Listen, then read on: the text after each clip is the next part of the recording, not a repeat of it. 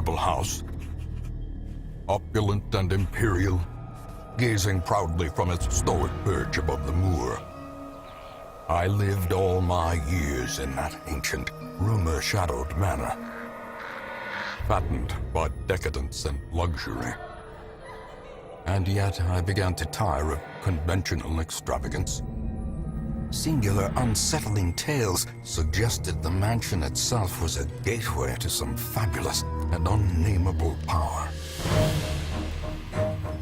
With relic and ritual, I bent every effort towards the excavation and recovery of those long-buried secrets, exhausting what remained of our family fortune on swarthy workmen and sturdy shovels. At last, in the salt-soaked crags beneath the lowest foundations, we unearthed that damnable portal antediluvian evil.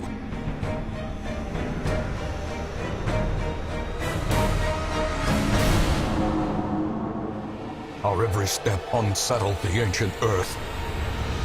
But we were in a realm of death and madness.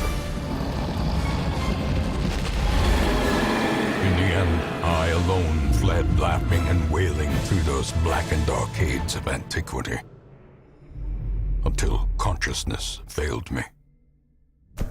You remember our venerable house, opulent and imperial. It is a festering abomination. I beg you, return home, claim your birthright, and deliver our family from the ravenous, clutching shadows of the darkest dungeon.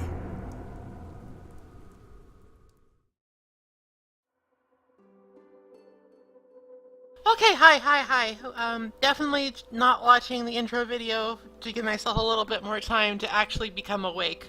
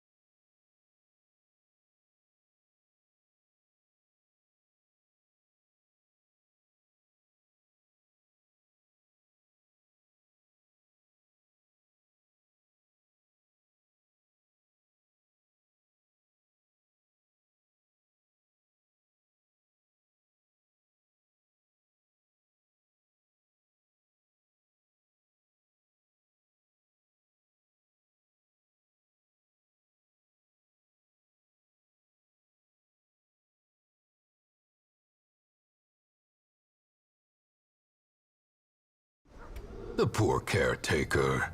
I fear his long-standing duties here have affected him. Same though. Okay. Let's try and remember where we left off last time.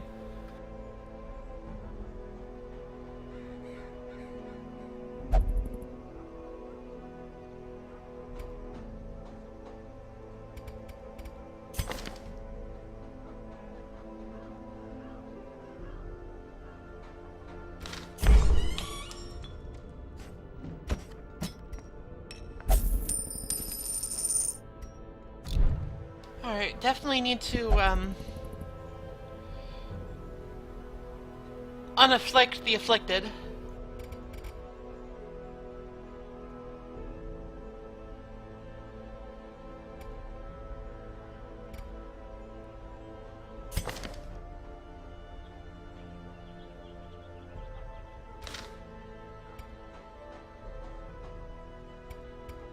Oh my god. It's a bad excuse, but Tuesday is garbage day and the trash trucks are very noisy, so I didn't sleep very well, but it's fine. I'm fine. I'm sure I'll wake up a little as time goes on.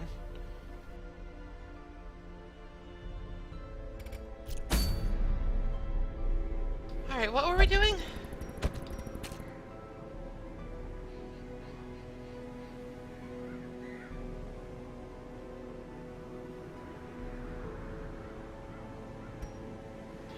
Alright, we should probably head back to the courtyard at some point.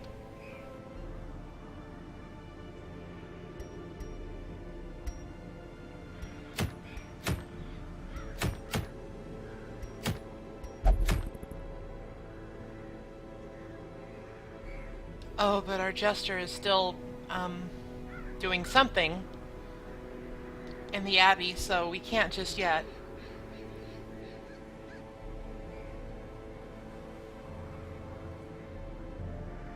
We actually have stockpiled 6 invites to the courtyard, so we're fine on that front. But one of my key players for the courtyard is currently still stress relieving, so I think we'll have to wait for the Jester.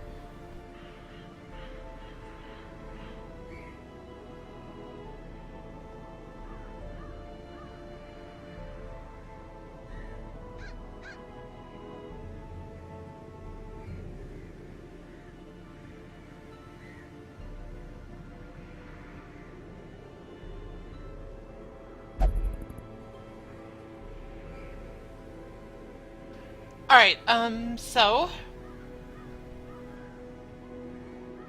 Yes, that's a good idea. Level back up, Jester. Booty, my friend.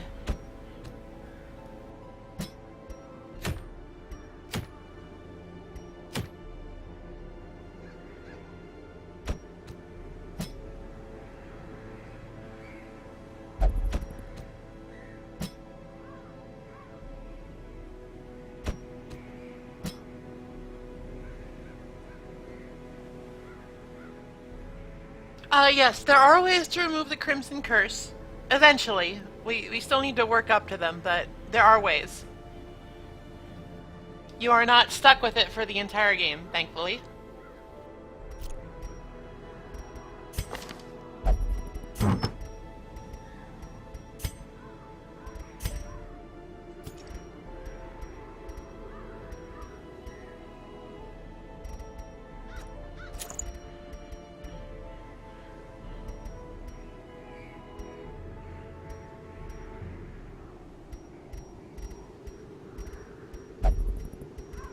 I'm starting to forget which trinkets I have on this file and other files. Shit.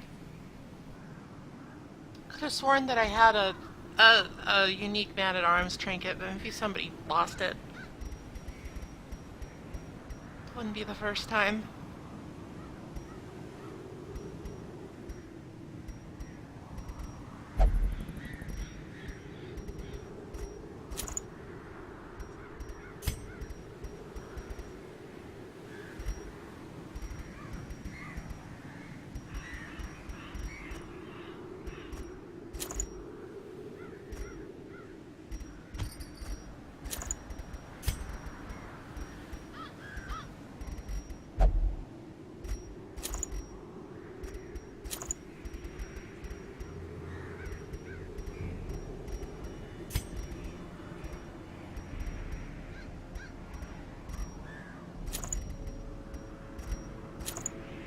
Well, that should do it for now. Alright, this is just going to be a real short mission. We have the Jester and the Antiquarian, so it's probably going to be a dark run.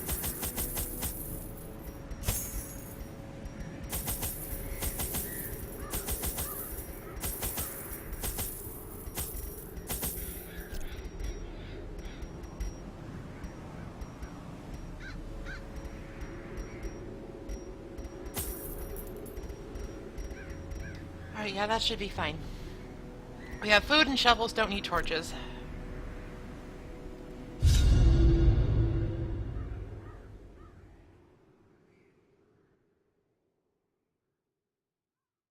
I think the thing I'm thinking of was probably from my other file.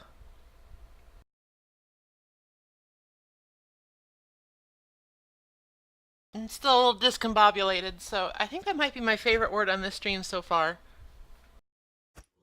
Corruption has soaked the soil, sapping all good life from these groves. Let us burn out this evil.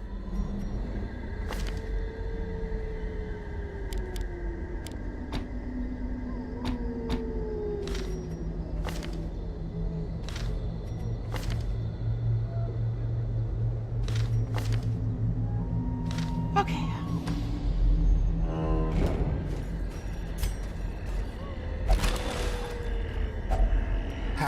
laden with loot are often low on supplies. If only treasure could staunch the flow of otherworldly corruption.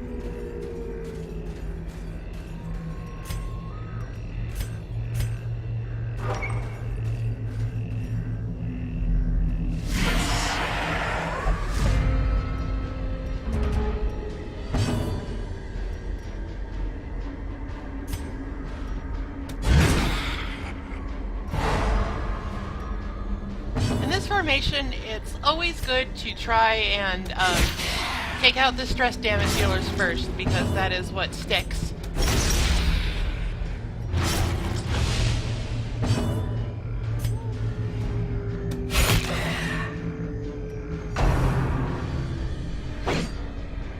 This is just a novice dungeon, so it's not really anything particularly dangerous or novel here. Death by inches. But I feel like it never hurts to reiterate the basics.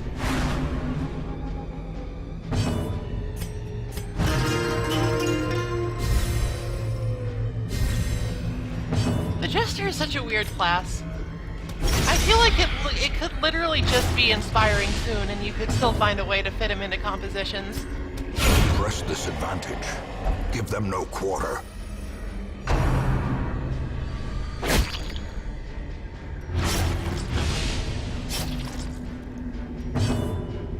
I'm not sure if that's an example of good balance or bad balance, but it's definitely something balance related. Exposed to a killing blow.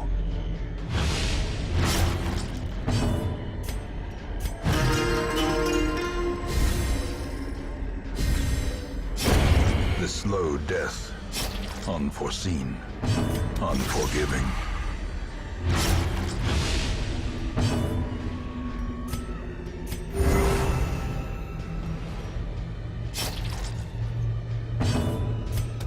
Confidence surges as the enemy crumbles.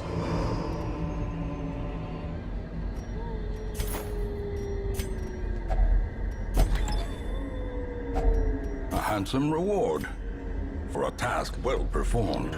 Things are already looking pretty good for this run. We've got 2 rare antiques already.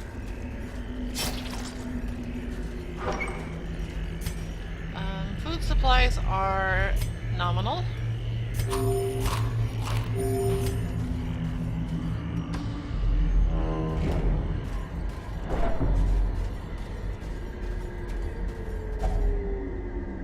Why does this always happen to me? Like, it's fine, because I have plenty of food, it's just... I just ate, come on. Be reasonable.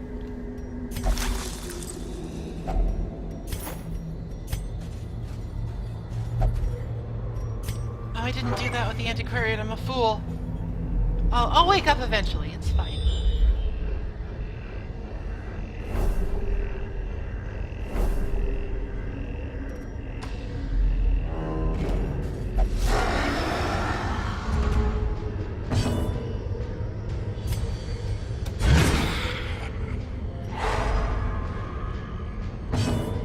I am a professional, and I will deal with my sleepiness like a professional, by pretending it isn't even there. Continue the onslaught. It's a little late for that, actually. Destroy them all.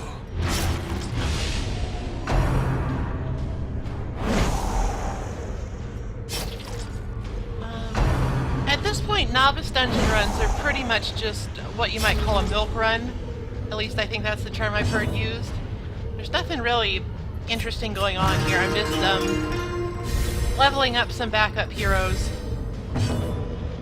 Using my antiquarian to get some extra money. Slowly. Hoping nothing goes completely terribly. Life is taken. So I can do this at a net profit, not a loss.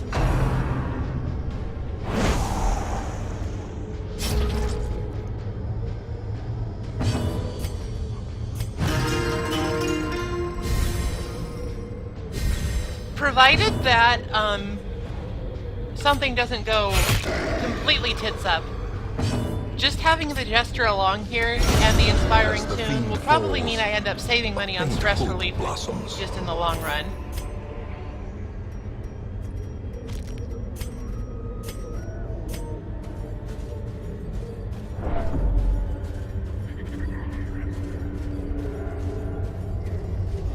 The darkness holds much worse than mere trickery and boogeymen. A fortune waiting to be spent. Do I want to ditch anything for this to sell it? Not really.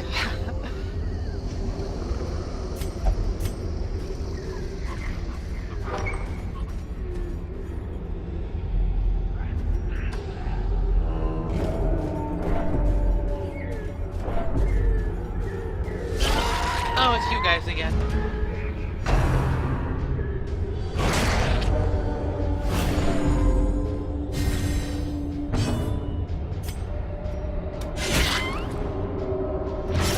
Definitely probably the biggest threat in this dungeon at the moment, so I'm not gonna do any stress healing at the moment until I've got things well under control. Dickhead.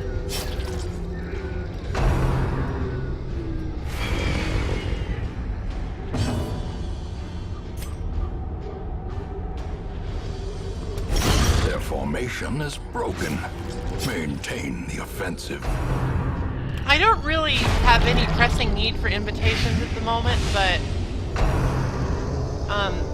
even irregardless of that, it's best to just make sure that the gatekeeper dies quickly. Because his enraging exit, or whatever it's called, does quite a bit of stress damage, and I'd like to avoid that.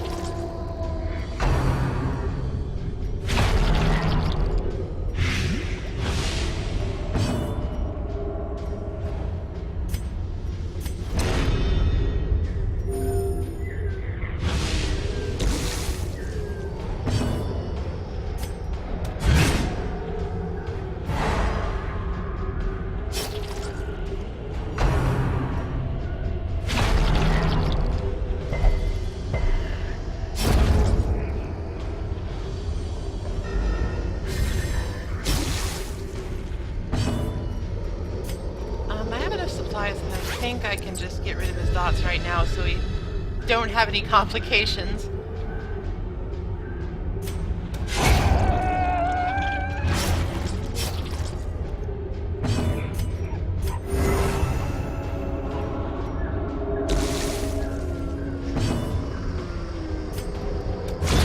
Death's Door is not actually something that requires in-town relief, but it will make him weaker for the rest of the mission, so I'd rather just avoid it.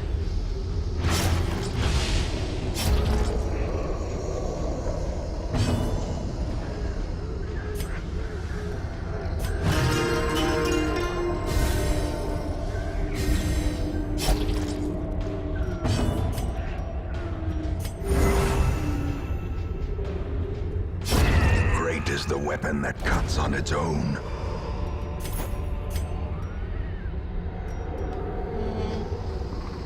Like I said, we have plenty of invitations just stacked up, but it wouldn't hurt to have another.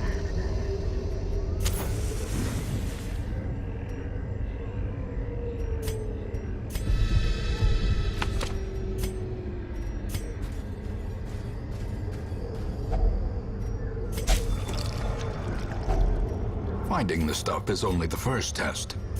Now it must be carried home.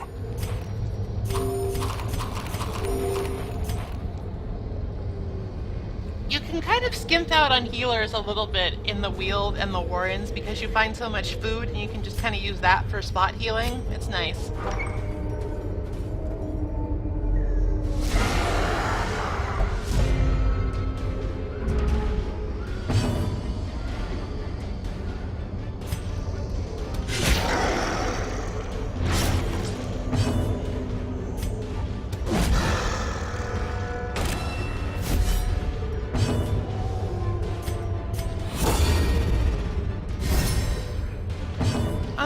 fan of the Antiquarian Man-at-Arms combo.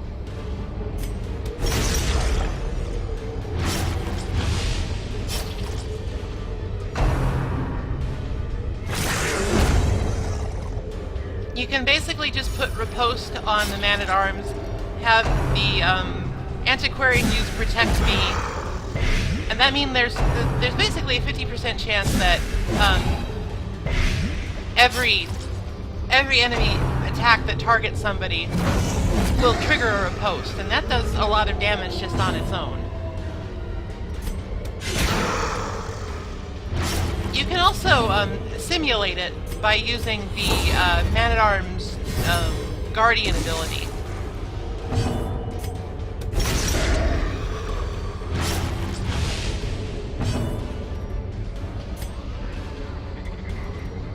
Defender, sorry.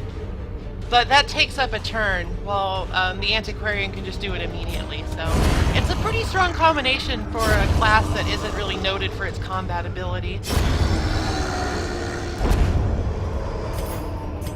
Ghoulish horrors, brought low and driven into the mud.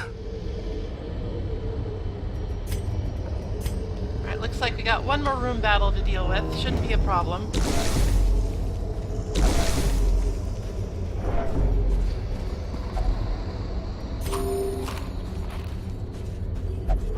Health and stress are looking fine. The Flagellant should be able to bail me out of anything truly dangerous with his special healing abilities. I also have the Antiquarian's little heal for backup. Ah, hell. And now, the darkness holds dominion. Black as death. Lucky, I guess.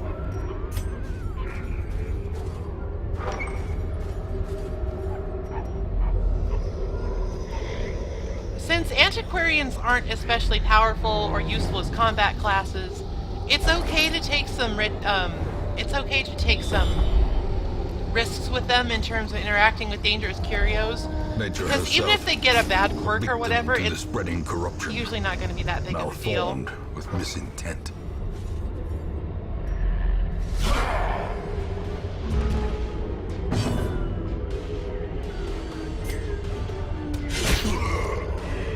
At least that's how I see it.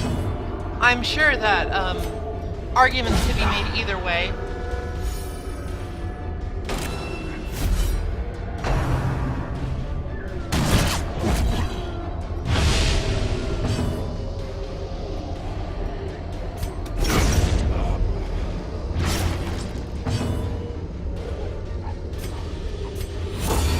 I wonder what it's like to be like confident in your judgments.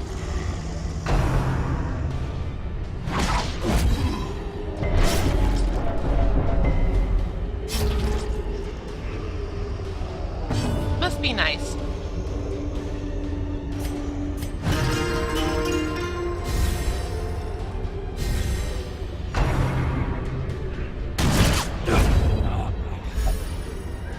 Alright, this is the last fight of the dungeon, so I'm not particularly concerned. It's okay if we fall a little low.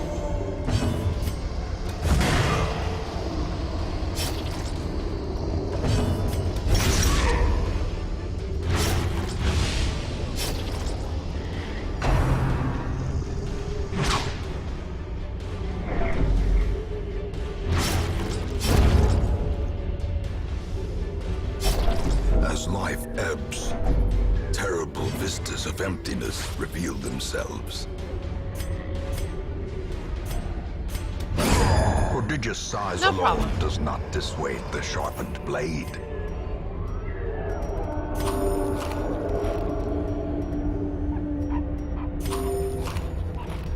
Okay, and since this is the last room, we can ditch our various supply items for shinies. If I use my holy water on this, I'll get a bad quirk removed. Who has the worst quirks to pick from?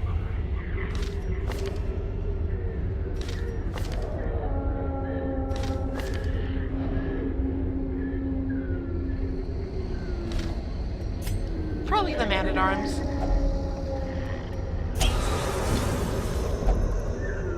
A boon at last.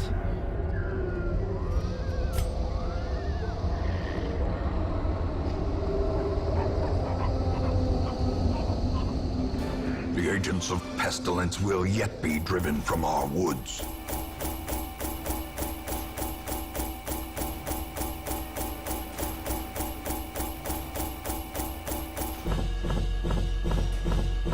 So yeah, that was like 15-20 minutes of effort, and we got 20,000 gold for it. I really like the Antiquarian.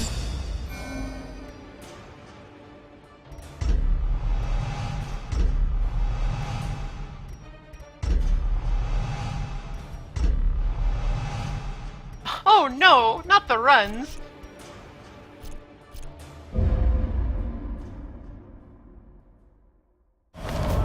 Women and men, soldiers and outlaws, fools and corpses. All will find their way to us now that the road is clear.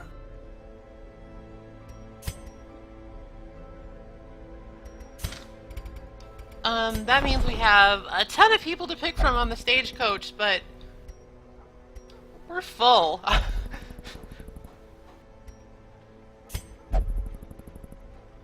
And we don't have nearly enough deeds to do a hero barracks upgrade, so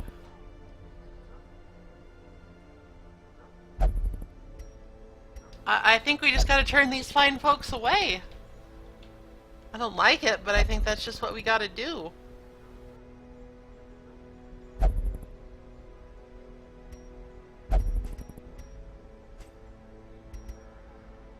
Well, actually, that seems... well,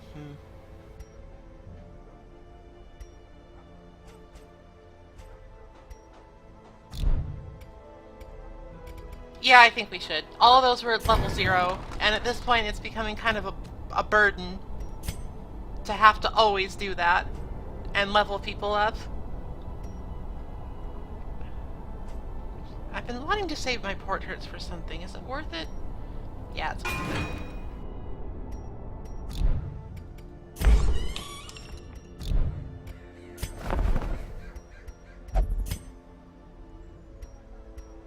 I can at least do experienced recruits. Great heroes can be found even here. That way the next in the batch mud we get will be and stronger. rain.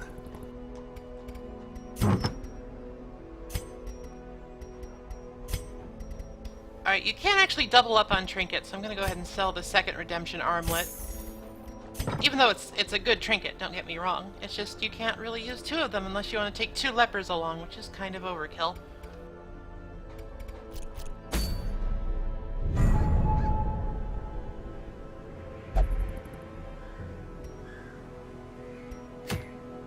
Alright, it's time to... well, actually, no, I need to put my antiquarian in the sanitarium to get rid of her terrible and embarrassing disease.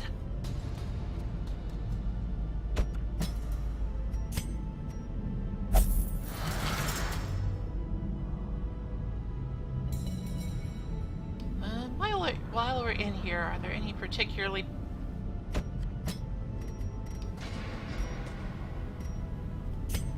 yeah, get rid of that. I really don't like quirks that make people just investigate things without using supply items.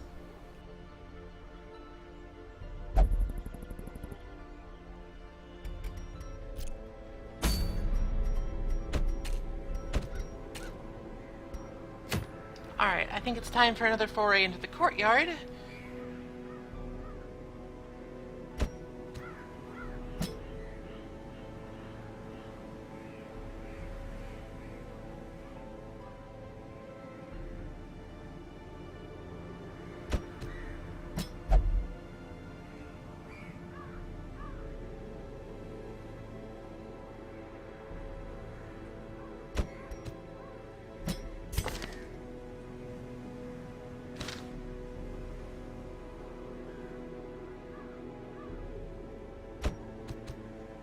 Gonna go ahead and assemble the usual suspects.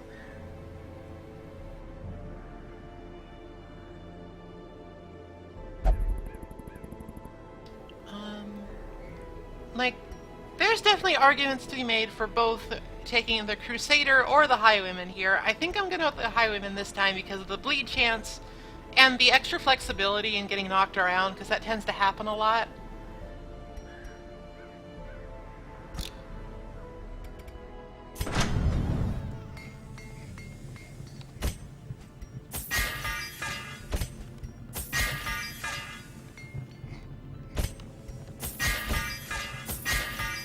to make sure we're as well equipped as possible before going in.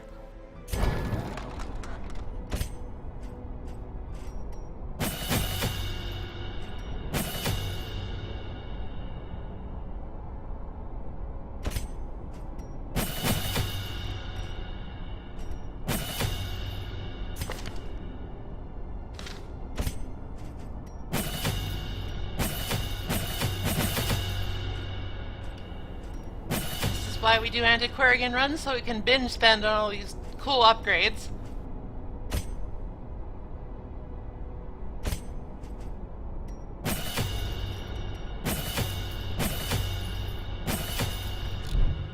Okay, that should do it. Let's get going while the going's good.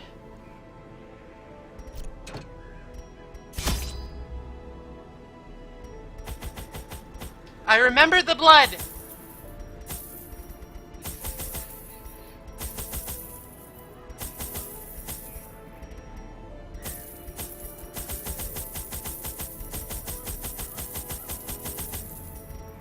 Bring plenty of food. I'll bring another couple shovels, because shovels are extremely important in here.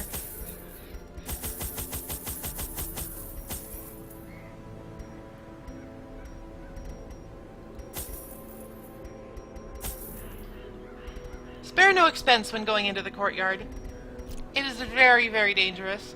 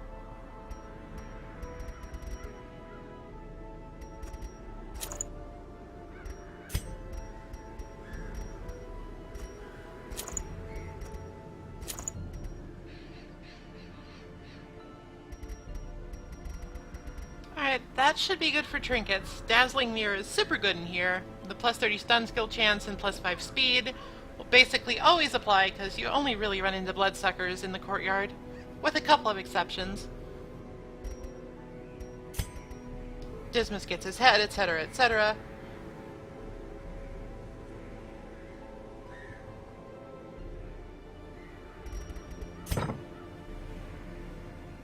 I'll need to give Dismas some blood as soon as we get in. Which I remembered to bring this time, so we're fine.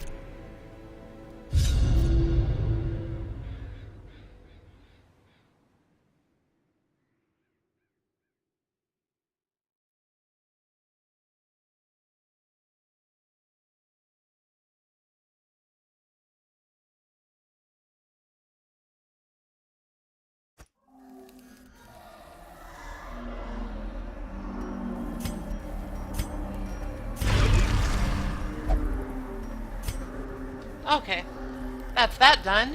Now...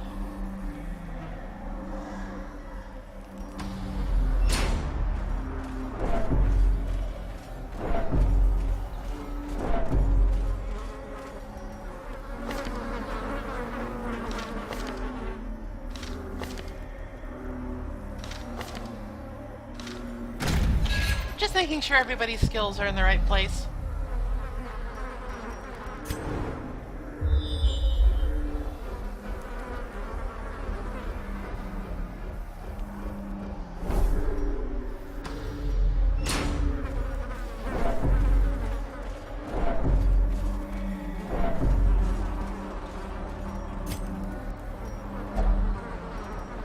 We brought the extra shovel, so I might as well. Wealth beyond measure, awarded to the brave and the foolhardy alike. I'm pretty sure one of my quirks at this point is Shovelomania. Oh boy, this is a group.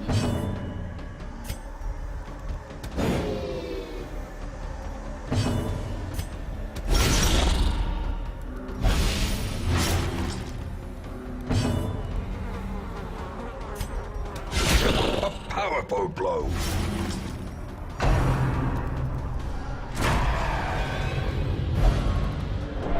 That's fine.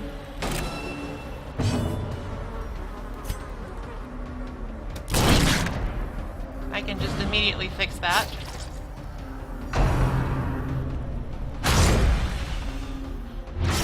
My flagellant getting targeted is perfectly fine. Less so Dismas, but he'll be okay. Be tough.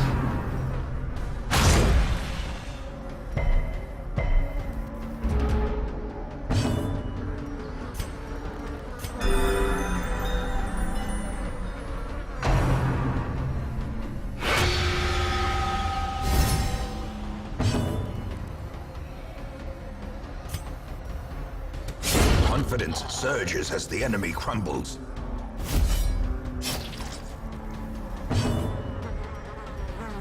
That Chevalier is dead. Let's focus on this one next.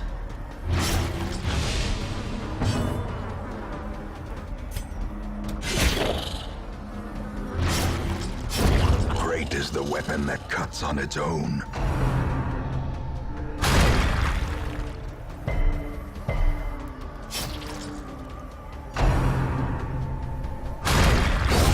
As the fiend falls, a faint hope blossoms.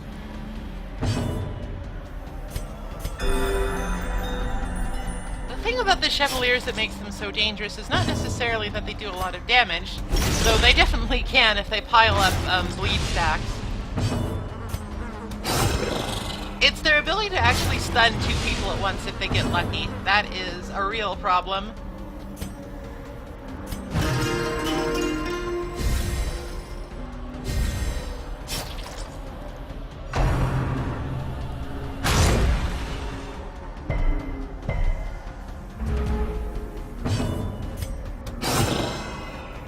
Should be dead. Yeah, 11 damage per round. That is more than enough. Compassion is a rarity in the fevered pitch of battle.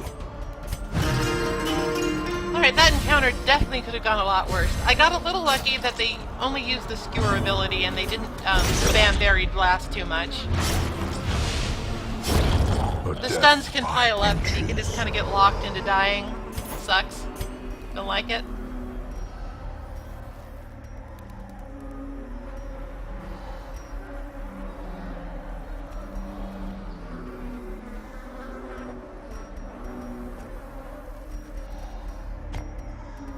Honestly, I don't know why I brought that key. I don't think there's anything to actually unlock in here.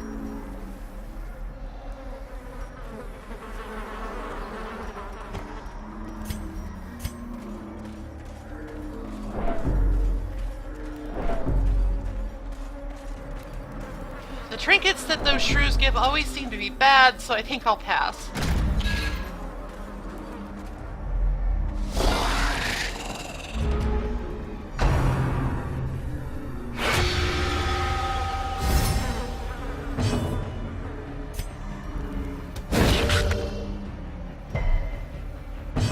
That was unlucky. Oh well, it's fine.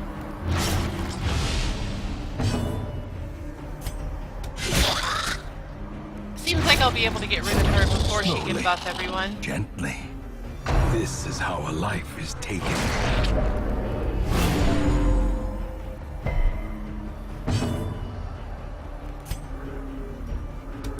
Destroyed. I like point blank shot a lot.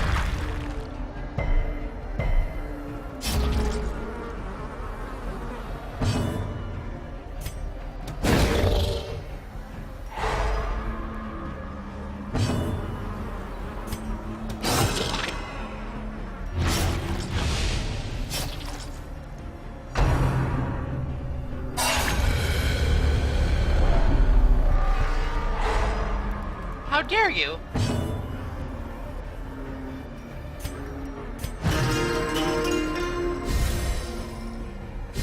So I'm not sure I've talked about it, but it is, in my opinion,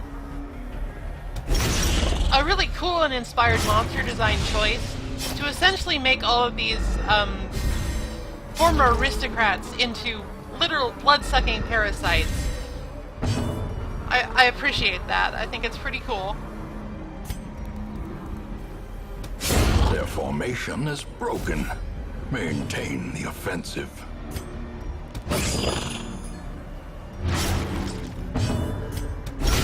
A decisive pummeling.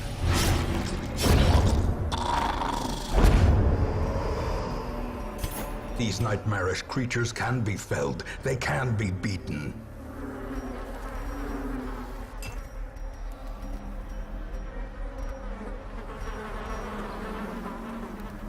Now, I love to go in super prepared, but also this leaves me in the unfortunate situation where I don't have a lot of inventory space to work with. I don't think I'll end up needing the laudanum.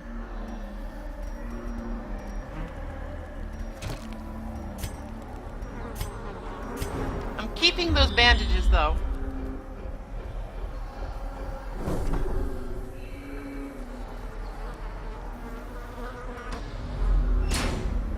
We're gonna have to fight another crocodile before this is through, and I want to be prepared.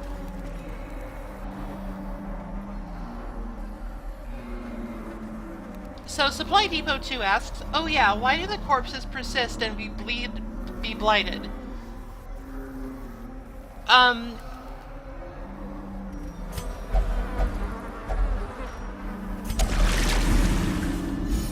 I thought that healed HP too. Oh, whatever. So the answer to that is basically, the idea is that you have to be mindful of enemy positioning even when they're dead, because you can end up in a situation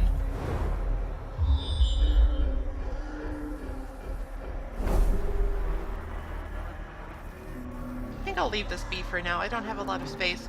You can end up in a situation where enemy corpses start to get in your way.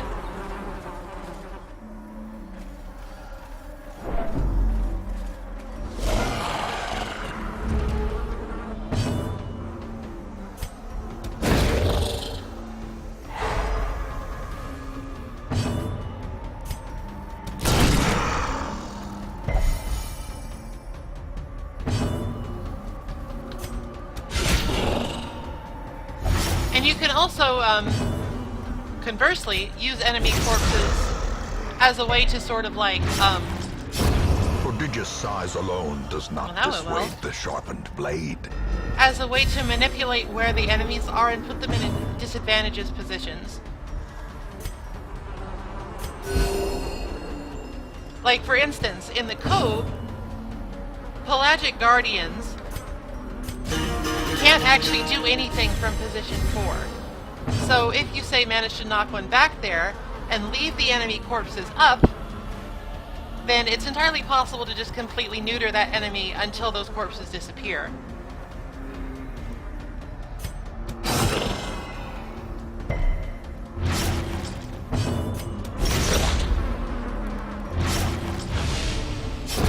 The slow death. Unforeseen. Unforgiving. Christ, that's a lot of deeds. I really do like deeds.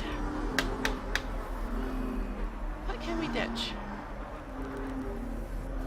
I guess I'll ditch the bus for the deeds.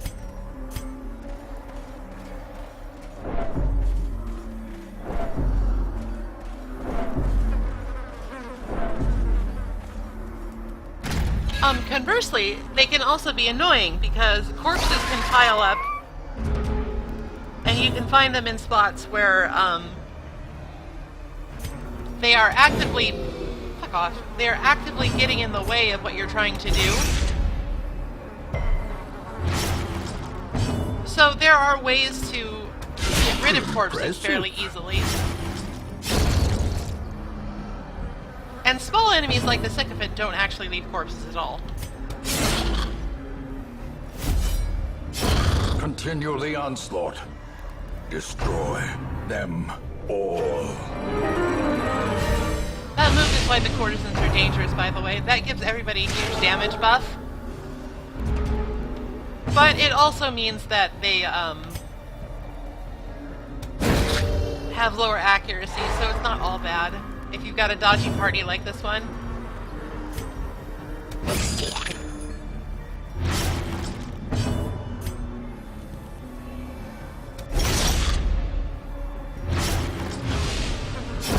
disadvantage. Give them no quarter.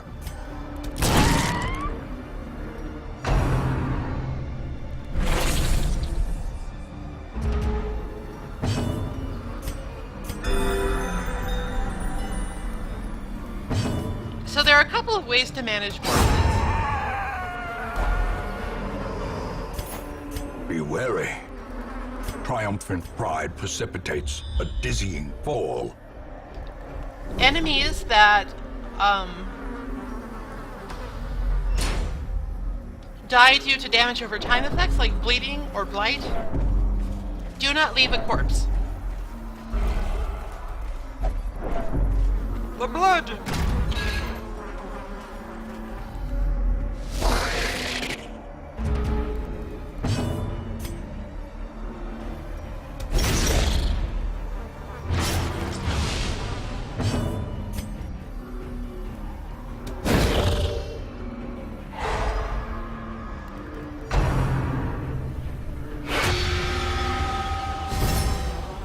In addition,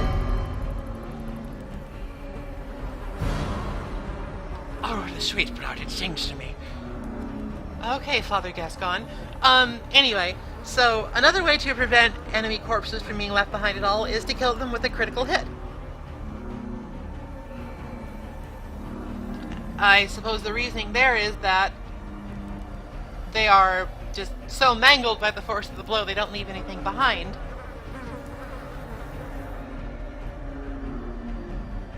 And if you find yourself in a situation wherein you just need a corpse to go away, but it's already there, you can just hit it. And it will probably die, because corpses aren't that durable.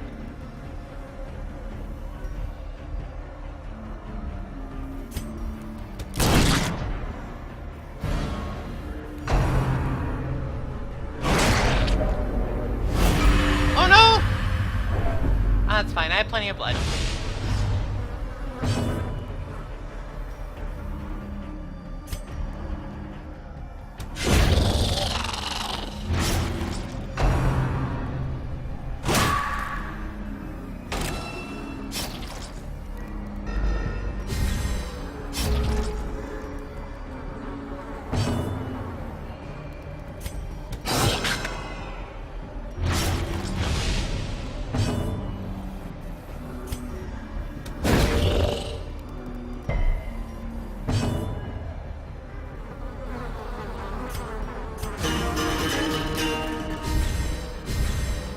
A couple of characters also have skills dedicated to the clearing of corpses, if such a thing is necessary.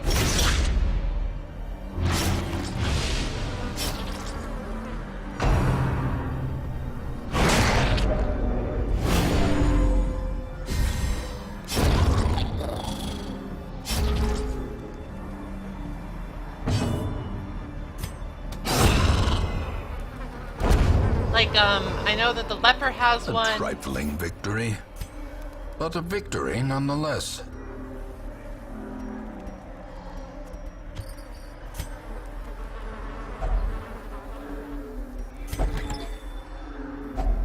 Glittering gold, trinkets and baubles, paid for in blood.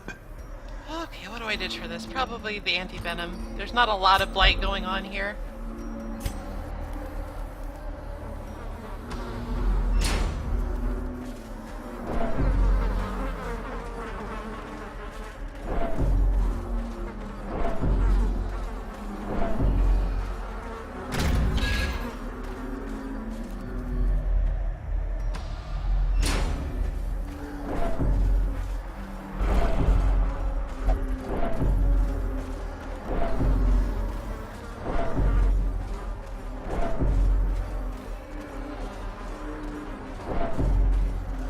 I would say that my biggest complaint with the way the courtyard is designed is that there's a lot of walking.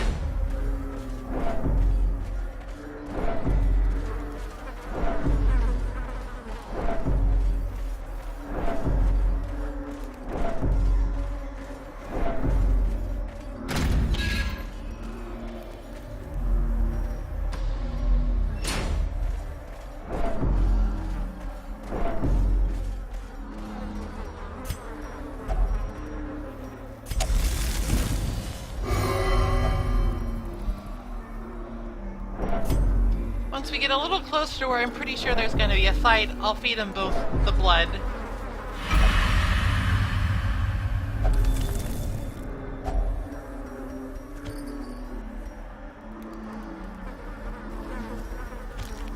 I'm so greedy. I could have used those herbs.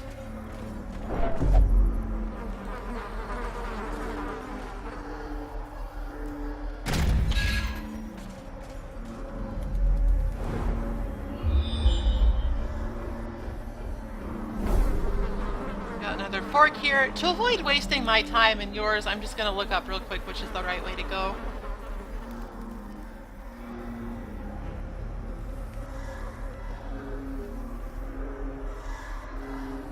And that way is north.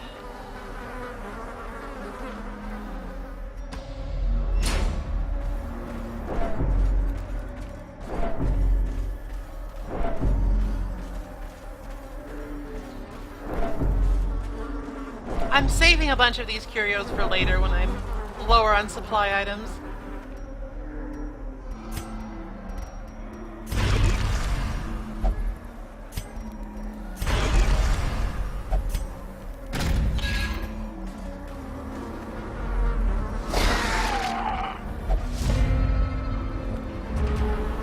Always happy to get a surprise in here.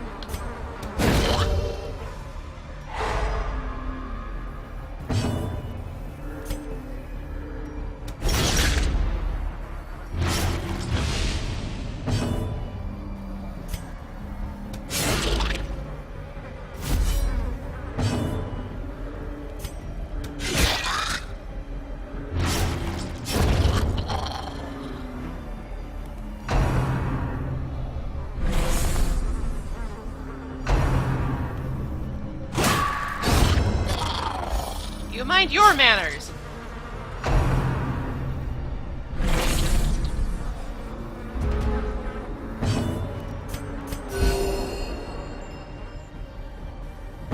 Bloodlust is a really risky state, and I don't like to rely on it too much, but the damage buff is significant, and the side effects are usually manageable.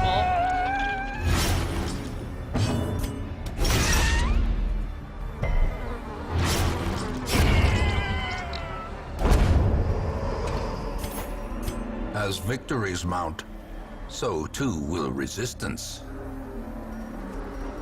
I can exchange one blood for a portrait, or two.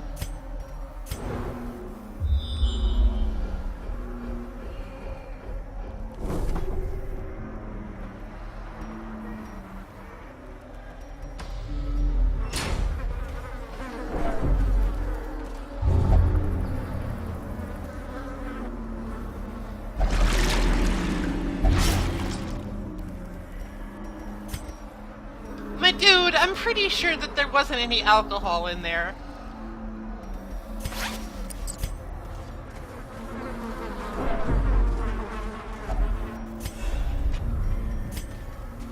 I've never actually fallen victim to the mists before, but I'm pretty sure that if you try to ignore it and just press through,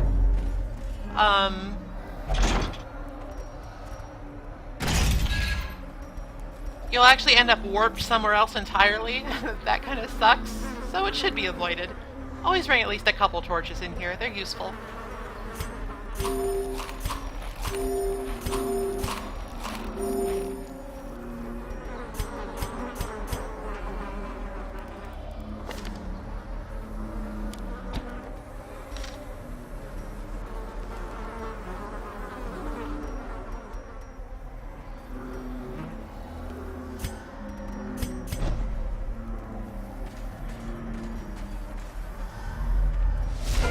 Hideous mutation. Surprise! It's another Unnatural crocodile. and abhorrent.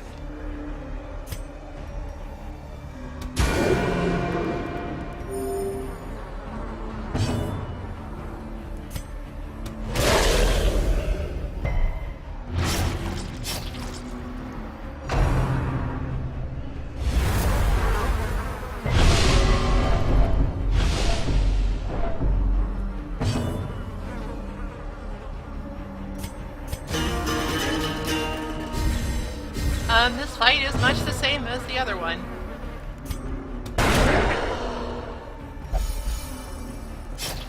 Miss. I appreciate the sentiment, but that is categorically untrue. You often miss.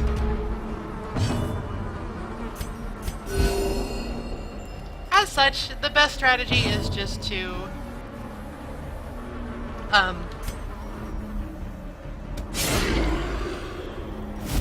keep a Vessel or somebody pumping out heals on a regular basis.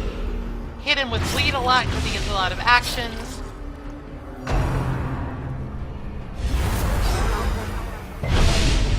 Hope he doesn't spam that attack too much because it's hard to keep up with the damage, actually.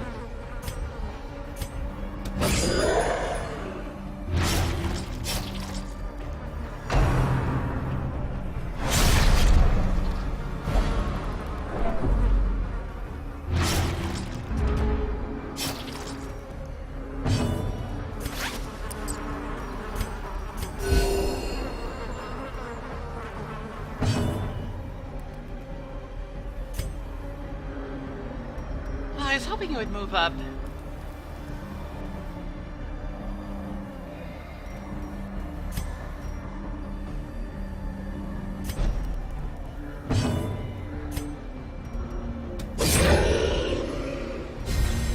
A brilliant confluence of skill and purpose.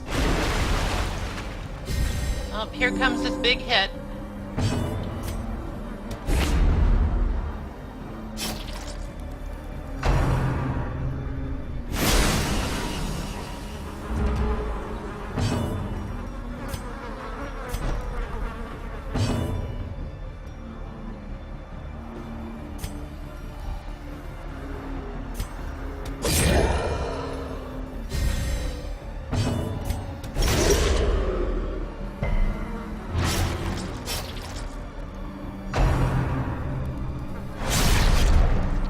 Bad.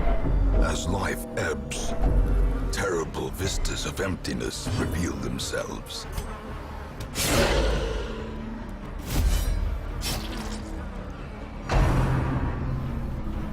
Would you This is fuck no off? place for the weak or the foolhardy.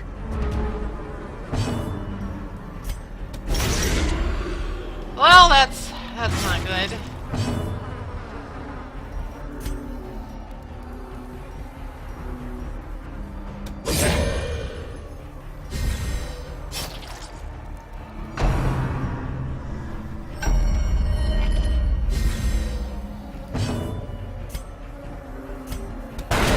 Masterfully executed. Like, I'm pretty sure we'll win this fight, but that fucking sucks.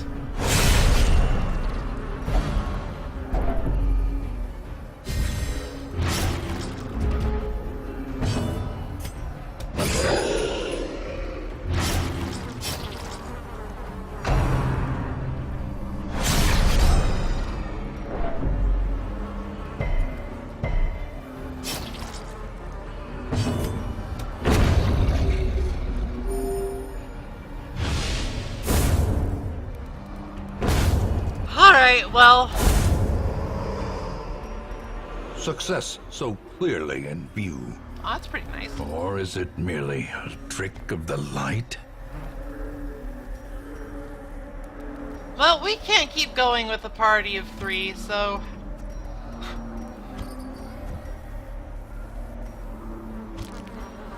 let's just grab the key and get the hell out.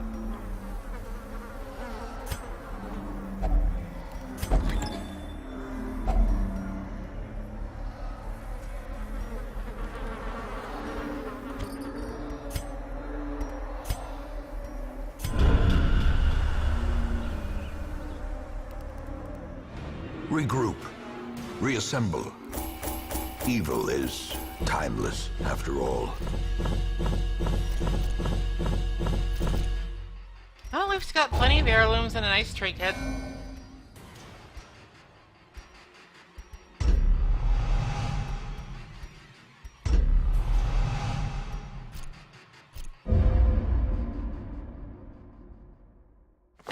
Our family name, once so well regarded, is now barely whispered aloud by decent folk.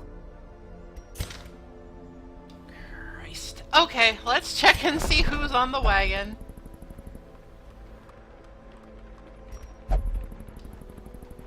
Level 2 occultist isn't bad, but I really want to find another Vestal.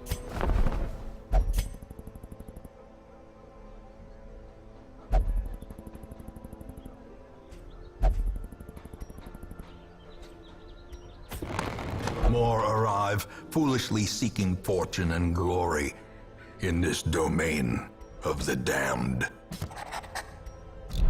I'll take him on. I wanted to upgrade my hero barracks anyway. Fortunately, I think that's the last crocodilian I have to fight. Fuck, that was just a terrible string of events.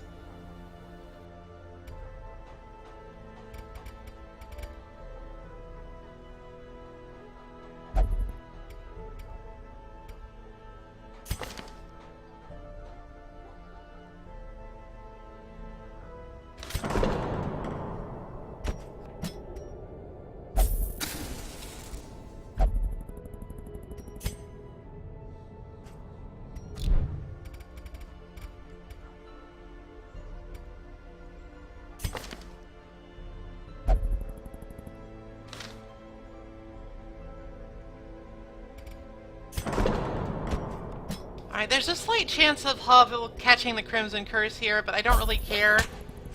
Because he's basically in my courtyard party all the time anyway.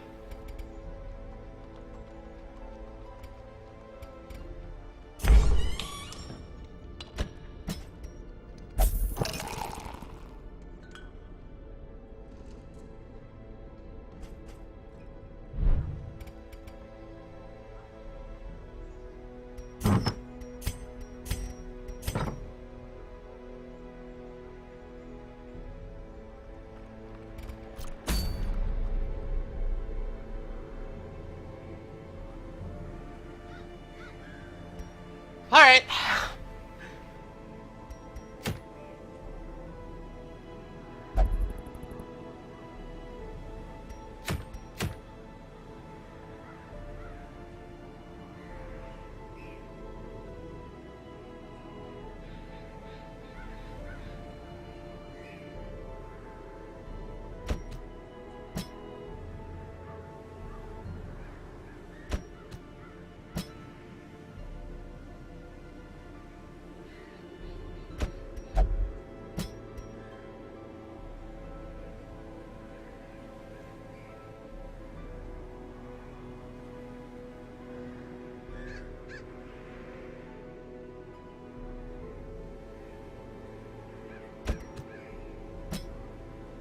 Let's bring Gifford along. See what he's up to.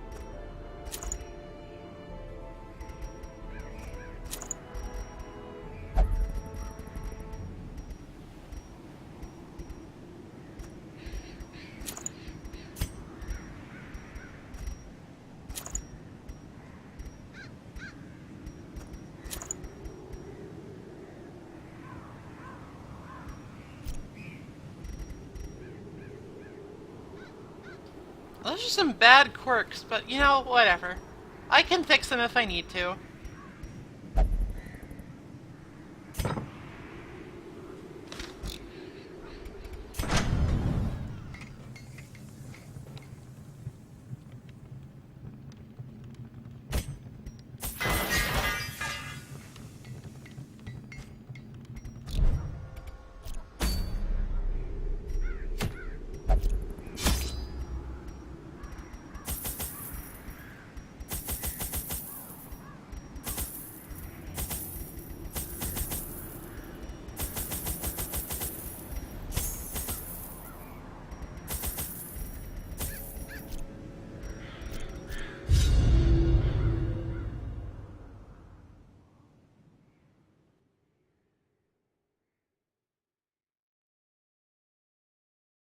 The swine are resistant to disease thanks to their unclean living. That's not actually how it works, but To okay. prosecute our war against the swine, we must first scout their squalid homes.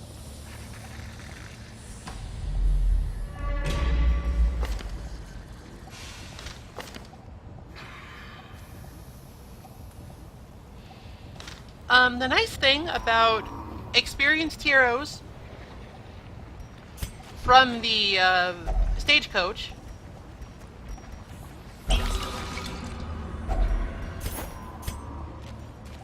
I think that was a prophet, is that they come with... Fuck off. Ambushed by foul invention. They come with full upgrades in everything. All skills learned, all upgrade to the maximum for their level, full weapon and armor upgrades. It's pretty nice. It's definitely there to make it less punishing when you lose somebody like I just did. What you... Ancient traps lie in wait, unsprung and thirsting for blood.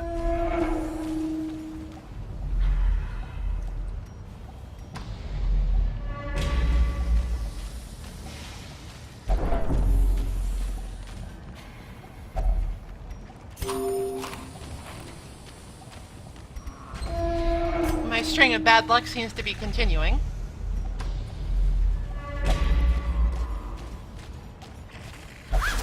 The sack is empty. Of course it's empty. Why wouldn't it be empty?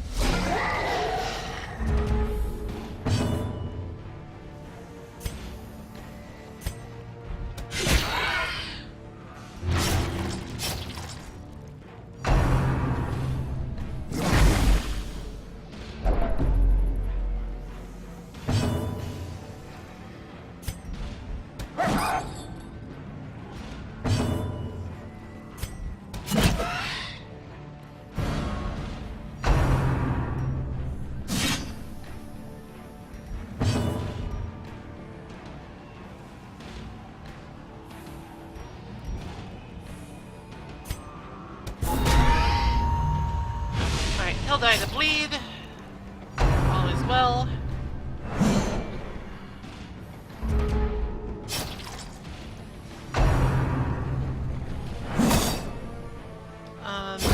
Great is the weapon I'm sure my that cuts on occultist its can heal own. off the damage, so I'm not worried about that so much. Just gonna try and have my Jester do as much as possible to reduce stress levels.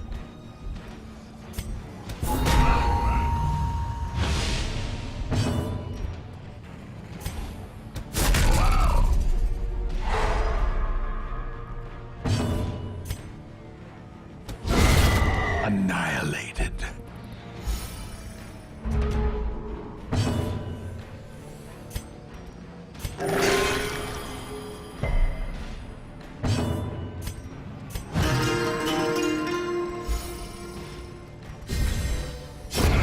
A death by inches. Kind of intentionally keeping my torch low for the moment because I have that trinket that increases scouting when it's low.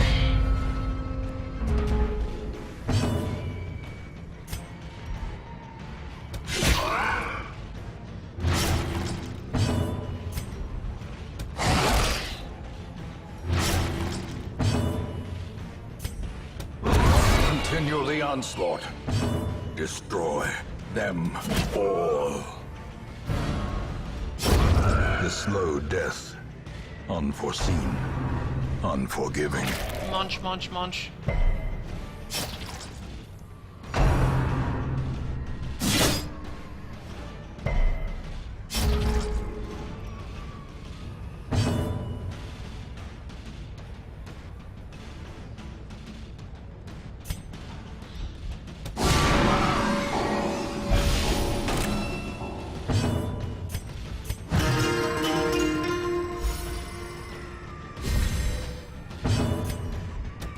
Destroyed. This is actually a real good party for the bounty hunter because I have several ways of inducing markage.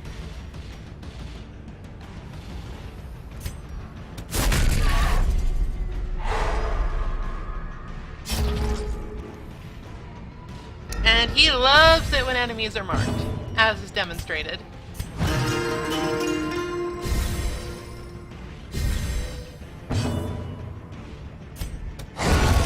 As the fiend falls, a faint hope blossoms.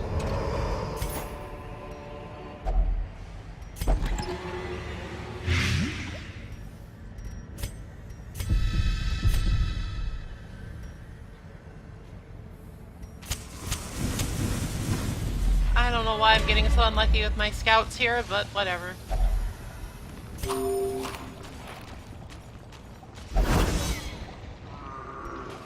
Sometimes things just don't quite go the way you want them to, and it's fine.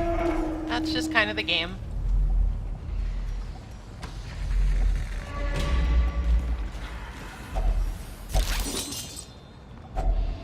Finding the stuff is only the Alright, first there. test. Now at least we don't have to worry about Now it starving to must be death. carried home.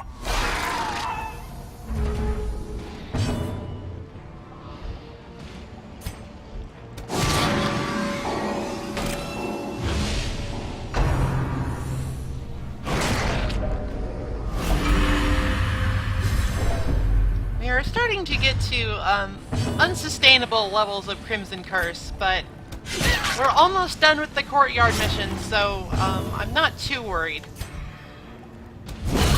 Decimated. And there's another invitation just for good measure.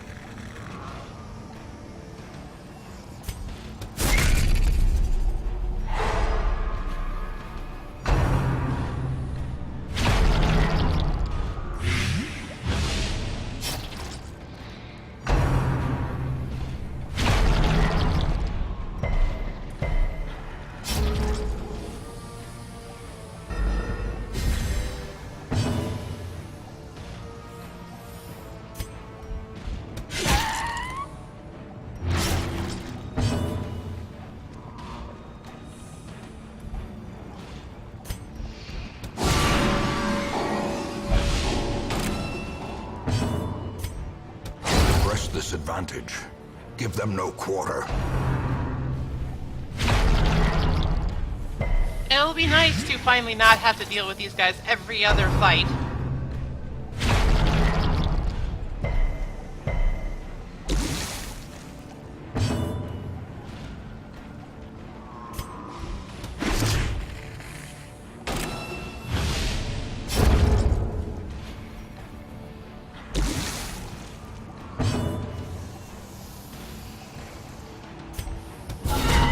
The ground quakes.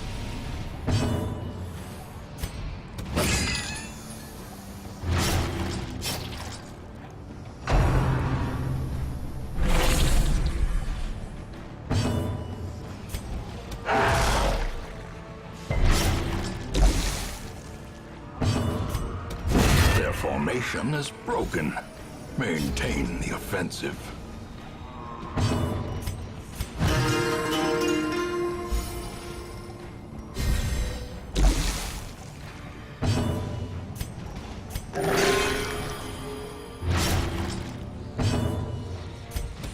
Confidence surges as the enemy crumbles. Success so clearly Blood, in blood, view. blood. Or is it merely a trick of the light?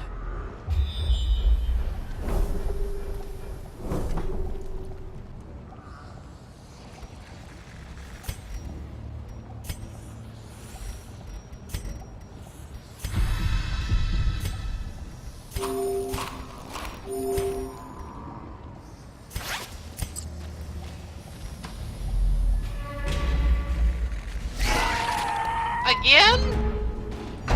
This does get a little ridiculous.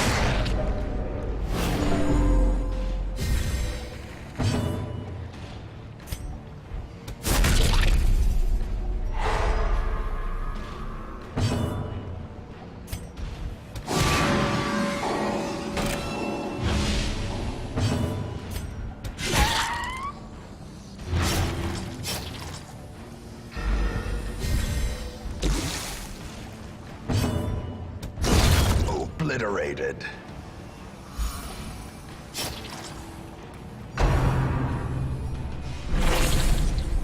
Basically, there's a mechanic in the game called infestation level. And it will passively go up as time goes on while there is an active Crimson Court mission. until it gets to high and these guys start showing up the fuck everywhere.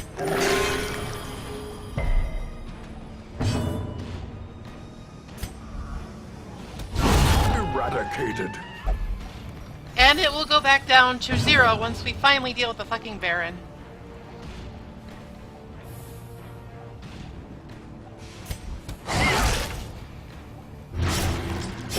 Slowly, gently. This is how a life is taken.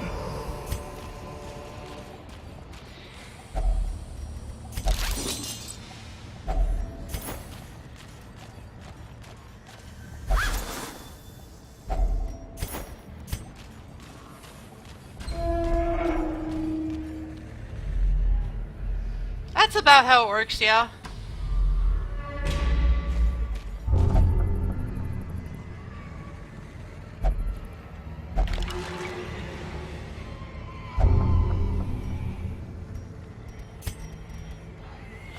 How many... Okay, so now he's bloodthirsty and he's obsessed with the paranormal. I guess that's just par for the course for a Jester.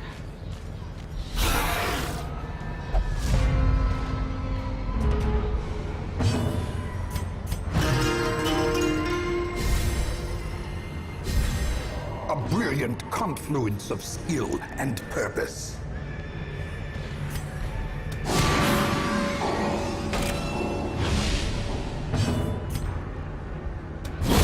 Another abomination cleansed from our lands.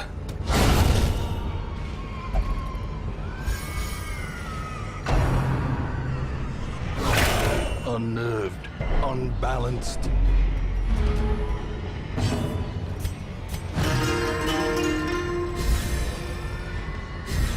The Jester is really good at de-stressing the other heroes, but he's really good at stressing me personally.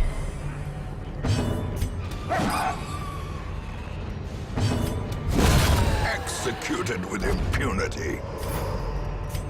Could definitely use that gold.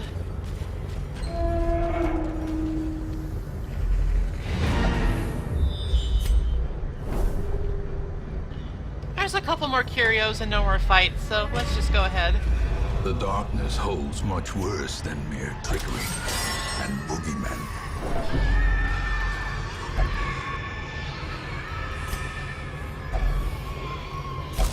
We're in pitch black now, so there is a chance for, waiting to be spent.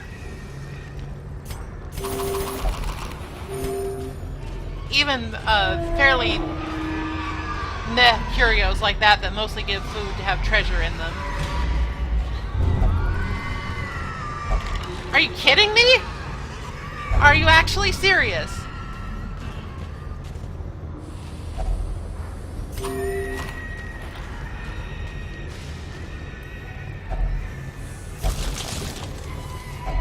Wealth beyond measure, awarded to the brave and the foolhardy alike. Alright, well that probably ended up not worth it, but fine, whatever. We're leaving!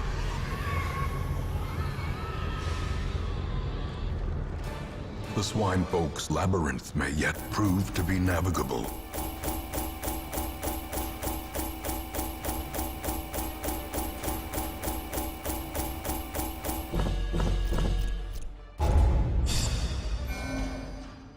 Alright, our bounty hunter is finally level 3. Hard noggin is good. A troubling shortage of ale, and a notable absence of good humor. Well, that's just salt in the wound.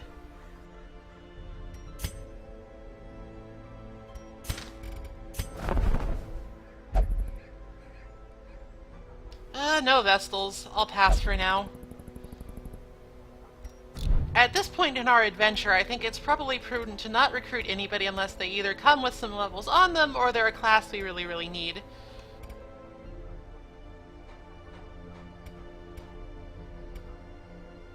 Alright, so Hovel is off whipping himself because that's what he likes to do.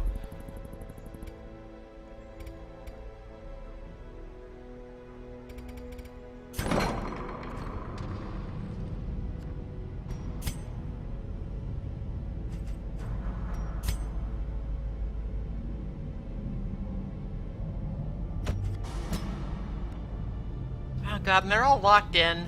Fuck.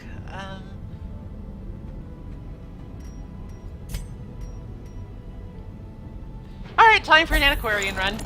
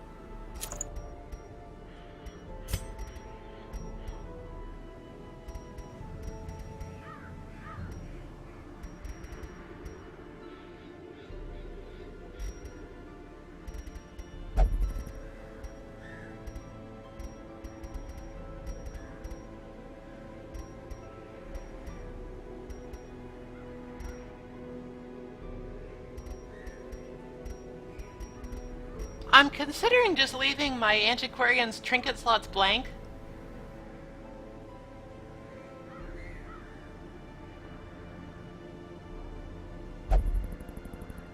Just because there's nothing, like, particularly pressing I can think of to take on her, and it just, if I run into trinkets, I can just put them on her.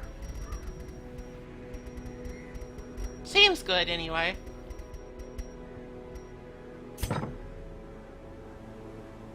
Yeah, let's go with that for now.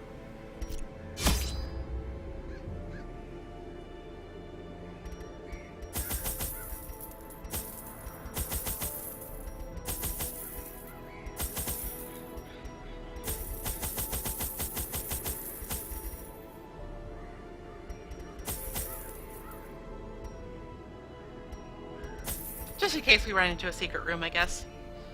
Alright, this is gonna be another dark run.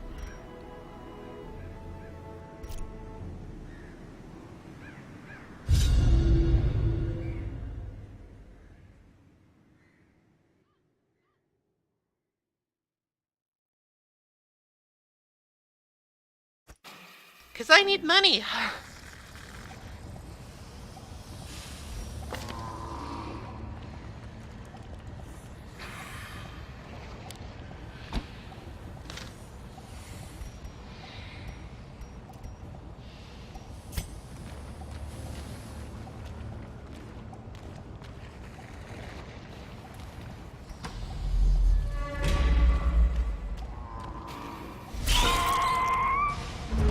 Go away! How quickly the tide turns.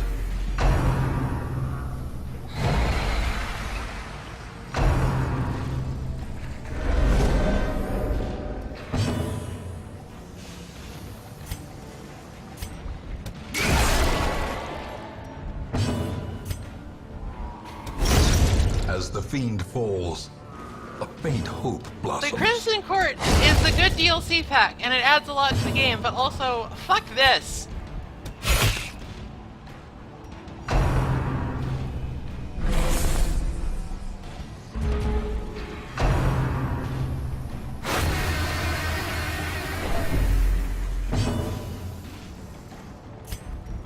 Press this advantage. Give them no quarter.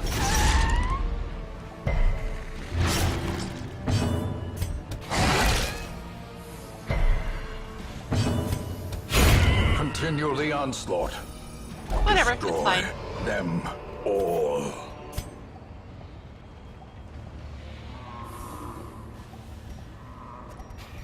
Ditch the torches for the antiques.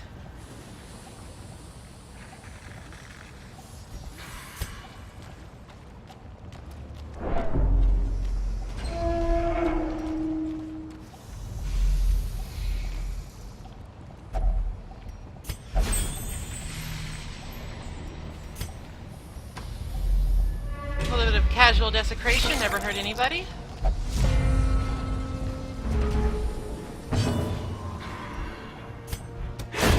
Executed with impunity. The Houndmaster is super good. That's all I really have to say about it. He is incredibly versatile. Another abomination cleansed from our lands.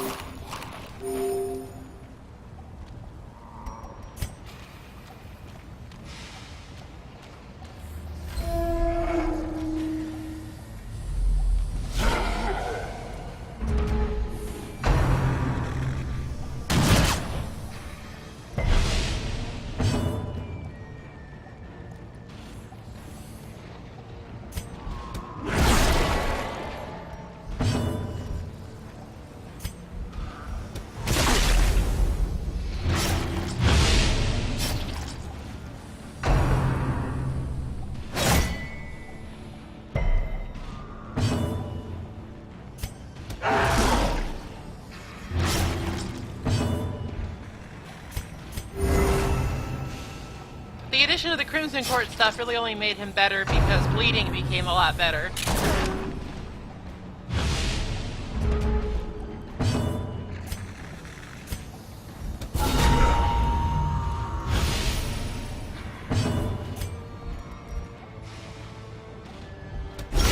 A powerful blow.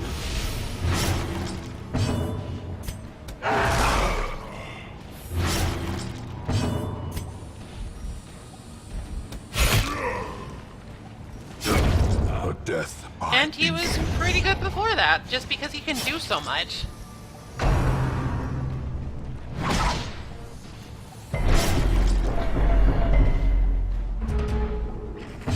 Like, he can hit any position Prodigious size on alone the enemy does not team with dissuade Hound's, the sharpened Hound's blade. Rush, or whatever it's called.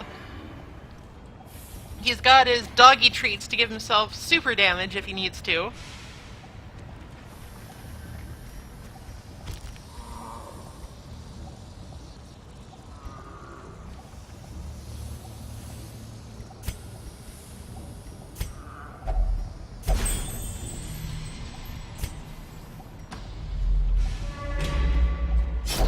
He's got a bunch of useful utility stuff like stress healing, marking, stunning.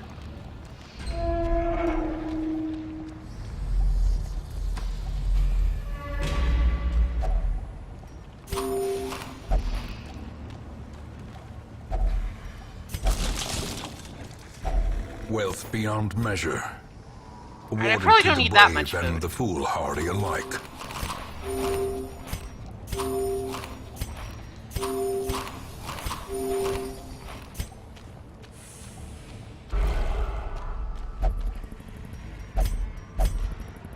Have a blast.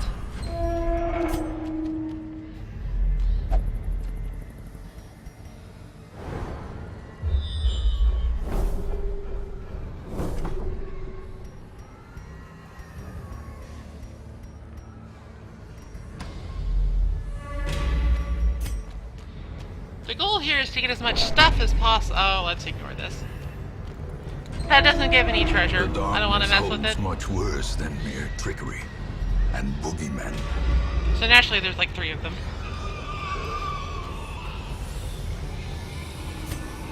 If only I'd kept my torches, I could have burned those. That removes the negative quirk.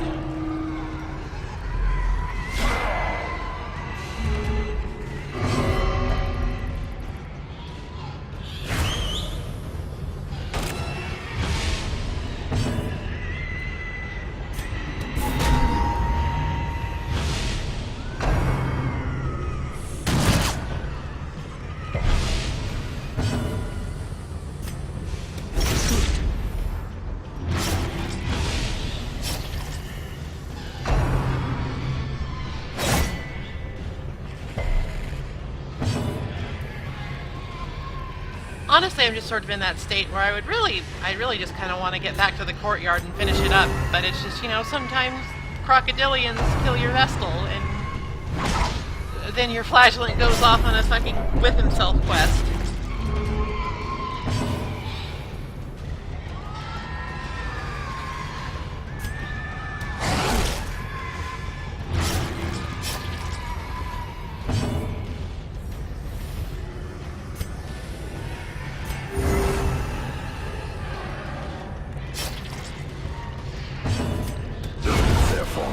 Is broken.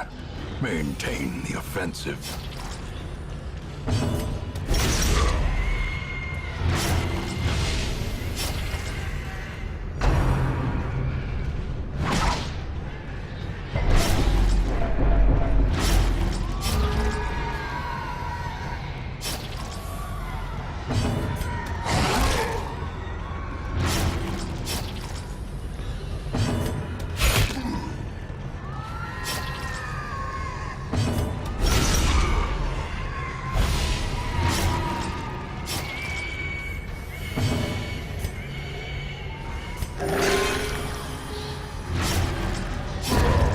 Is the weapon that cuts on its own.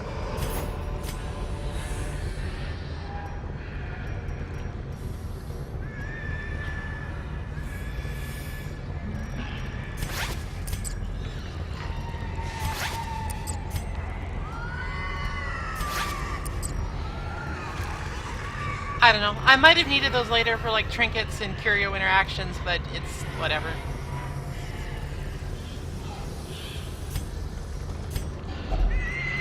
That was a lot of damage represented.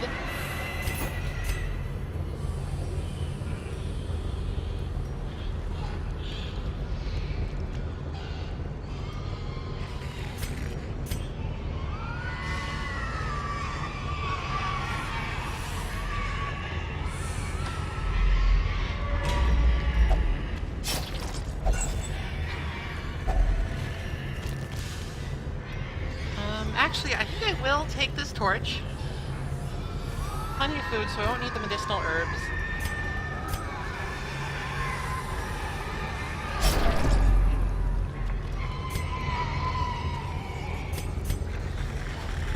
You can walk back 5 feet. I believe in you.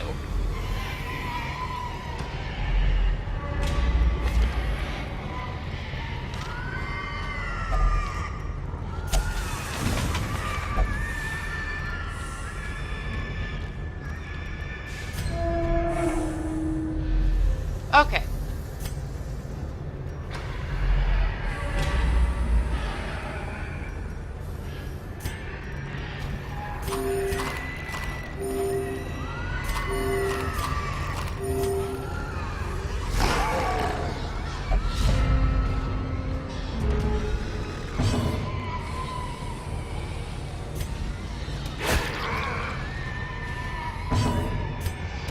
Confidence surges as the enemy crumbles.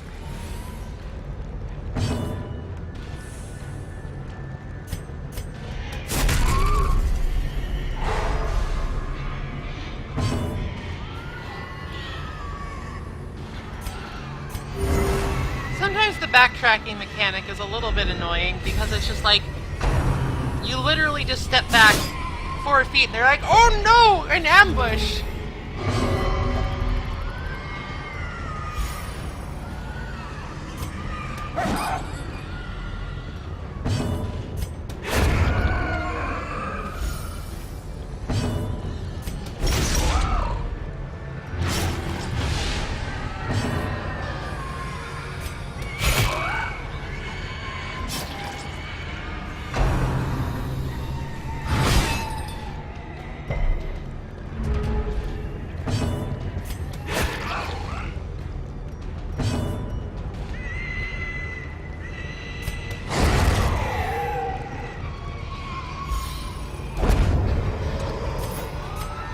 These nightmarish creatures can be felled. They can be beaten.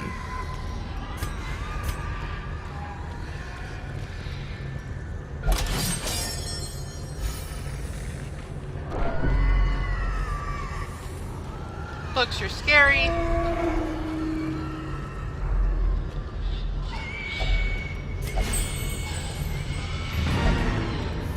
Alright, that's technically the quest finished, but, we are in more than good enough shape to continue, so I think I'm gonna camp here. Circle in the dark. The battle may yet be won.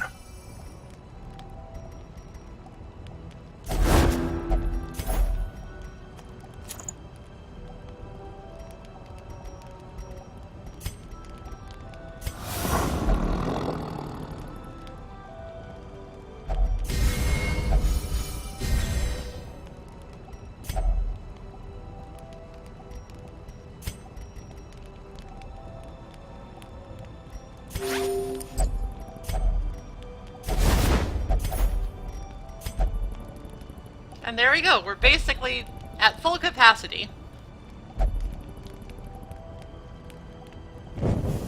The light. Please do not The kiss me. promise of safety.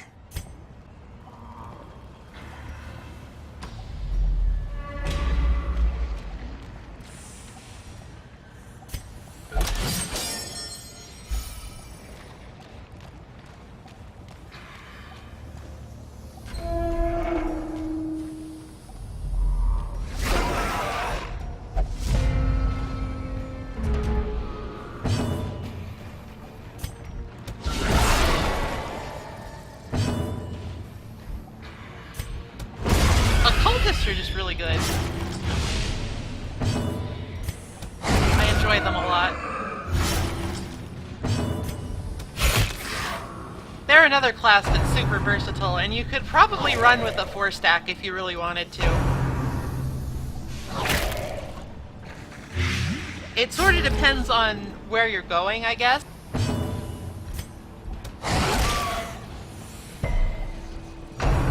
But I think that, like, if you're going to the cove, you could definitely get away with it. Another one falls.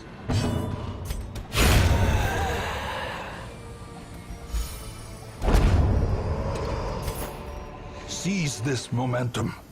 Push on to the task's end. Oh no, tapeworm!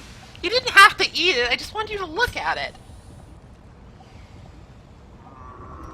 Christ.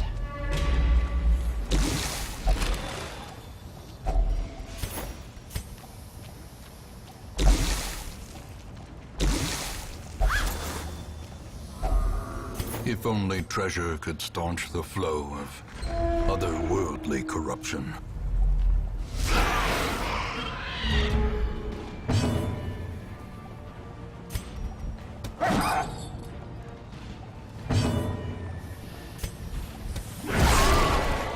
Well, aren't you evasive?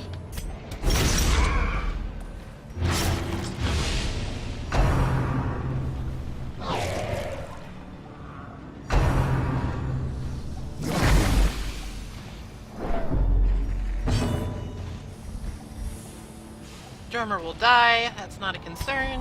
Hit this guy.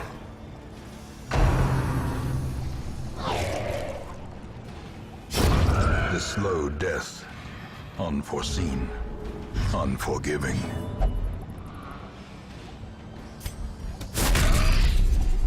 Alright, just gotta make sure he doesn't stress me out anymore with his grossness.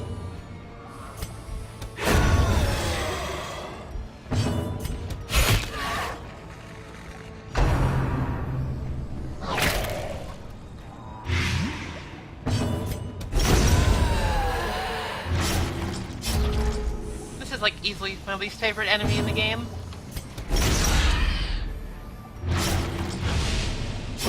Slowly. Gently. This is how a life is taken.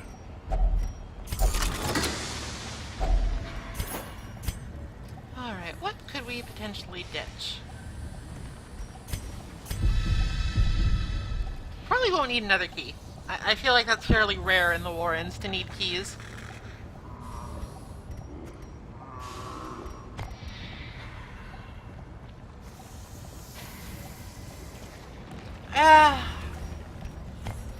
It'll suck if we run into another burnable scroll curio, but I don't know, I think I'd just rather have the portrait. You need a lot of those. Oh, I just got rid of my key! Are you kidding? Alright, alright, alright, alright, alright. Maybe we'll find another one.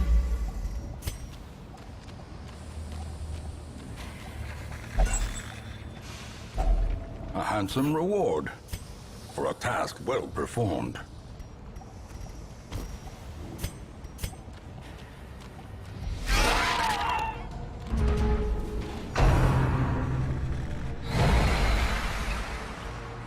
Sometimes this game is a little much. Decimated.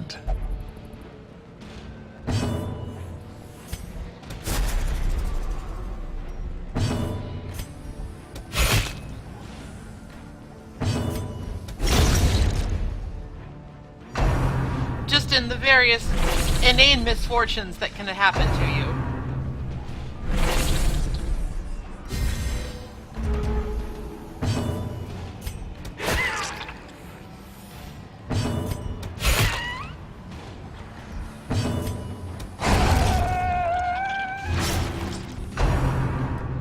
It's not a big deal. I've already got a ton of loot. It's just like, seriously, the moment I discard my other key, that's when you decide?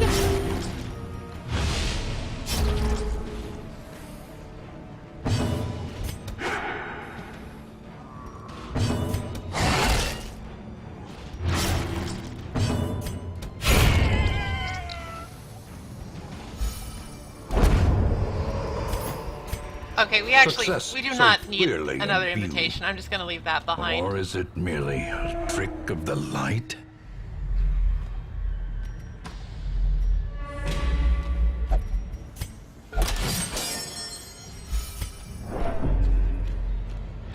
I have all of the head trinkets somehow, so even if I don't find a key, it's not a huge deal if we don't find one.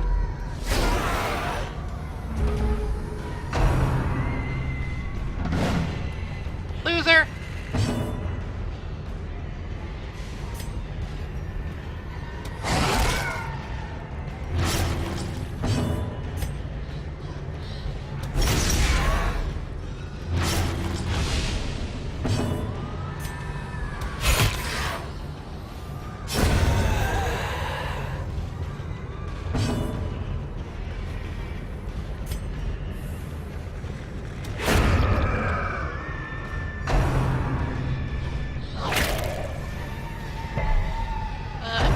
I'm gonna...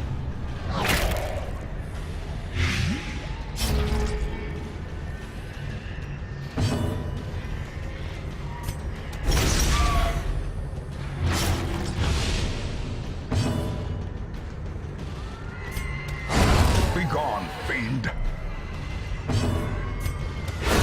Back to the pit. This expedition at least promises success. I forget what that trinket curio does. Let me just check real quick.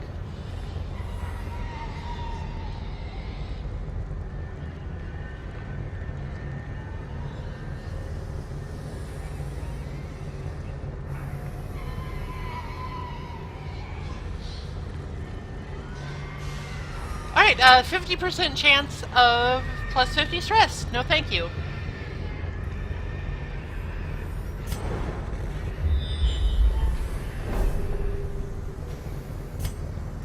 Alright, for whatever reason we ended up not needing these shovels at all. There shouldn't be any more fights.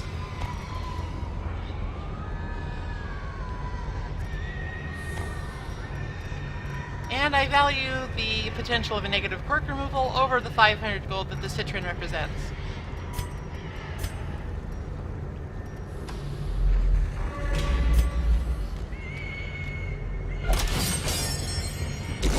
Secrets and wonders can be found in the most tenebrous corners of this place. Nothing of value in the remains. Ah, the key dream is dead.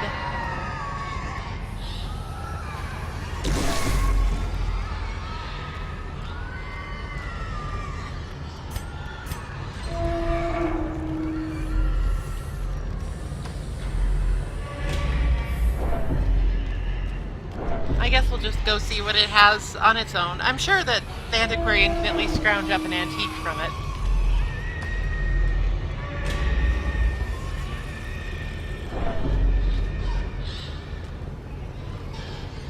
Oh, actually, we haven't explored that hallway there. There might be curios we can potentially find a key in.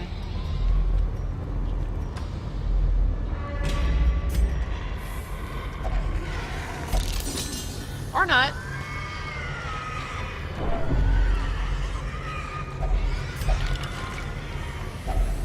Finding the stuff is only the first test. Now it must be carried home. Unfortunate, but can't be helped. Is it worth it to, like, maybe do some more of these side battles? I guess it's time to be risky. I can retreat at any time, so it's not a huge risk.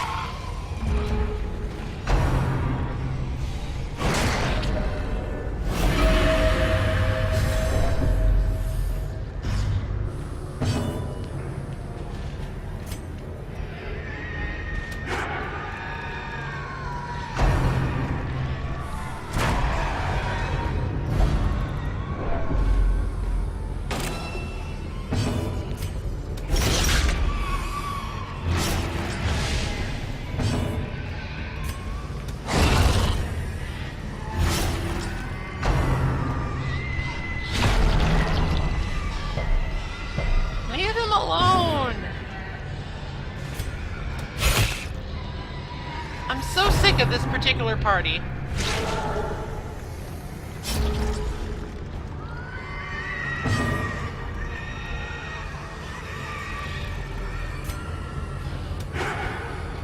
I'm also sick of him missing.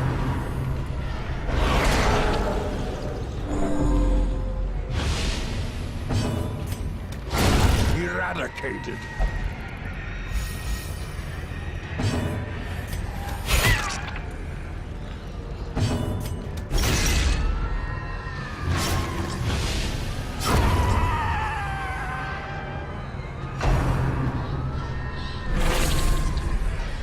I also have to have him heal himself.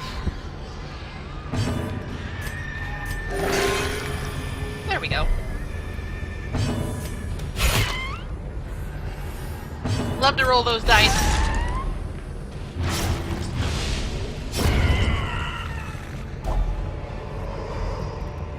Be wary.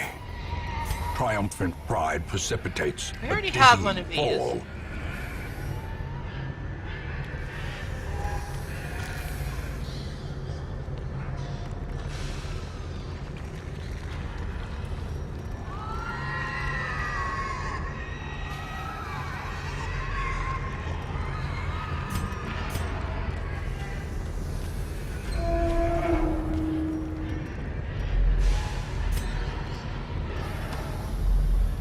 Alright, I'm committed. Let's just exhaust all possible avenues.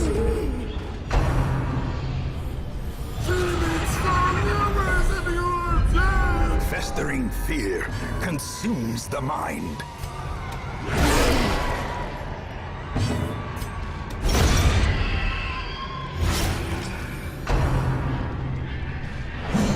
I'm not especially worried about my cultist becoming afflicted.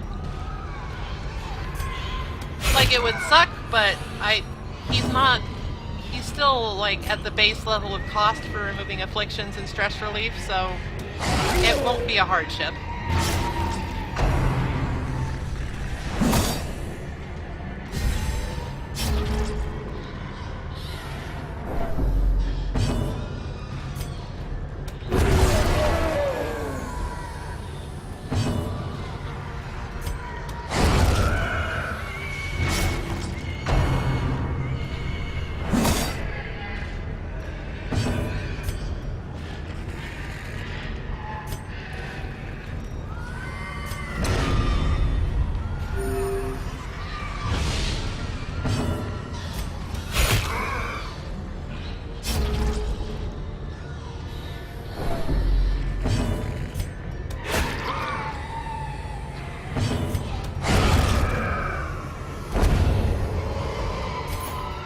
As victories mount, so too will resistance.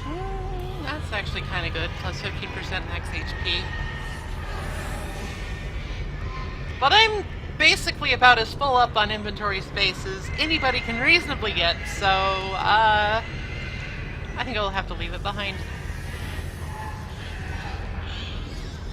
Well, I guess I could discard the Onyx.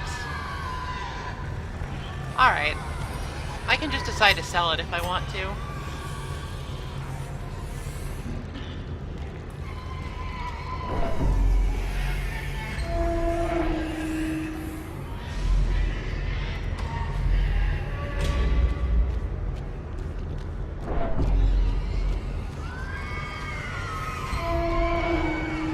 Alright, Key Quest 2018 ended in failure, but it's fine.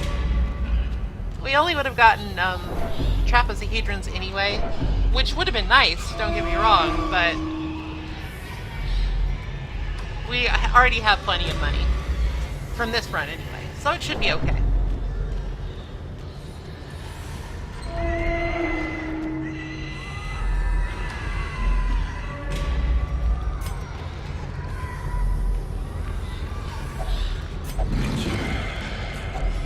Glittering gold, trinkets and baubles, paid for in blood.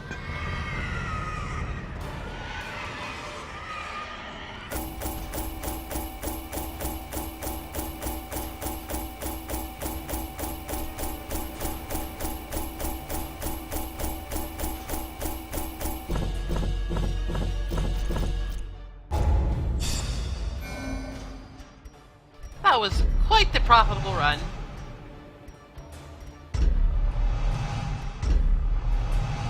Ooh, Eldritch Slayer on an occultist is what we call in the business synergy.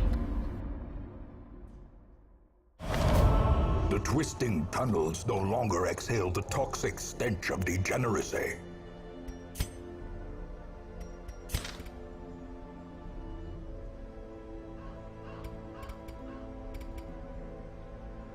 Alright, well...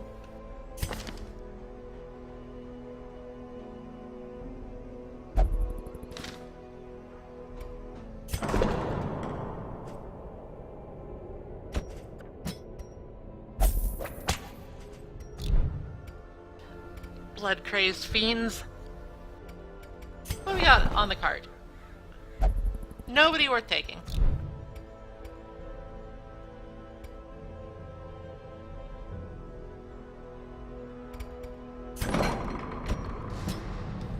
I should get that tapeworm removed.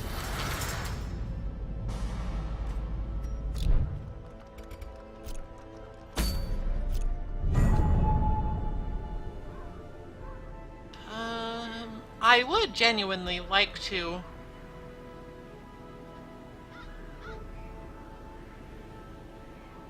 go back to the courtyard immediately, but we did just get the Warren's buff, so I think it would be a good idea to go ahead and kill the other Warren's boss.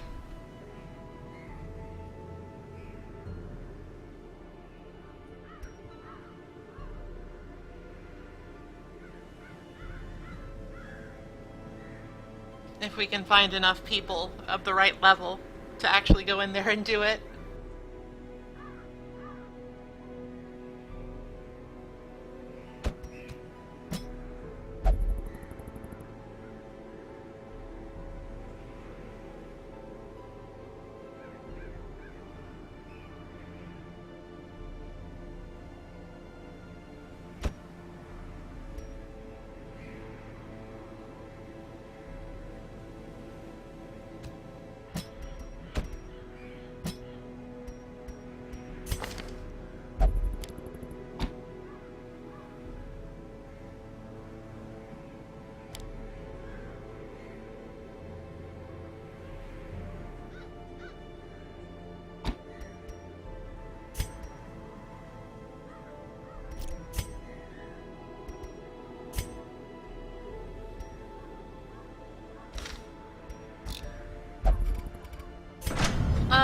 The second boss in the Warrens is kind of tough, so I'm gonna go ahead and make sure everybody's about as upgraded as they can be.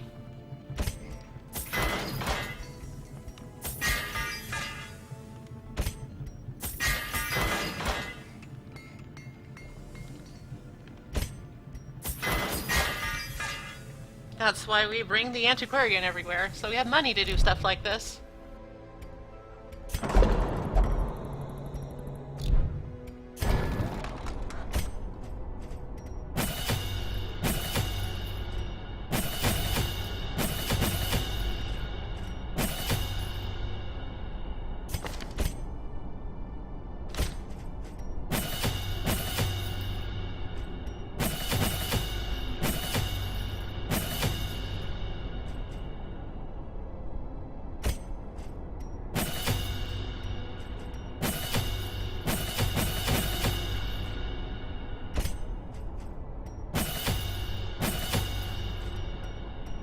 Okay, that should be sufficient preparation.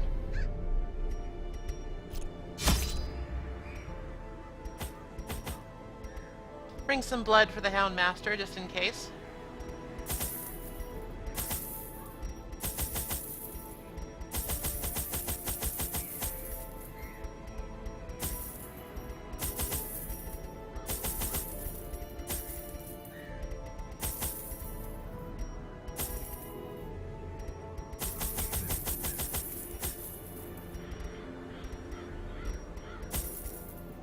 Okay, that should do it. A little bit of overpacking, but I don't have a great healer for this, so I kind of want to be on the safe side. My zeal for blood rituals and summoning rites had begun to ebb, as each attempt invariably brought only failure and disappointment. Progress was halting, and the rapidly accumulating surplus of wasted flesh had become burdensome. The thing is more terrible than I can describe. An incoherent jumble of organ, sinew, and bone.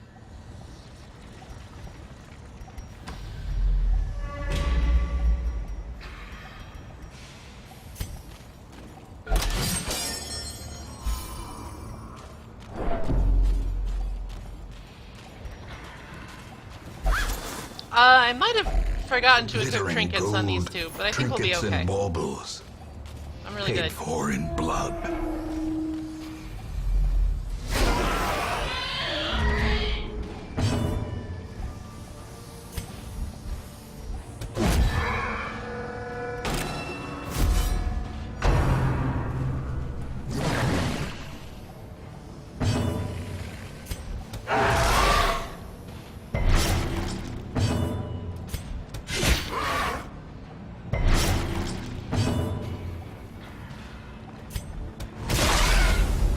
Make everything ever bleed. A death by inches.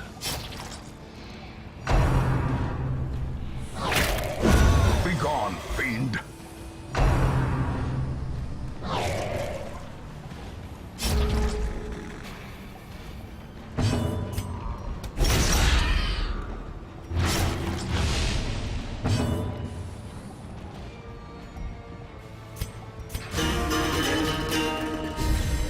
A brilliant confluence of I would say skill that the and Jester's purpose. biggest flaw is his consistent inability to hit anything in rank 1. Another one falls.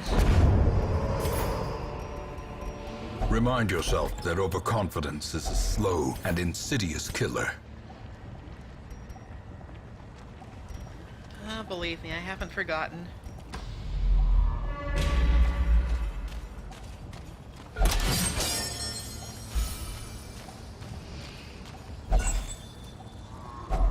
A fortune, waiting to be spent.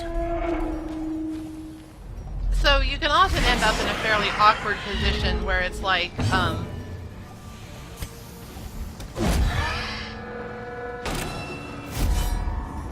Jester has nothing to do except play a song when there's only an enemy in the first rank. Playing a song is rarely a waste of a turn or anything, but sometimes you just want something to die. The slow death. Unforeseen. Unforgiving.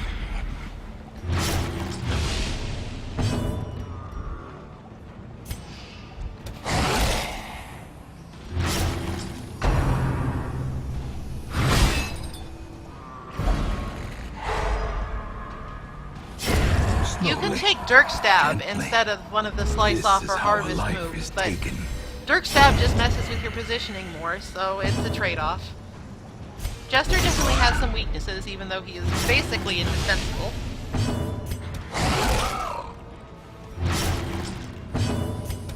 Confidence surges as the enemy crumbles.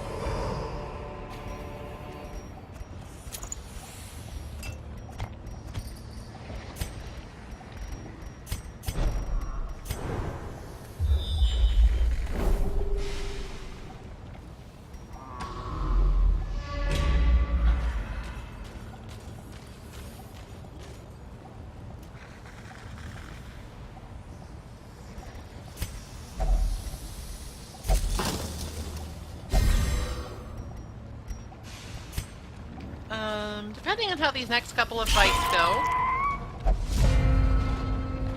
I might actually just do the boss and then camp and then explore more, because we're in really good shape and I think we're just about to find him.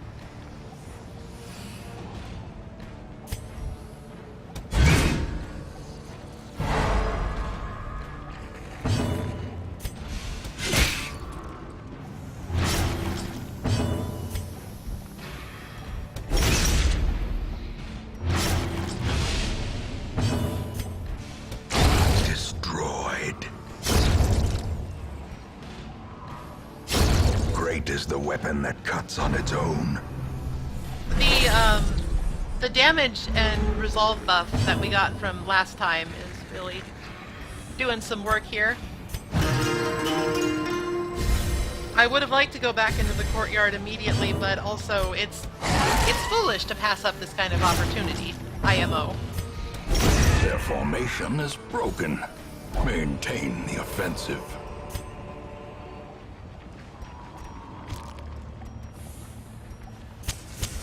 The light, the promise of safety.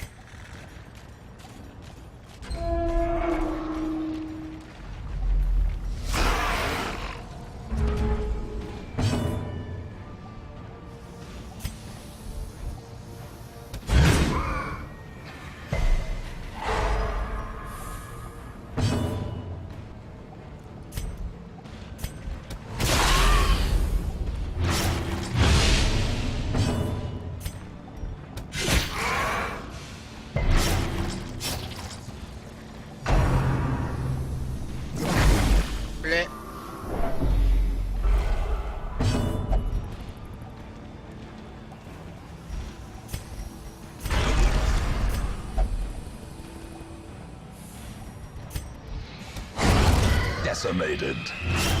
So now we basically have a Houndmaster with a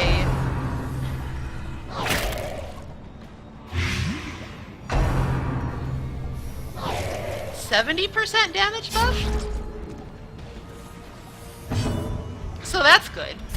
A devastating blow.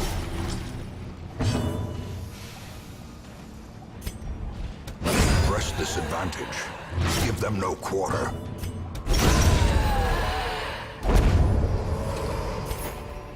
These nightmarish creatures can be felled. They can be beaten.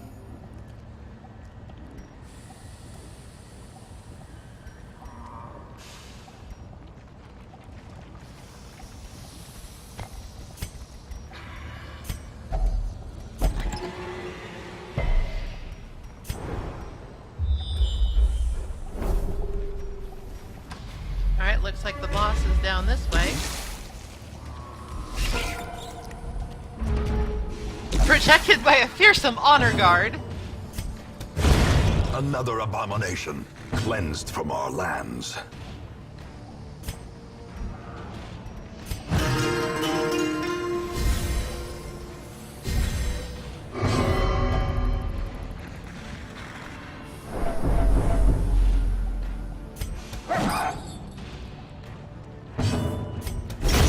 Back to the pit.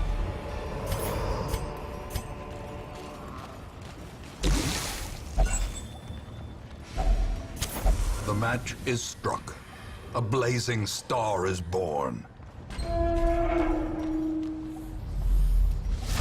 Squirming, contorting, and ever expanding. This horror must be unmade. So this is the second Warren's boss, the Inchoate Flesh. He's quite the charmer.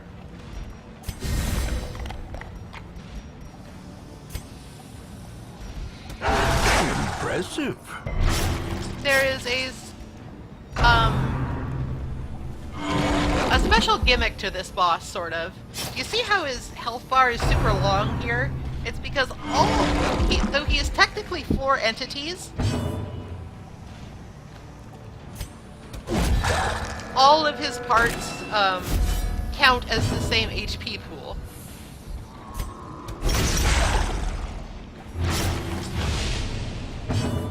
So, stacking dots like bleed on each one of them is really effective.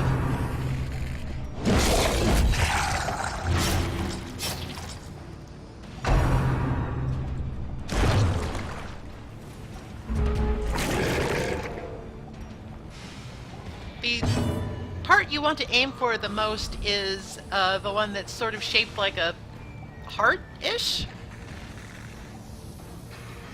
It can heal the main body, but it's also the weakest in terms of protection and resistance to debuffs. The heads and especially the spines are very resilient.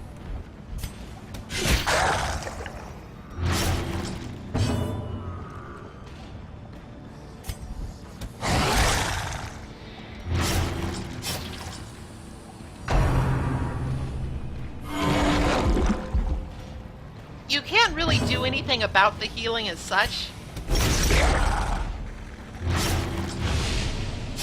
since it's all a shared health bar.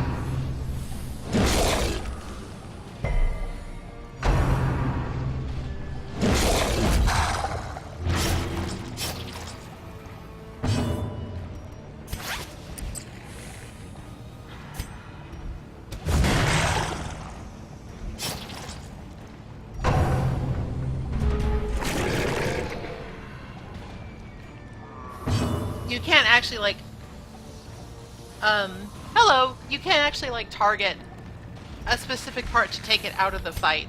It is as grotesque in death as it was in life. Be wary. Triumphant pride Fortunately, precipitates since we the have dizzying fall. the Godhound Master with an 80% damage buff, that was very easy.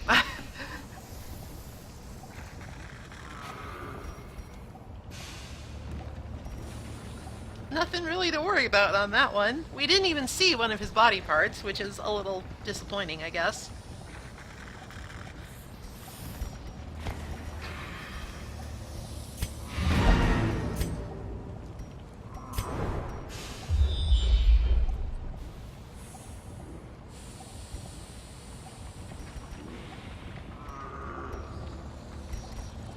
But damn it, we brought this firewood, so we're gonna camp and we're gonna explore some more. Circle in the dark. The battle may yet be won.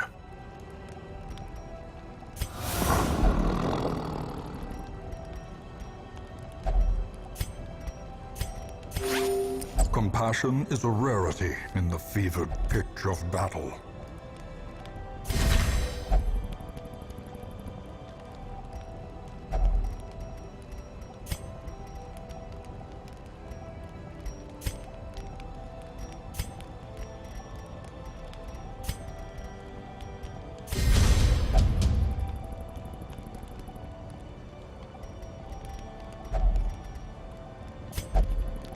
We sort of did this out of order.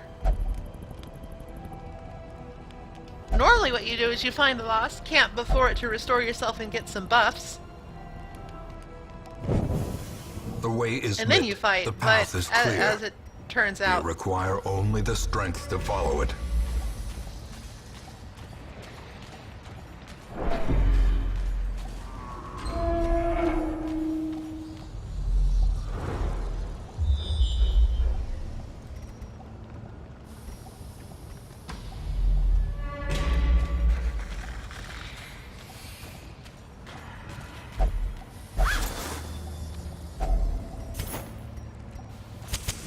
In Radiance, may we find victory.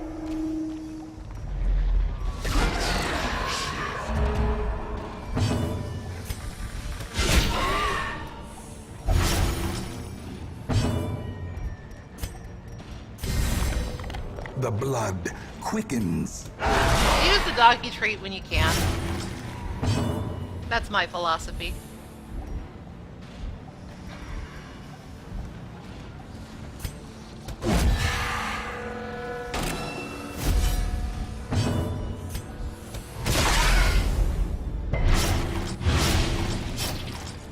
He's a good boy. He deserves it. Actually, it's a girl. She deserves it.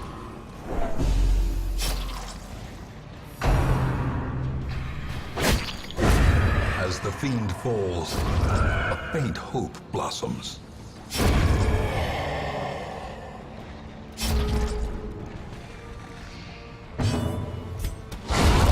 Obliterated. A trifling victory, but a victory nonetheless. Alright, we have plenty of food, so we can explore for as long as we want. More or less. I'm gonna try to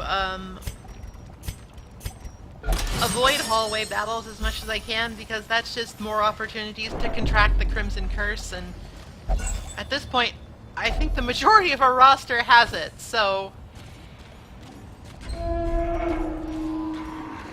it might be best to just try and avoid that eventuality entirely.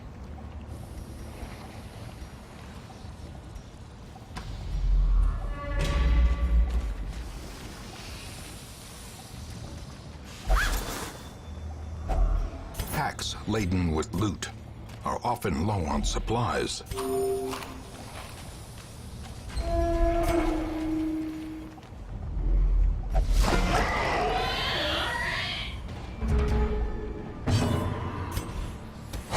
Eradicated.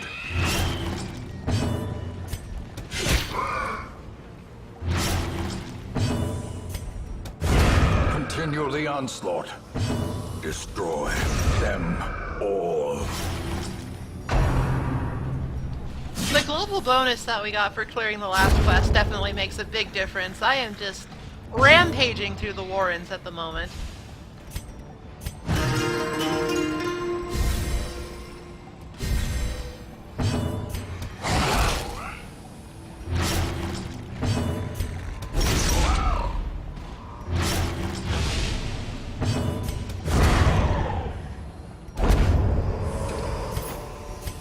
As victories mount, so too will resistance.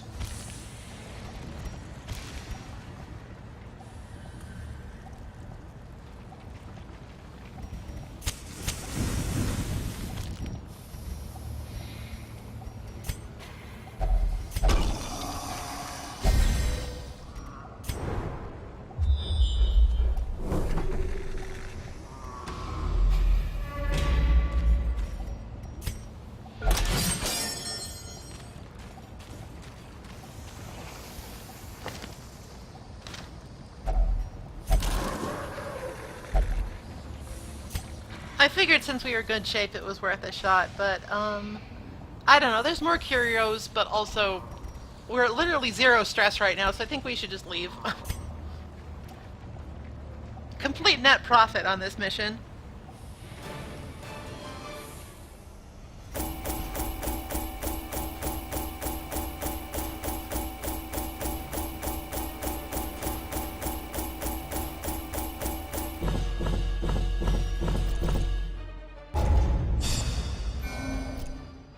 Also gets everybody up to level 3. Oh, that's a bad one. I'll have to get that treated in town.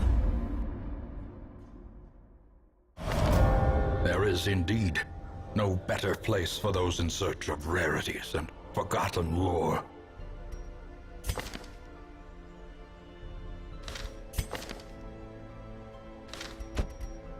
Yeah, sure. I'll take She another antiquarian. searches where I love money. others will not go, and sees what others will not see. Alright, sick. We got an apprentice Vestal.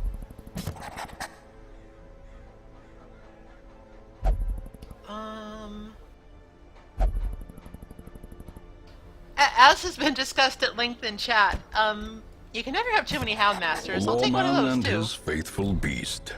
A bond forged by battle and bloodshed.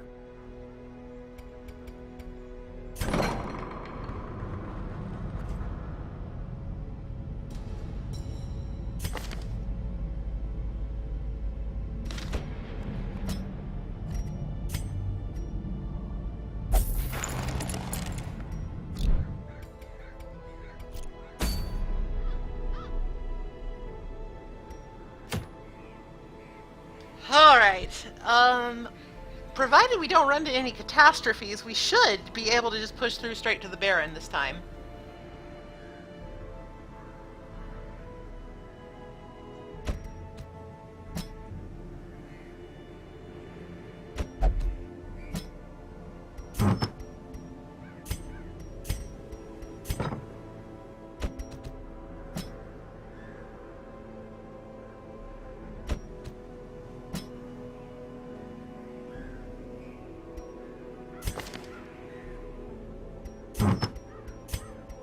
Let me just get my trinkets in order.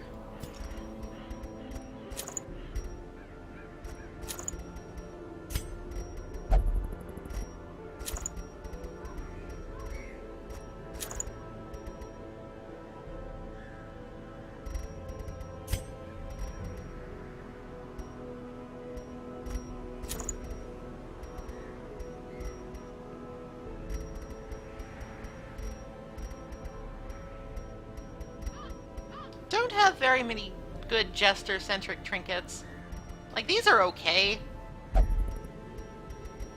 but they're hardly inspiring.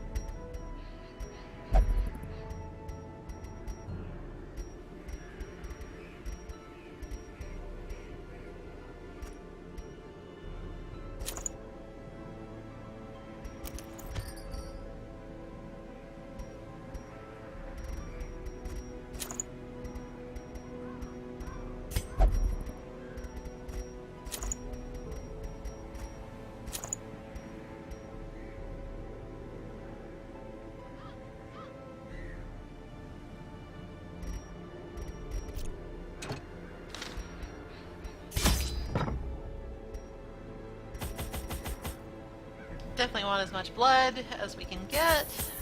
Torches. Definitely want shovels this time for a very particular reason. And of course, bandages. Food.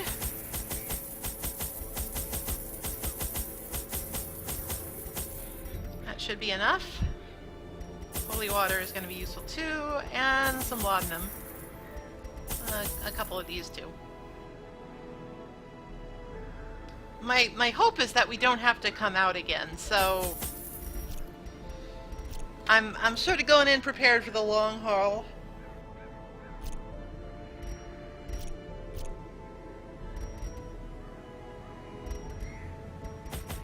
We'll bring a little extra blood just in case.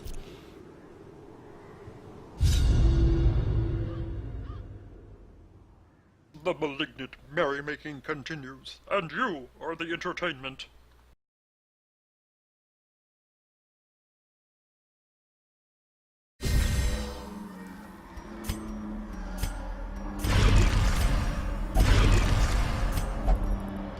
Good thing.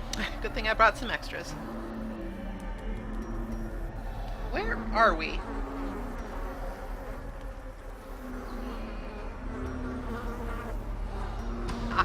The map gets so small after a while that it's difficult to actually tell.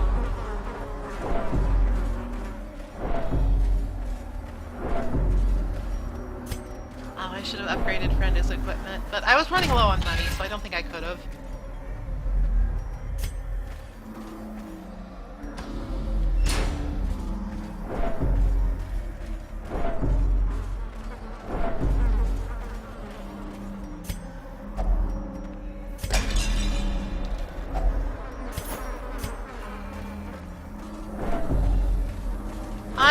I'm sure I'm sure Frenda will be fine.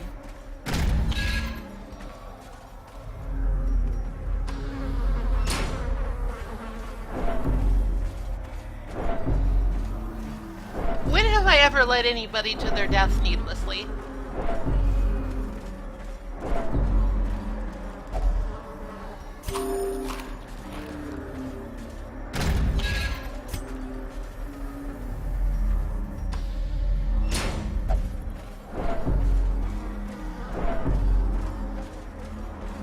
Your trinkets are bad, and you are bad.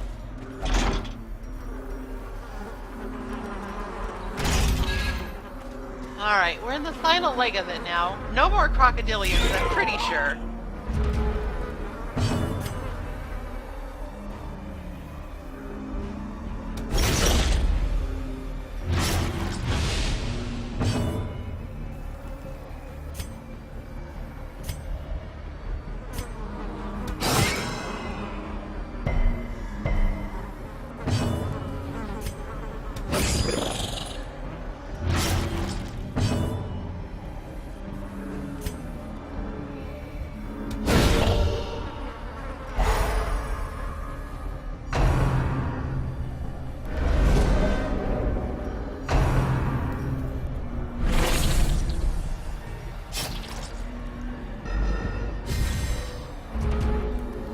Alright, the Chevalier is taken care of.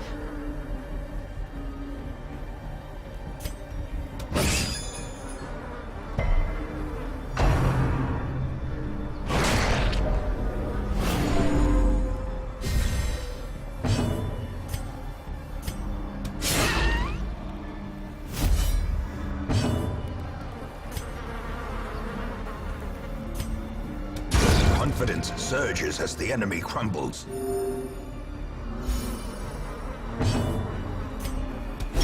Every fight from now on is a crocodilian? Please no. They're like Great is the the toughest weapon that mini-boss, cuts on except its for own. maybe the Shambler. And you can usually avoid the Shambler. Be wary. Triumphant pride precipitates a dizzying fall.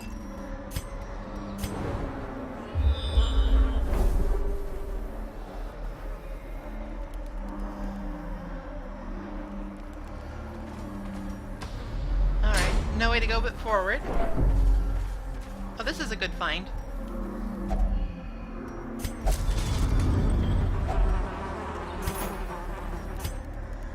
A little bit of extra food.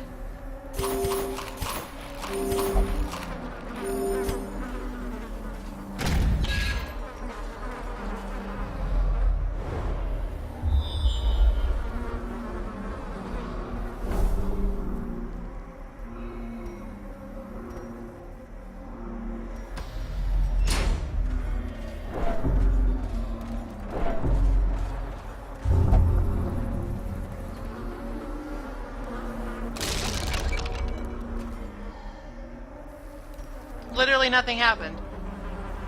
Fuck you.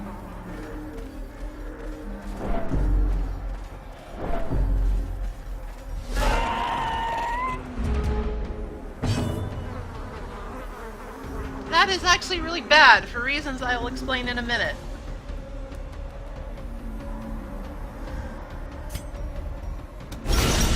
A singular strike.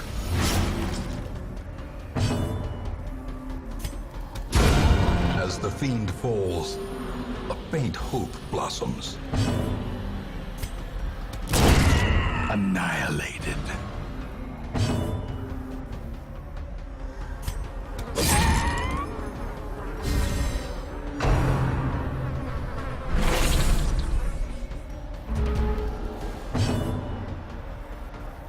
I actually don't know when I'm gonna run into the Fanatic. Like, hopefully at some point. I would like to see him.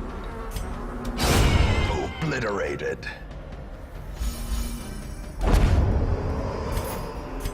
Seize this momentum. Push on to the task's end.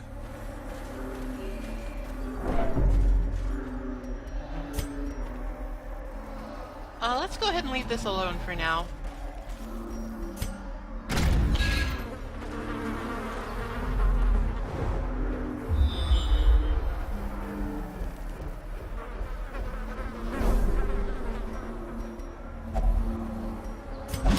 Bonk. Oh god. Okay. Let's see. What can we make room for here?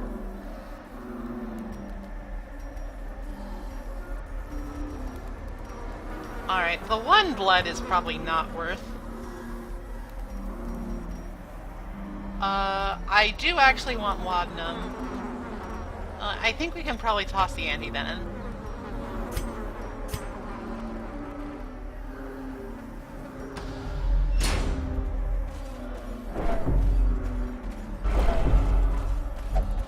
If that had happened just like a second earlier... Whatever. It's fine. That's the mantra. Everything is fine.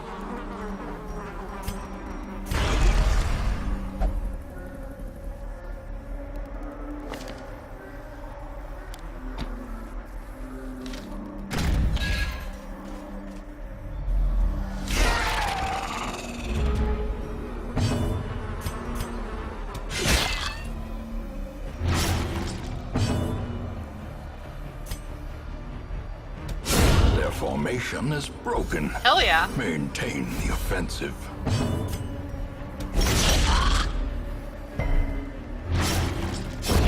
The slow death. Unforeseen. Unforgiving. Things are going pretty well so far.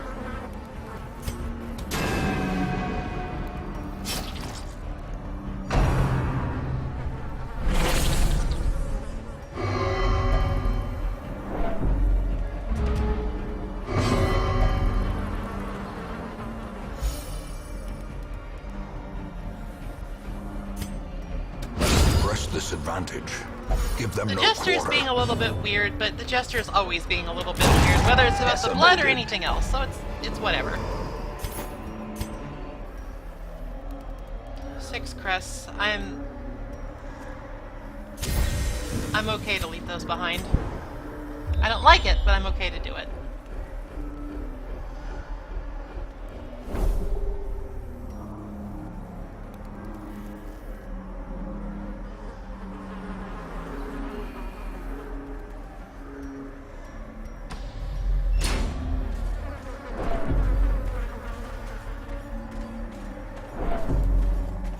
I have at times considered installing the mod that lets you just stack everything up to infinity, but I figure I should at least go through once legitimately before I give in to my tremendous greed.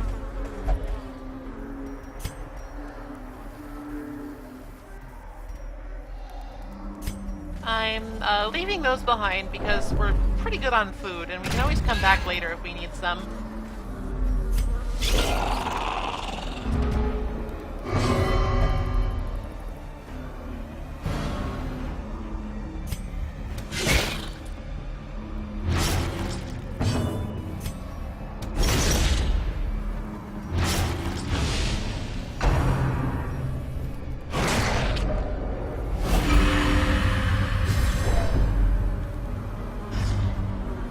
Friend has got the curse now, but it's fine.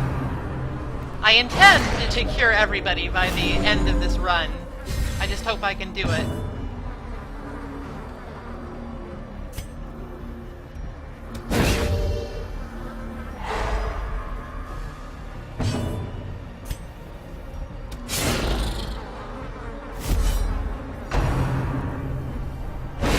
Dazed, reeling, about to break. Esquires can be pretty dangerous depending on what they do. They also have riposte after they do that, so it pays to take them out as quickly as you can.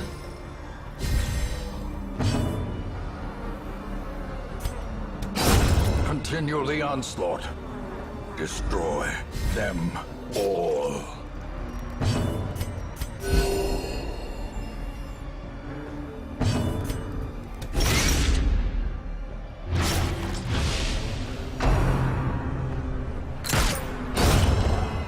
I also have riposte though, so get fucked.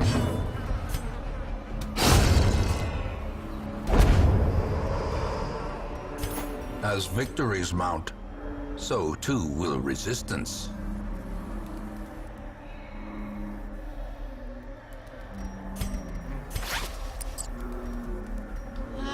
wants to leave it all behind, but supplies are more important here. We get a lot of gold just from completing the quest. If only treasure could staunch the flow of otherworldly corruption.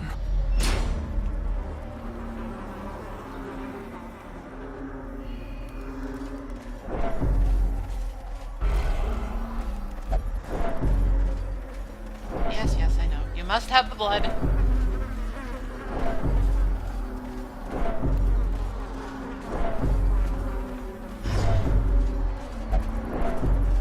I love this rhythmic procession of stress-getting noises whenever you walk around in here.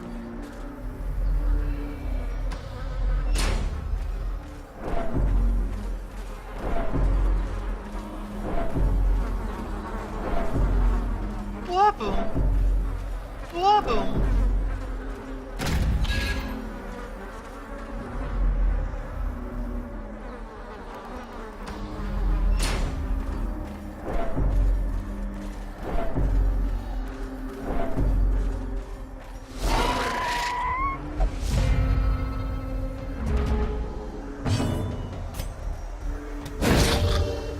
I think for here, oh, it got resisted. That's unfortunate.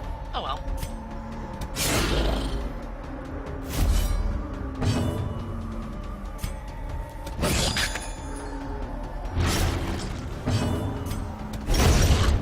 Let's get rid of the courtesan first.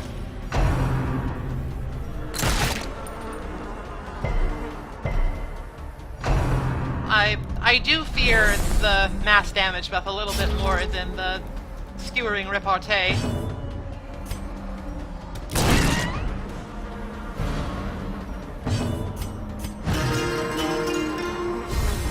Inspiration and improvement. That's one of my favorite ancestor lines, especially when he does it something after really trivial. Wow, that sentence got butchered. Especially when he does it right after something really trivial happens.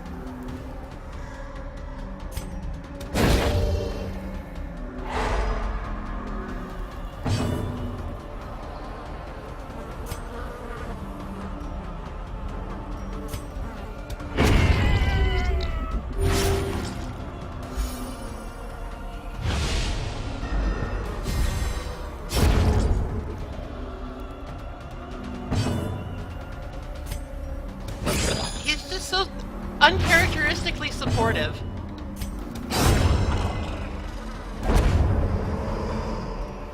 A trifling victory, but a victory nonetheless.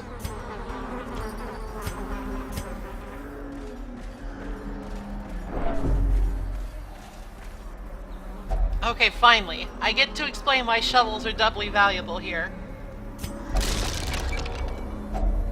If you Finding the smash a stuff wine is crate only with the a first shovel, test.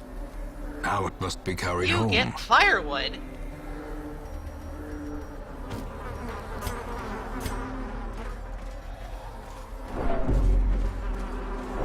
It is actually possible to camp in here, but only if you smash a wine crate with a shovel. Why this is how they decided to do it is largely beyond me.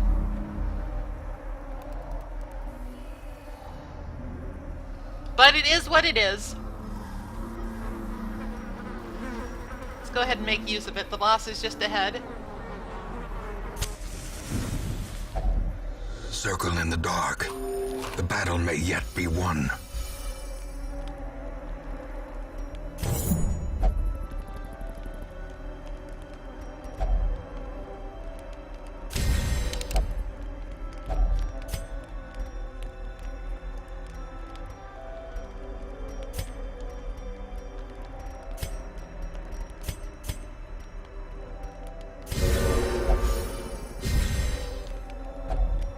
Get the best buffs we can, because this is going to be a hard and long fight.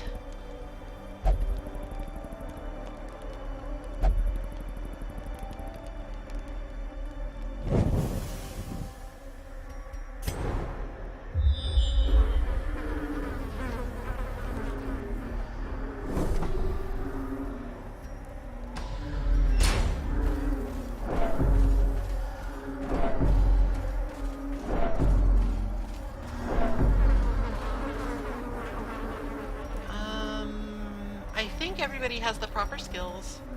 Let's hope so, anyway. It would seem his taste for triviality remains unabated, even now. So, the Baron is an interesting fight.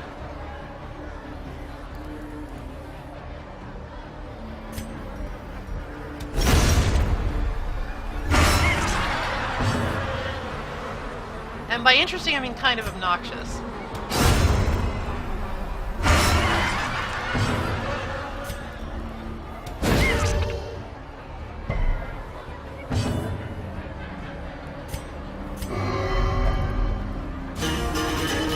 Okay, business. If that's how you want to play it. Basically,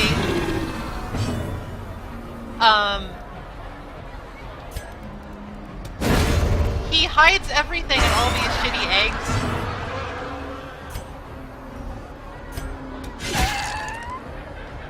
And he will also hide himself. Actually, I did that wrong. You're supposed to take things out one at a time. I got a little overzealous.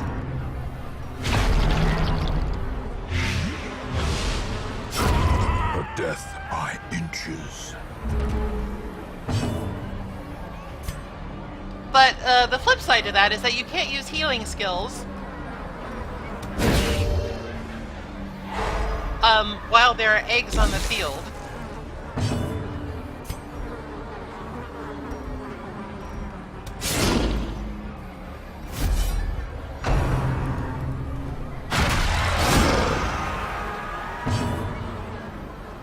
So the Baron's main thing is that he does a lot of multi-target attacks. They don't do a terrible amount of damage, but he does them a lot.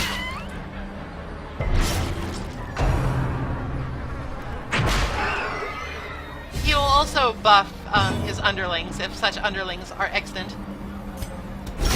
A devastating blow.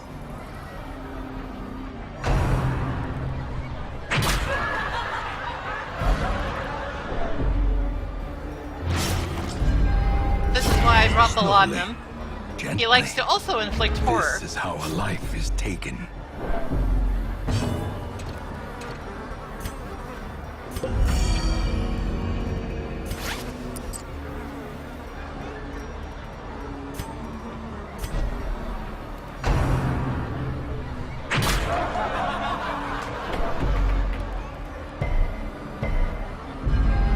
Which can, if literally everybody has horror, things can get kind of unmanageable quickly. But that's why clean guns and point-blank shot are fucking great.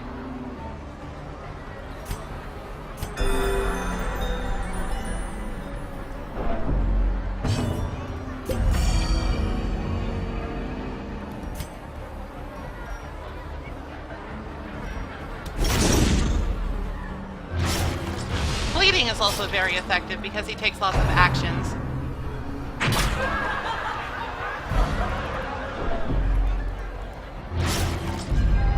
The horror.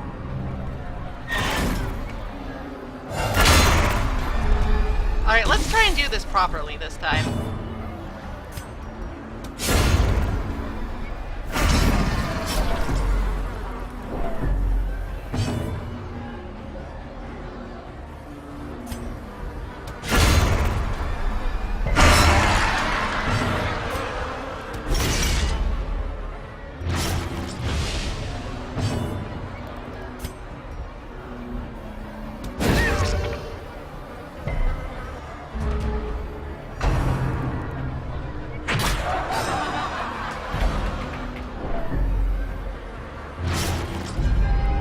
The abyss returns even the boldest gaze.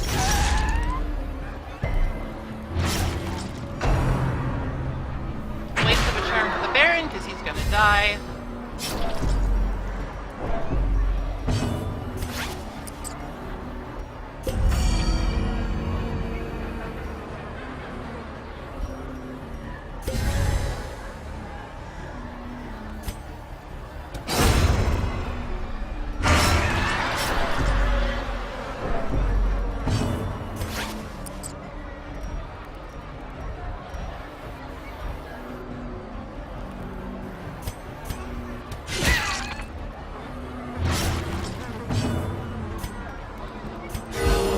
soothed.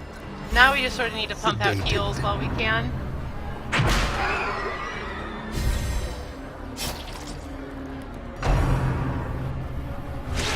This fight can definitely get unmanageable quickly.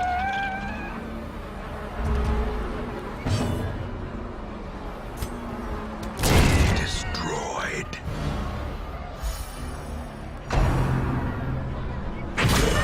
Death waits for the slightest lapse in concentration.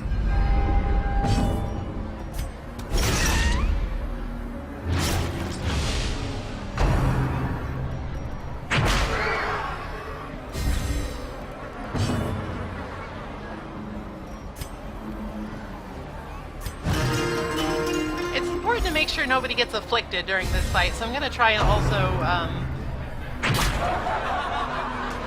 do as much life stress ebbs, healing as I can. Terrible vistas of emptiness reveal themselves.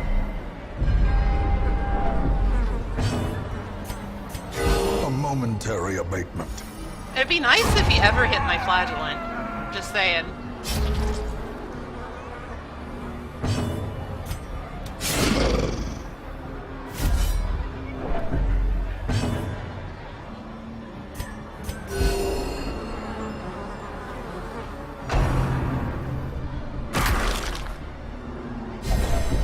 Teetering on the brink, facing the abyss.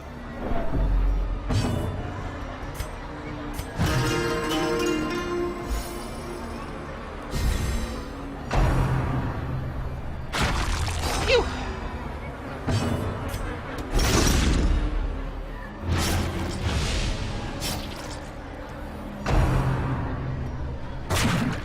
Okay, got lucky that round, sort of. Well struck.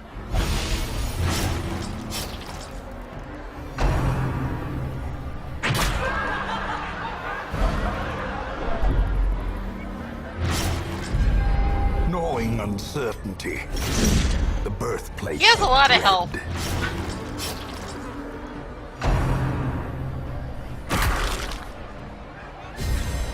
He can also heal himself with the thirst, which is annoying, but...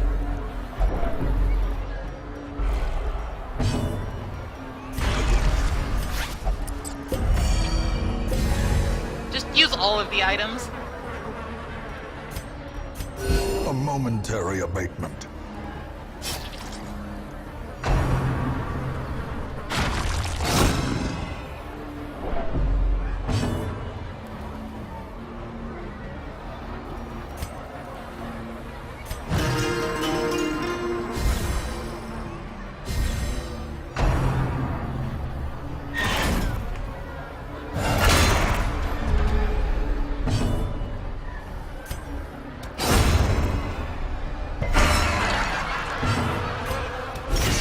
Alright, hopefully I can get a little bit lucky here.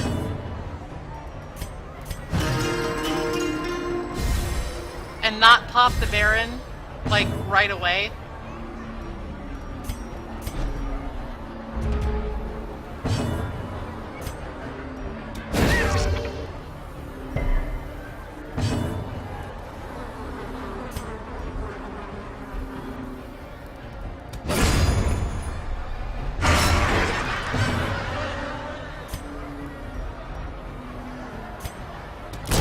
Eradicated. The optimal way to handle this phase is to sort of try to kill people one at a time.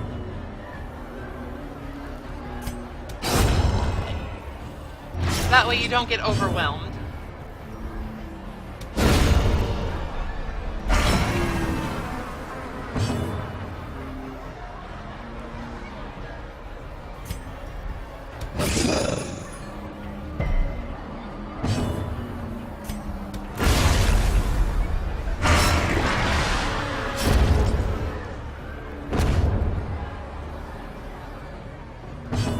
However, there's also the danger that if you don't pop all the eggs in time, I think that he does do a move where he pops them all at once, and that can also be bad.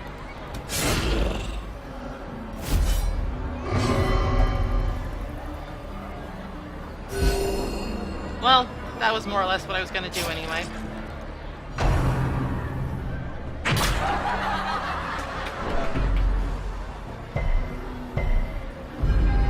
Festering fear consumes the mind.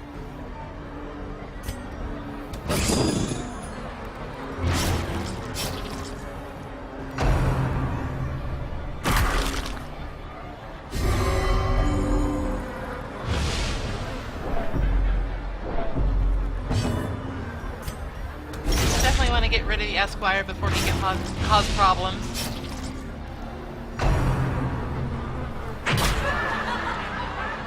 Perched at the very precipice of oblivion.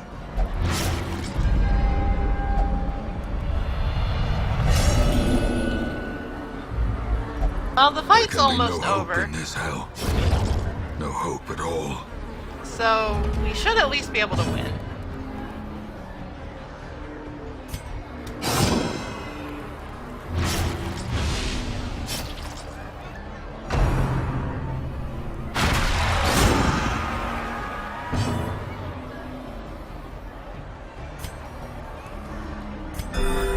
Alright, at least he's off death's door now.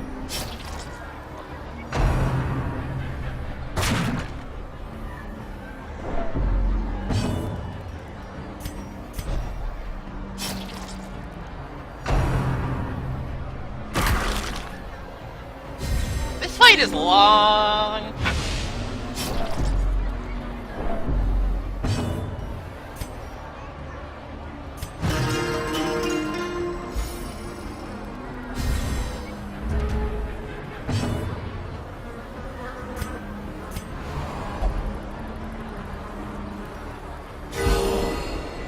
Yeah, sure, whatever.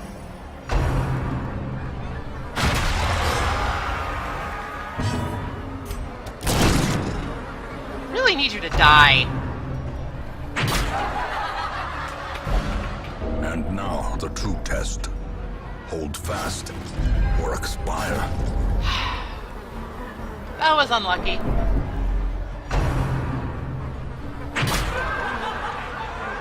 He would have survived if he had accepted the heal, but you know.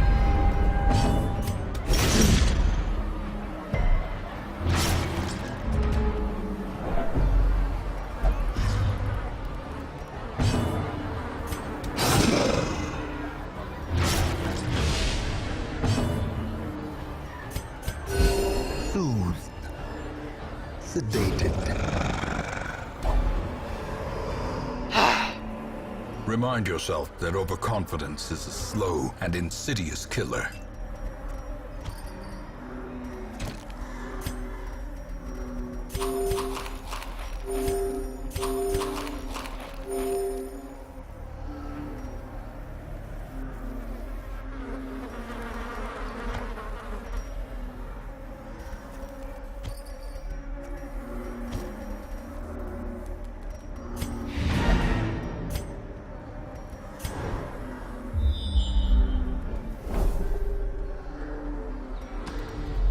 Frustrating.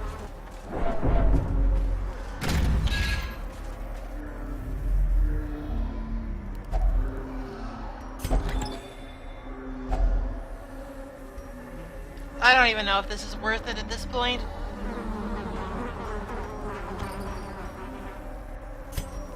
Let me check the map real quick.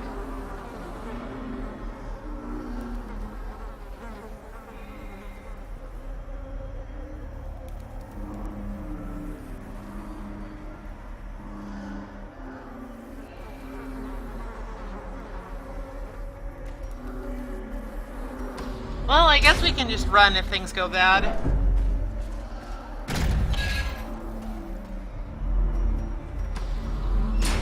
And I guess it's a good thing I was training up the replacement Jester.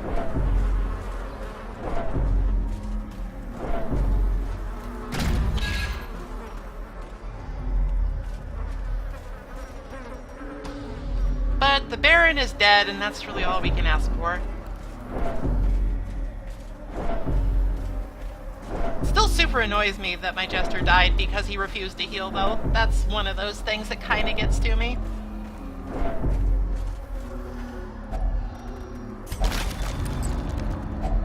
A fortune, waiting to be spent.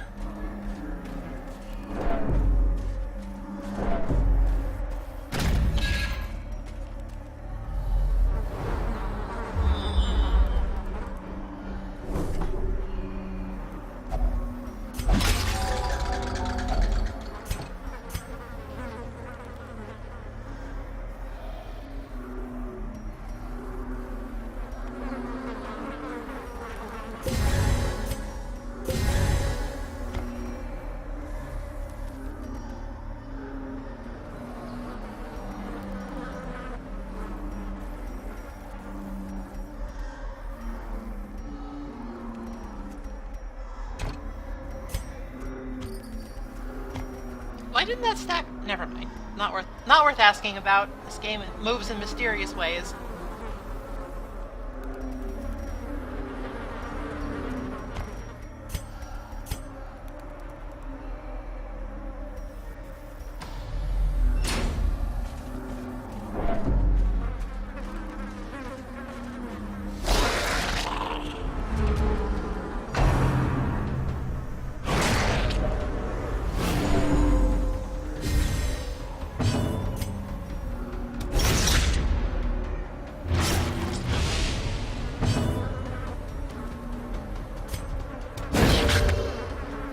I might have to bug out of this battle depending.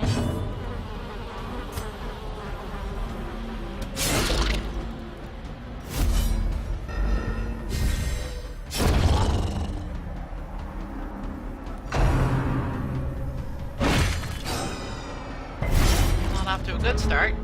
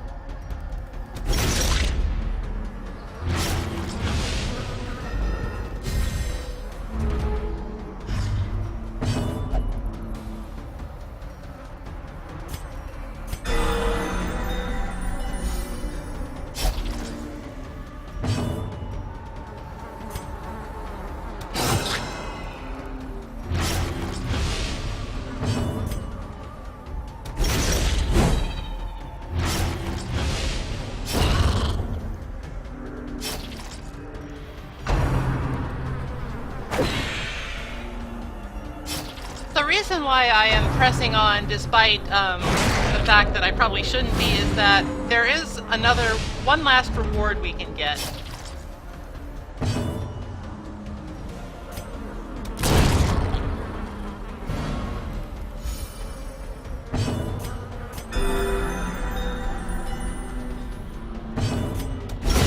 Precision and power. And it's probably worth it to try and get it. Probably. Success so clearly in view. Or is it merely a trick of the light?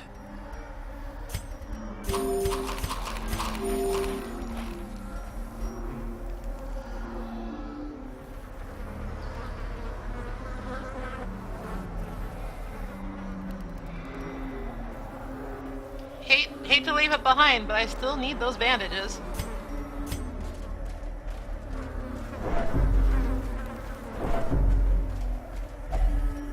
I think I can probably toss my last shovel now, though.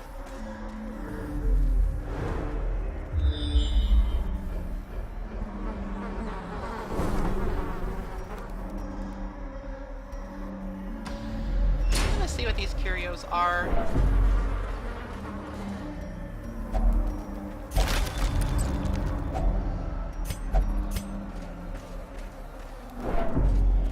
One of them is the stress-reducing egg. That would be helpful.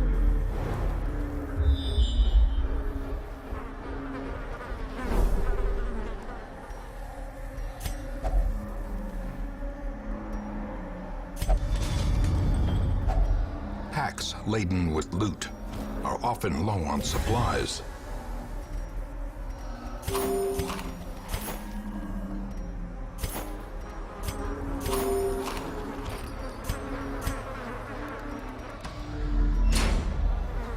Worth the trip, I guess. I don't know. I think I'm setting myself up for some real pain.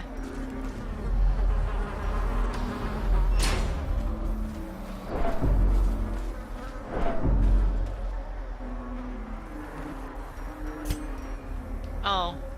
I could have used that shovel and camped. Oh well. It's fine.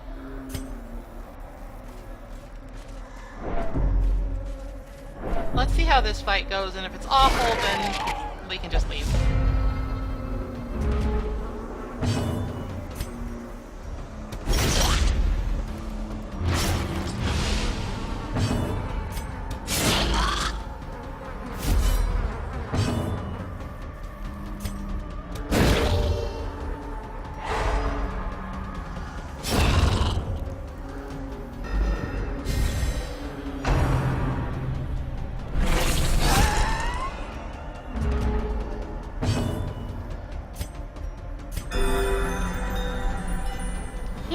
I'm a little discouraged just by the fact I need to get over the fact that my Jester died for a dumb reason. It just happens in this game. A decisive pummeling.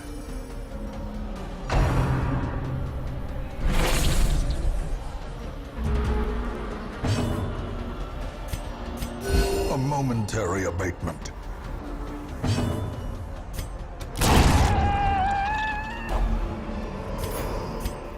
This expedition at least promises success.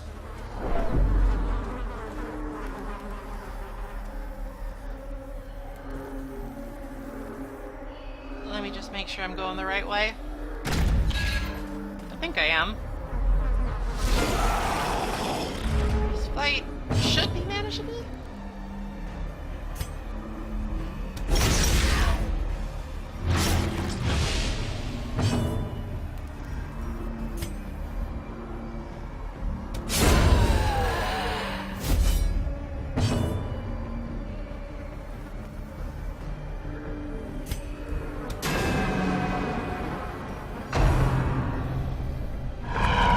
Impressive. That helps.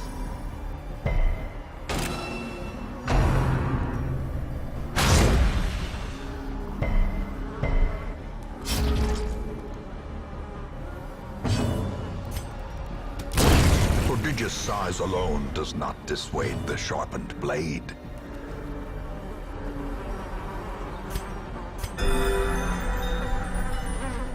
The nice thing is that my remaining characters are very powerful.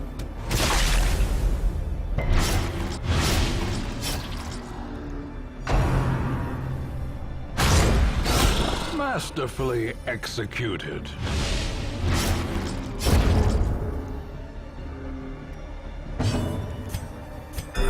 The wounds If I of can just keep war them can be healthy-ish, I healed, think I should be okay.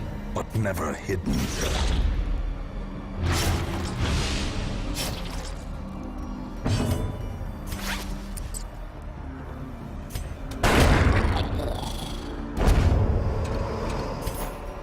These nightmarish creatures can be felled. They can be beaten. I hate how the map just kind of goes off to the side there.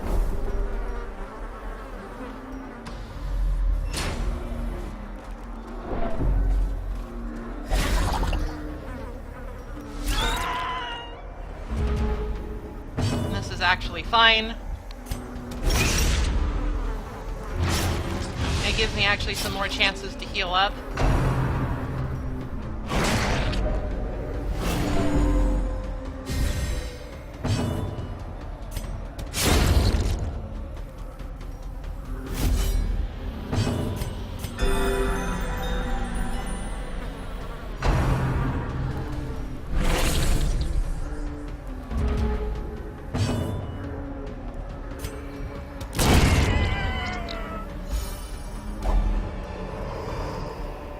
Ghoulish horrors, brought low and driven into the mud.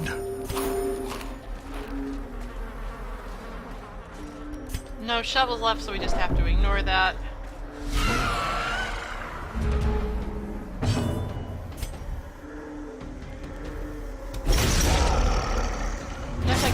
focus on this guy, because I'm pretty sure if I don't, well, even if I do, I'm gonna get afflicted.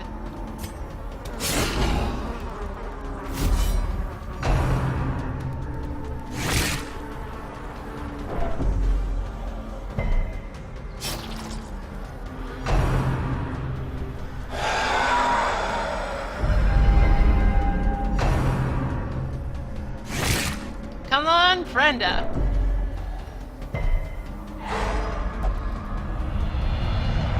Hell yeah, stalwart. Many fall in the face of chaos, but not this one. Not today.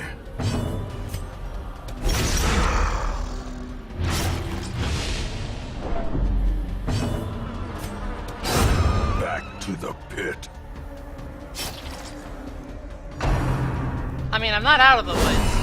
Especially not if stuff like that happens. Well, actually, no, that's fine, because it's my flagellant.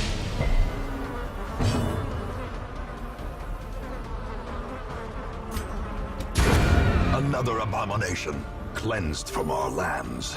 My flagellant likes to be at low health. The bigger the beast, the greater the glory. Okay, we're almost there. Keep it together, Dismas.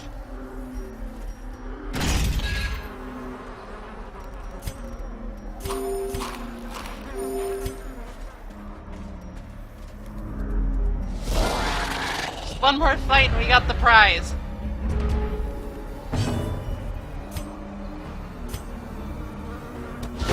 A powerful blow.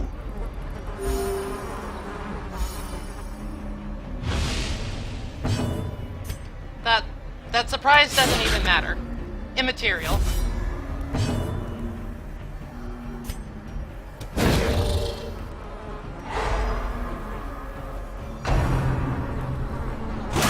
You mind your manners.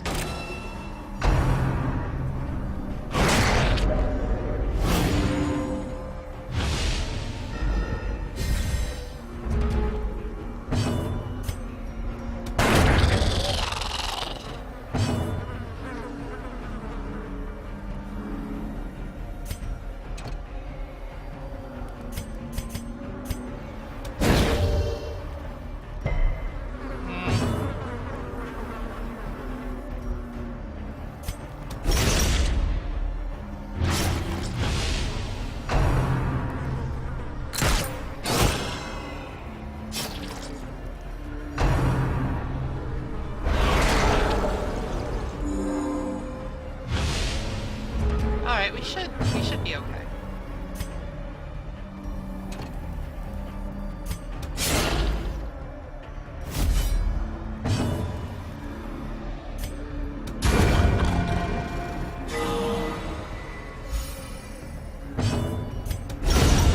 The ground quakes.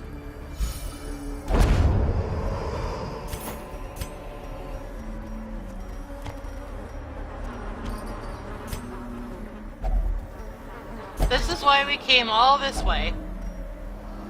A Crimson Court trinket. Now we fucking leave.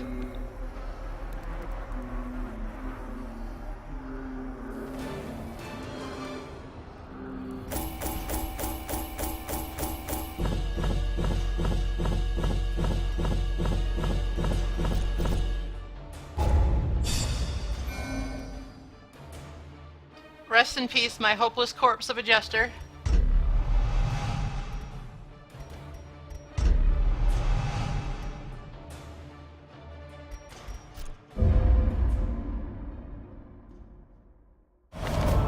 The virulent clouds from the courtyard have abated. The airs of the estate feel narrowly agreeable once again. So this is how you get rid of the Crimson Curse. You beat a courtyard boss and everybody is cured.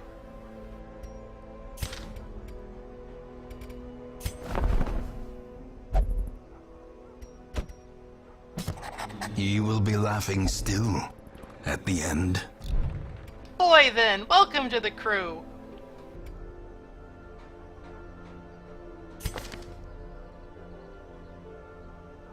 Well, Dismas needs to calm the F down.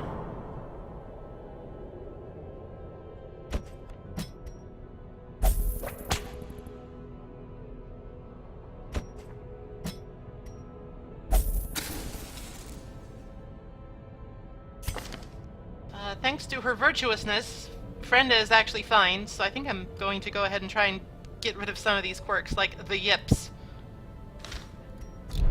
Yip, yip, yip, yip, yip.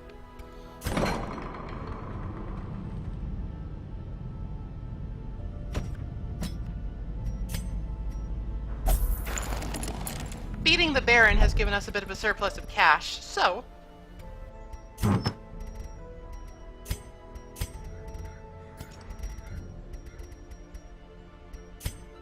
Okay, we don't need 4 of these damn things. I would go so far as to say we probably don't even need 1. They're kind of bad, but I'll keep it just in case.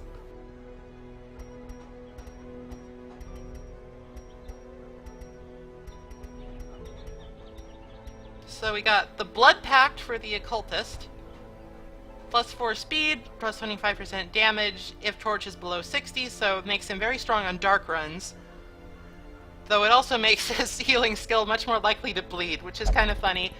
I don't think that the Occultist actually has an offensive bleeding skill, so that's mostly just a haha fuck you thing.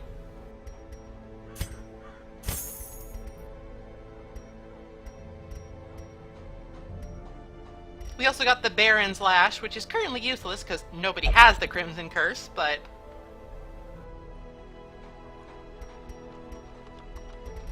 it will probably happen again, so we'll hold on to it. You can't sell trophies either, so we have to hold on to it.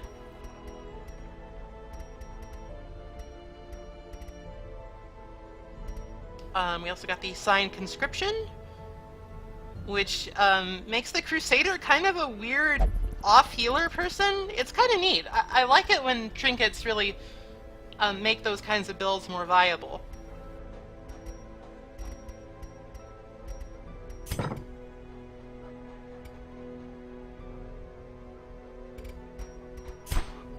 We also got a blueprint. We don't have quite enough yet to make another thing, but I know what I have in mind. It's the bank.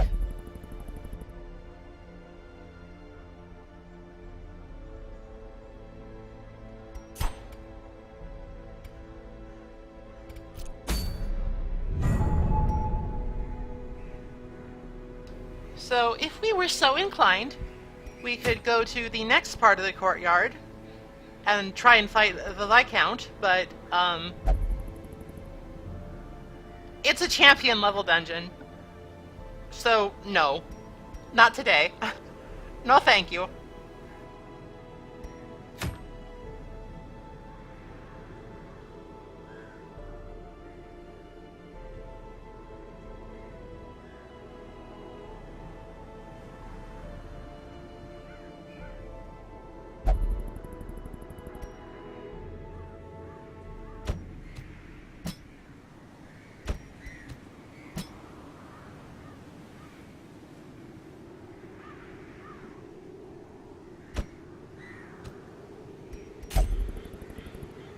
Right. Won't serve with this creature. Shut up. Who else?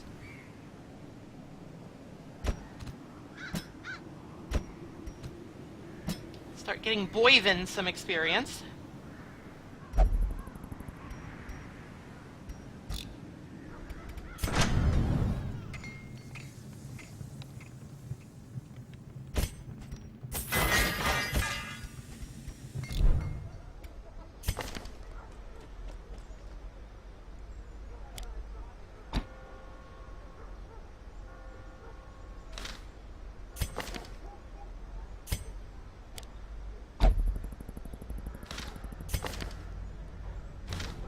It's just a novice dungeon. There's no reason to go ham about making sure skills are up to snuff.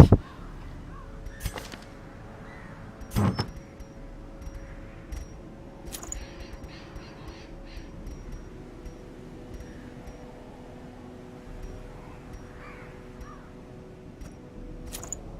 go ahead and give her the Ethereal Crucifix, just because there's lots of Eldritch in this dungeon.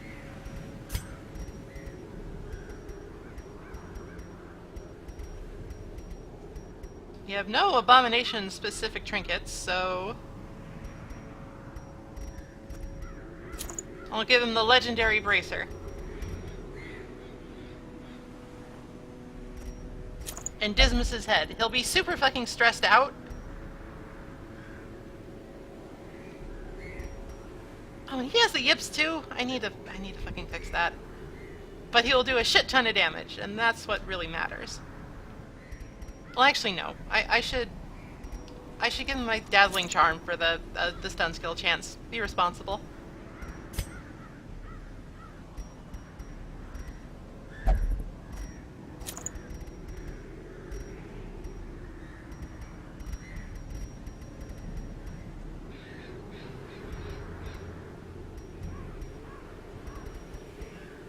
Fine, Jester gets Dismas's head.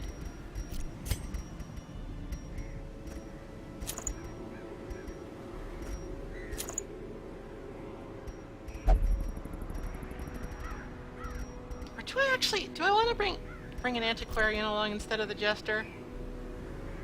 No, I need to get him up because we just lost one.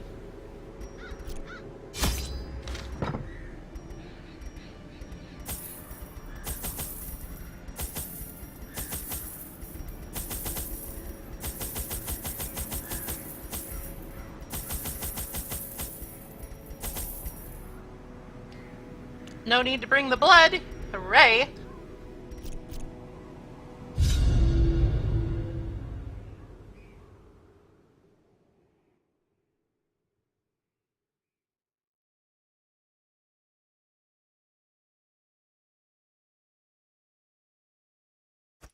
These salt-soaked caverns are teeming with pelagic nightmares. They must be flushed out. Oh wow, this map is tiny. This won't take long at all.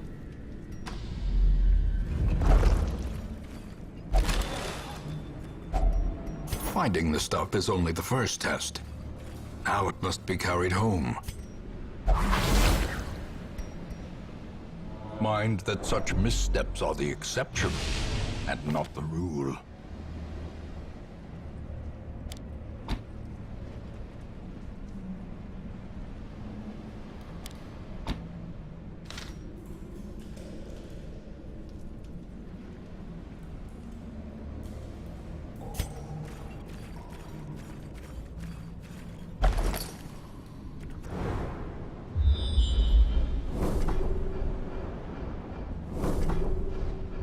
Oh, that's just the entire dungeon mapped out. That's real handy.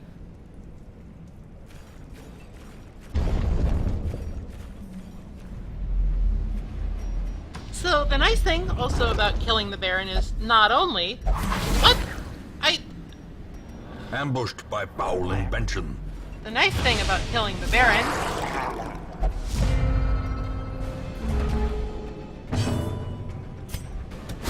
Destroyed. is that our infestation level has fallen to 0. We will not find any bloodsuckers.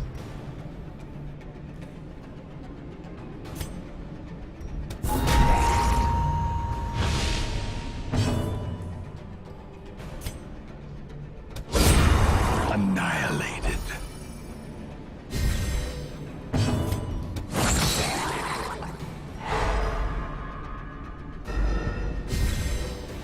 So for the time being, we don't need to worry at all about the Crimson Curse.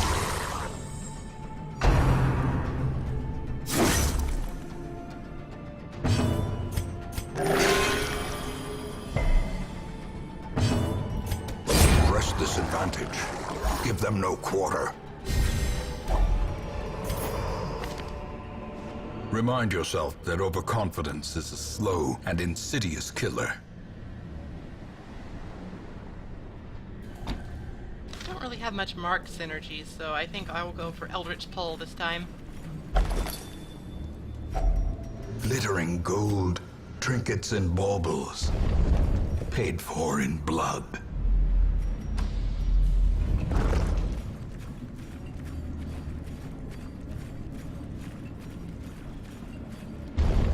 One of the nice things about the Jesters is that when you walk around with them, you can actually hear the little bells jingle. I like that attention to detail. Sort of like how in Persona 4, Teddy makes those squeaky noises when he walks around.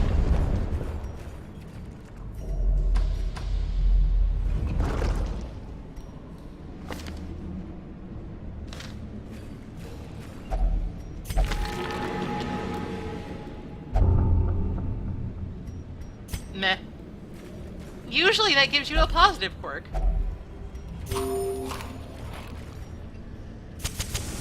As the light gains purchase, spirits are lifted, and purpose is made clear.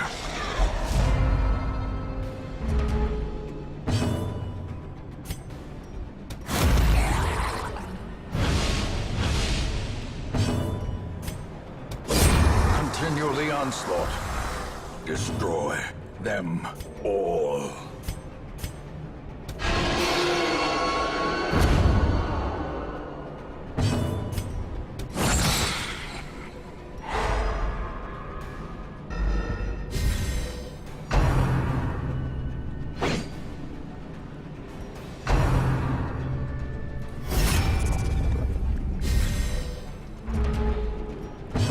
Champion dungeons are a little ho-hum. Not champion, novice dungeons are a little ho-hum at this point.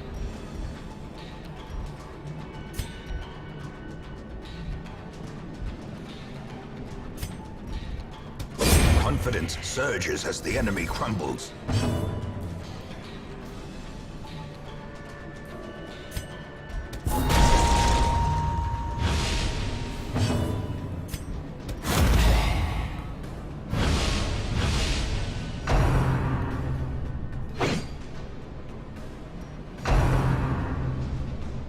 Shieldbreaker, as usual, is fantastic in the Cove because she can do Blight.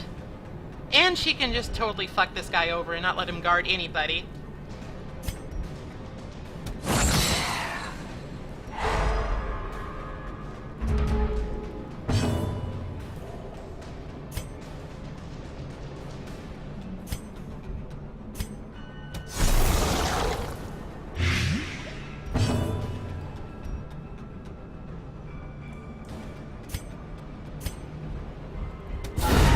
As the fiend falls, a faint hope blossoms. Finale is pretty underwhelming against enemies with high protection, and just kind of in general, but the bleed skills of the Jester don't really do much in here anyway.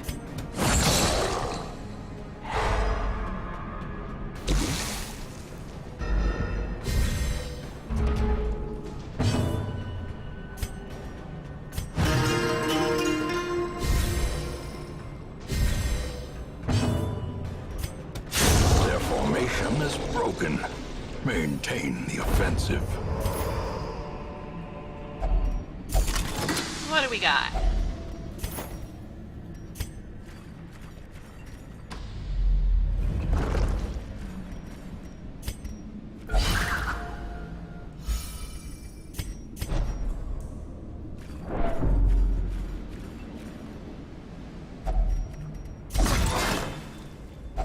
Wealth beyond measure, awarded to the brave and the foolhardy alike.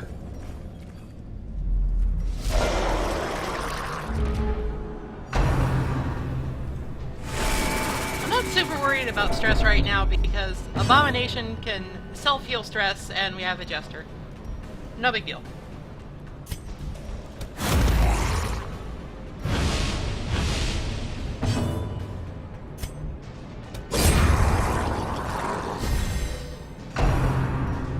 I may have underestimated Dirk Stab as just like a utility do damage move.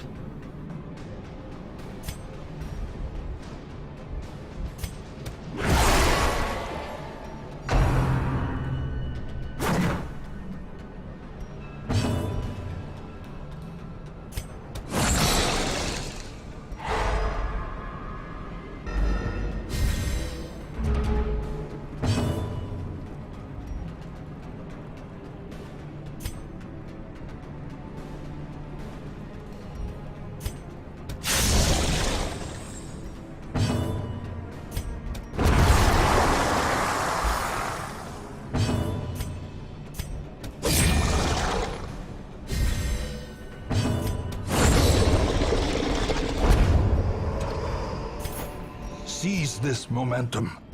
Push on to the task's end.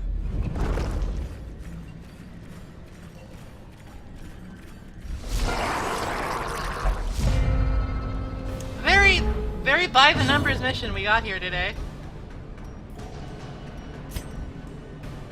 Eradicated.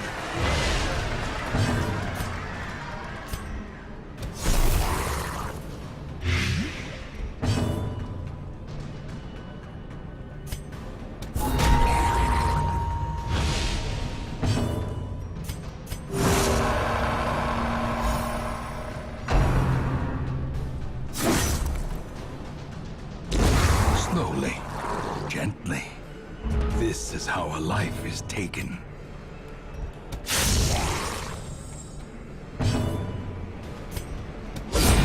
Decimated. As I've said before, I do Foolish enjoy a good horrors. composition that can just Brought sort low of and driven into the mud. flit around the battlefield and not worry too much about positioning.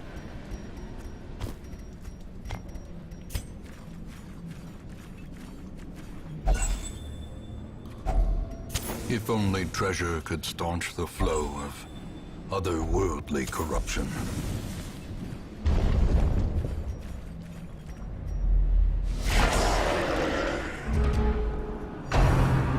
Not too many rooms in here, but plenty of rooms with battles.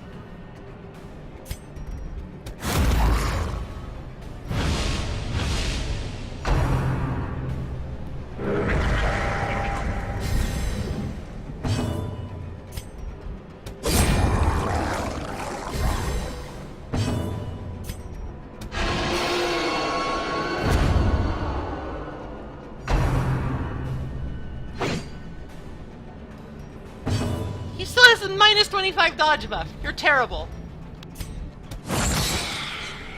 What are you doing with your life?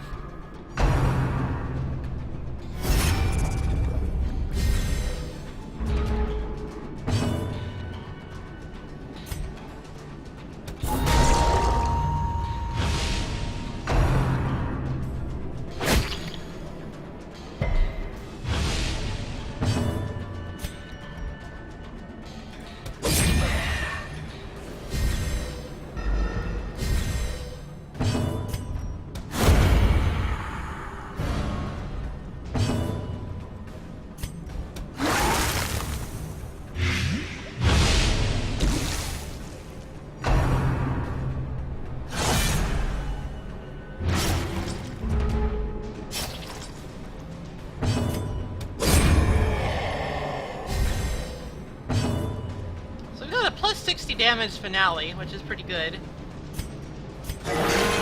Vigor That is was restored. that was pretty solid.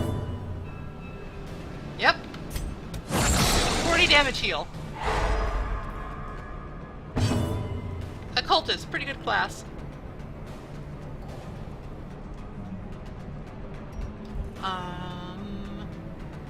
Don't really have. I'll just let the Jester do his thing. Let him have his day in the sun.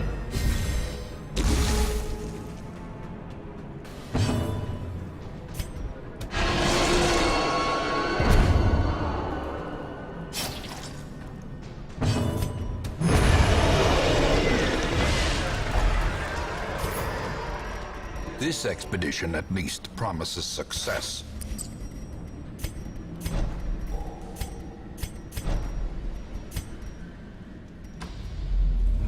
Okay, just 2 more battles and we're done with this little mission. Hopefully this will give us enough progress to get to the last novice level boss, so we don't have to worry about keeping around like level 1 people. Sort of an odd concern to have. That's kind of how this game works as it starts to go along.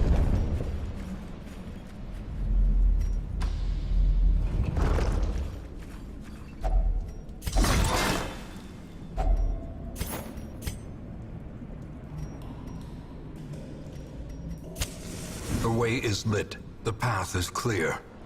We require only the strength to follow it.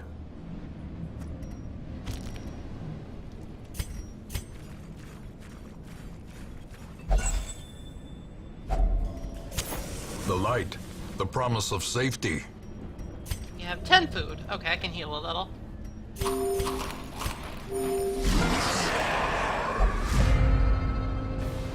Been having decent luck with getting ambushes on the enemies.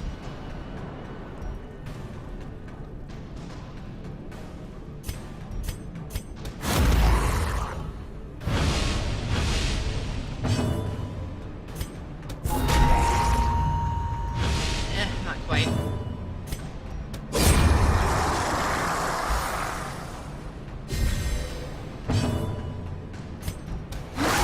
I feel feel like one of the biggest things that's wrong with Finale in this current incarnation of the game is that the minus 25 dodge buff persists between battles.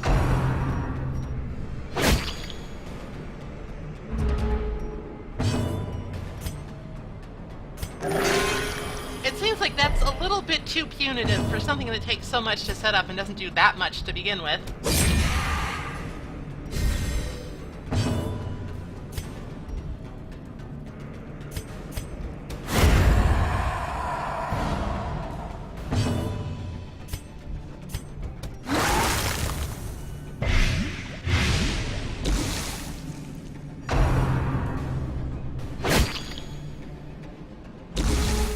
But what do I know?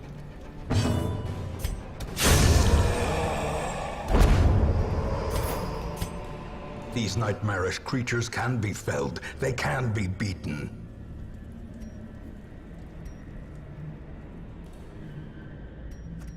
Alright, we know for a fact that the upcoming room has a curio in it and not treasure, so I don't think a key will be necessary. Go through the door! Why is that the hardest thing in this game?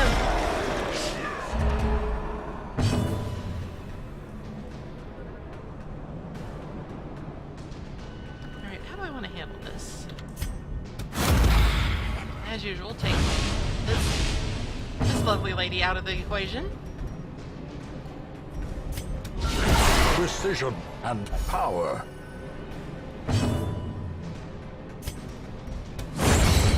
Oh wow, that was a strong chain swipe.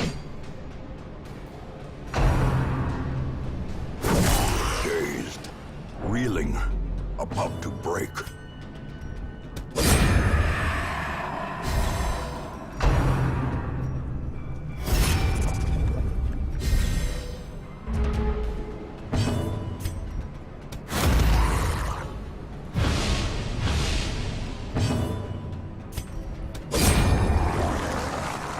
These two do work pretty well together. Quickens. With this build, anyway.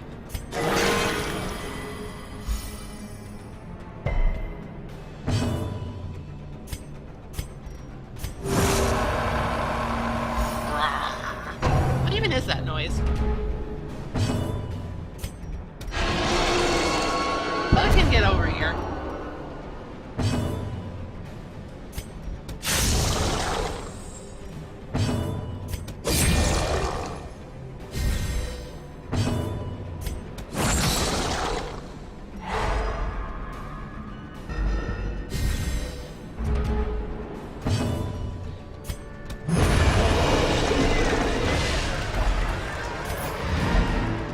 Be wary.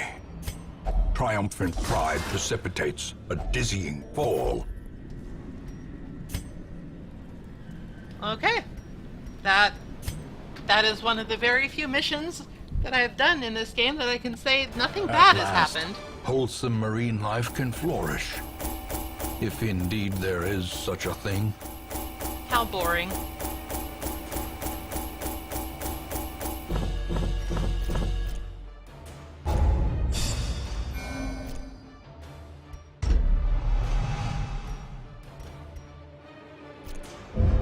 Not spotted fever.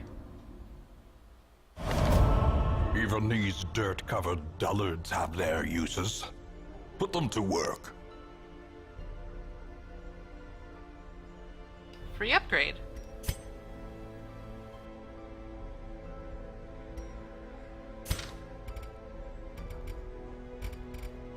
Okay, this... Obviously want to do something that will be, expensive, so let's go ahead and do the blacksmith. Fan the flames, mold the metal. We are raising an army. That saved 44 deeds and 49 crests. That's pretty significant, if you ask me.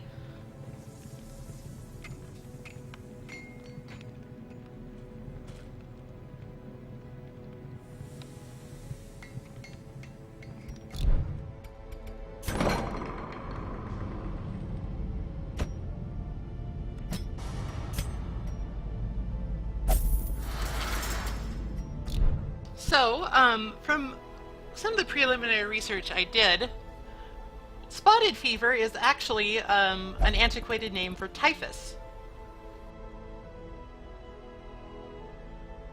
which is similar to typhoid fever, but not quite. It's kind of complicated. They all sort of share the same family and symptomology, but one is worse than the other. Not really my area of expertise, but still fairly interesting.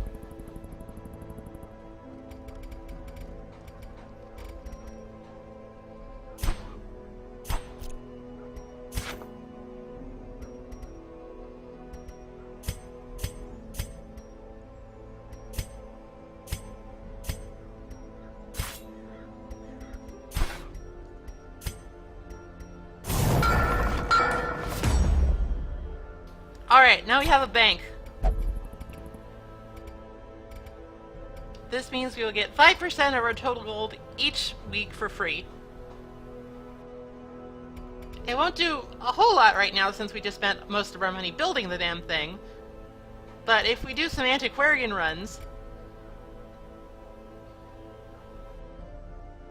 then we will rapidly start to be able to sort of self-finance a lot of provisions.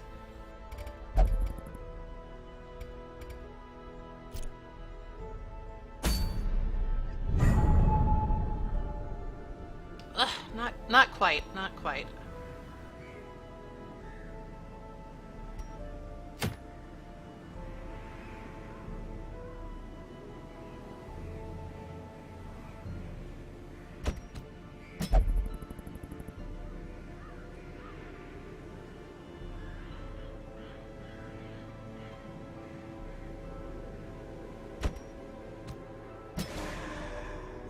Despair faction?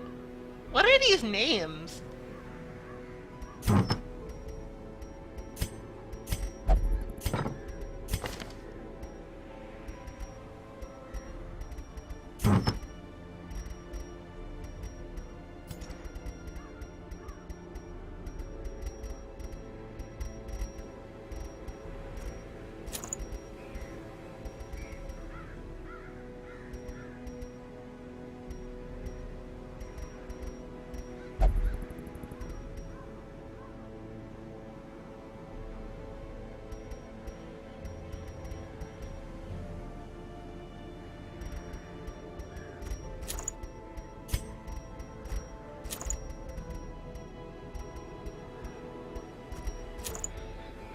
I'm planning on doing a dark run, so I'm gonna go ahead and put Hell's Hairpin on.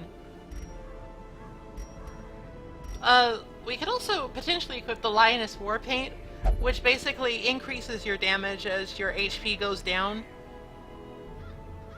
I don't really anticipate that happening, but maybe we should do it. Yeah, actually, we can give the moon ring to somebody else.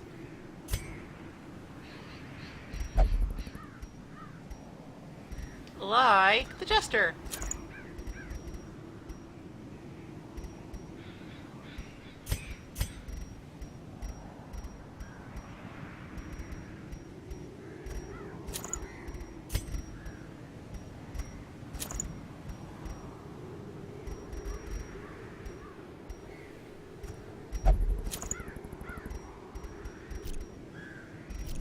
That's unfortunate, but whatever. This won't be a long trip.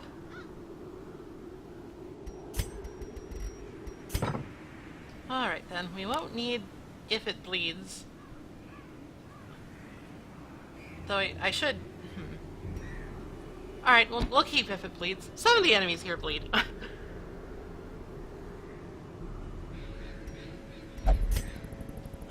This configuration seemed pretty good for the cove. Alright, I should at least go get fortifying vapors so we have some healing in this party.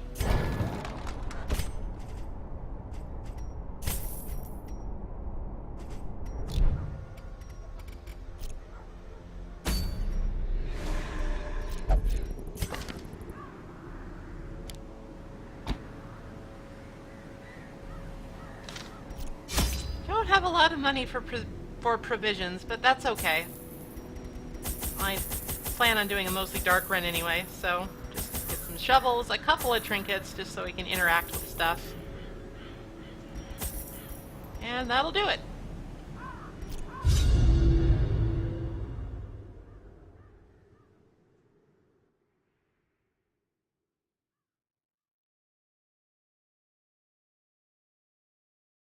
The smell of rotting fish is almost unbearable.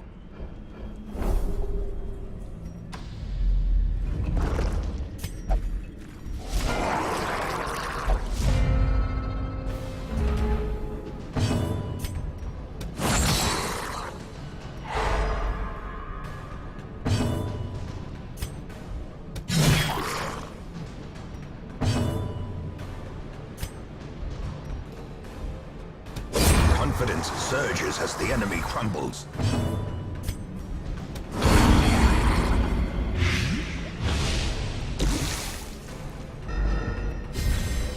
This party is maybe a little bit low on damage.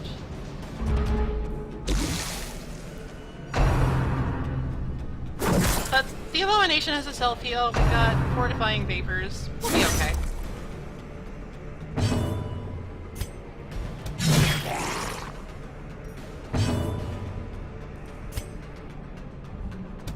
Their formation is broken. Maintain the offensive.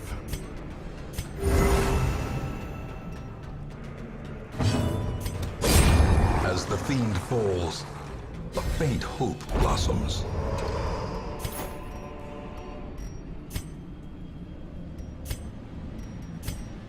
Back to default.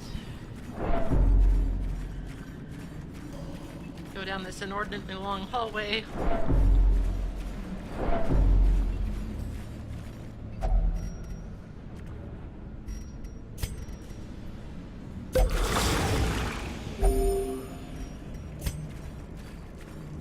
Not treasure, but I'll take a heal, given her composition.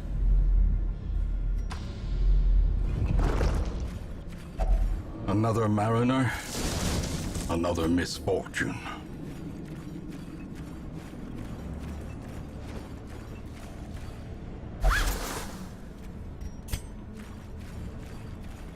Always a tragedy when it's empty.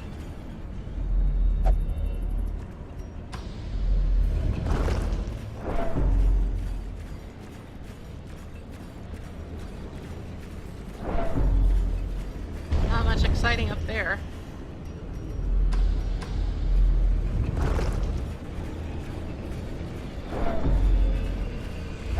The darkness holds much worse than mere trickery and boogeymen.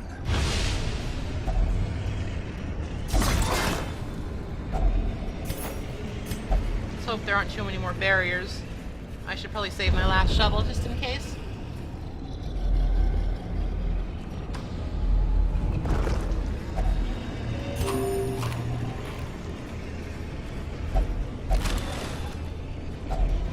Finding the stuff is only the first test.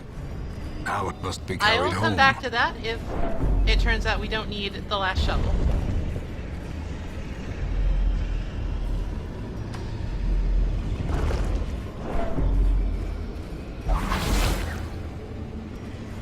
Ambushed by foul invention.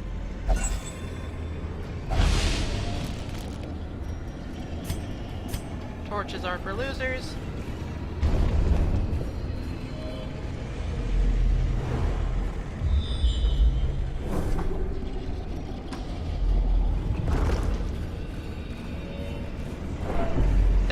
There's like nobody here.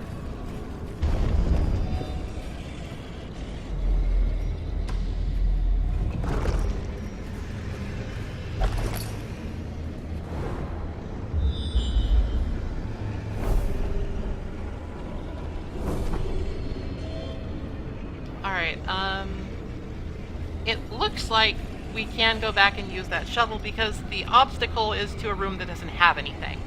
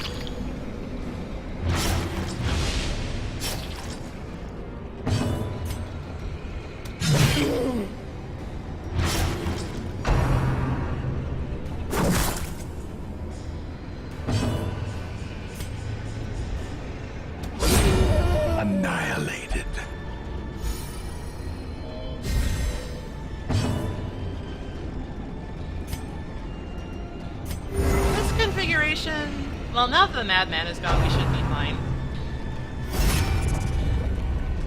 It's much less trivial now that we don't have the shield breaker to rely upon.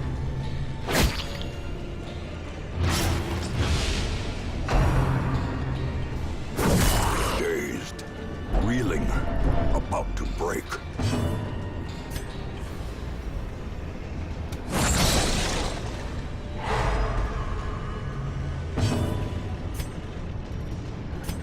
A momentary abatement.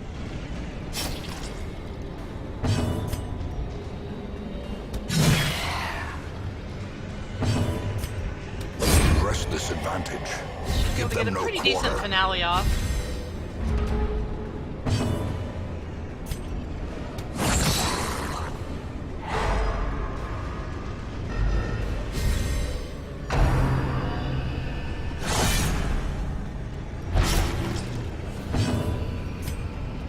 As you wish.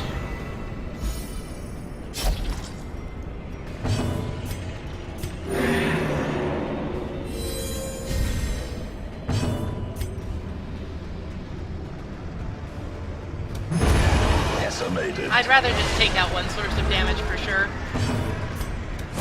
Because I can more or less stunlock this guy.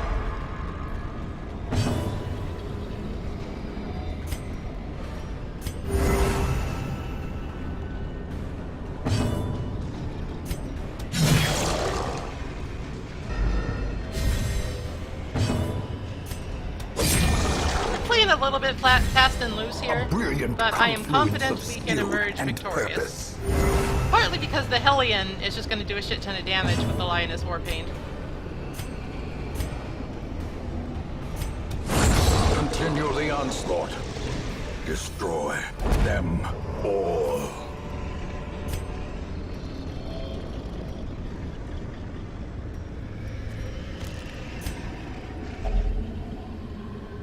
The ship's figurehead. It emits a marvelous aura.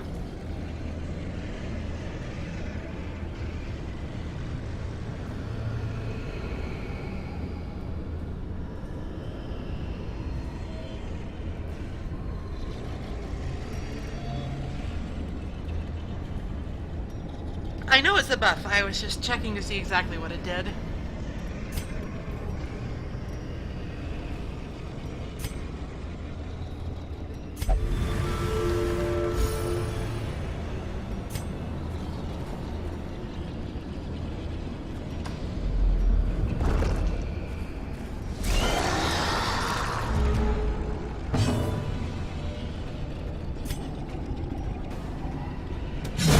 Eradicated.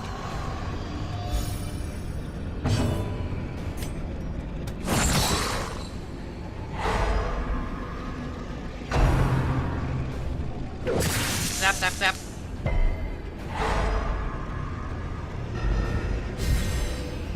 Turnabout is fair play.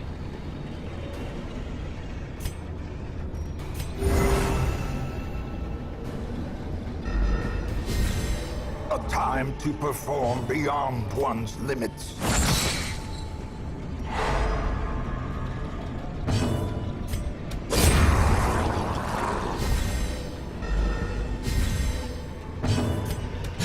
Another one falls.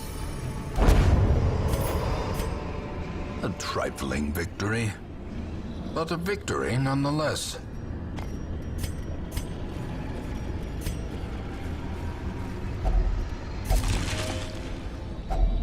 Glittering gold, trinkets and baubles, paid for in blood.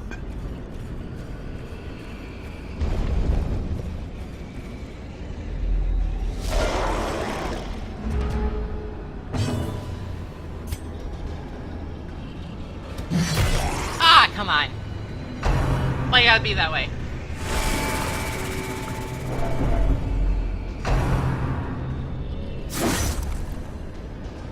Perched at the very precipice of oblivion.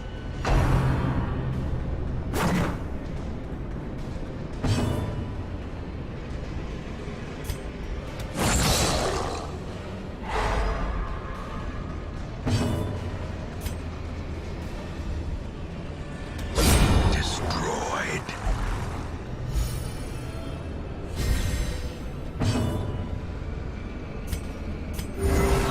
get her off death's door.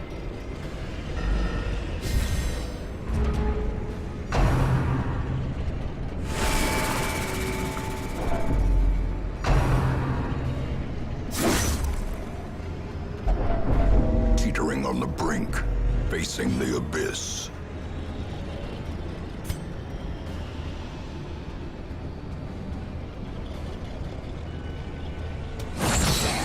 I was thinking about transforming there, but I think actually the stun control is more valuable.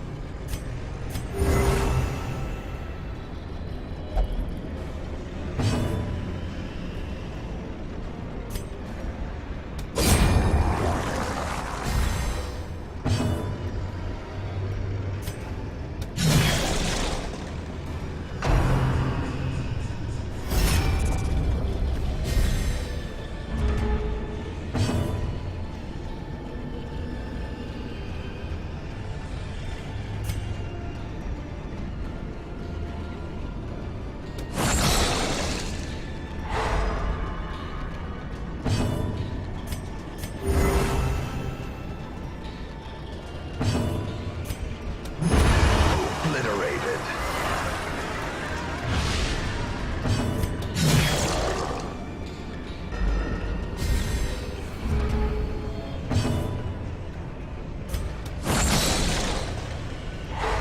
It's my highest damage skill.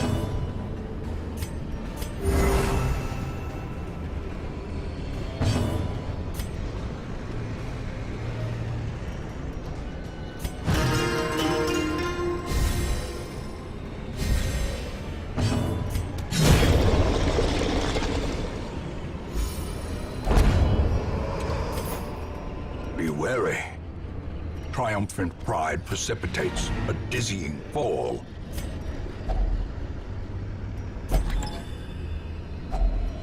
If only treasure could staunch the flow of otherworldly corruption. Okay, let's just go. Never mind, there's a fight. Let's leave. Well, no, actually, we could,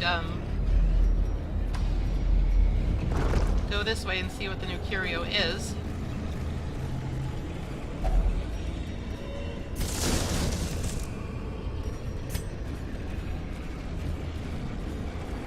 Oh, I just want to use my damn herbs. A handsome reward for a task well performed.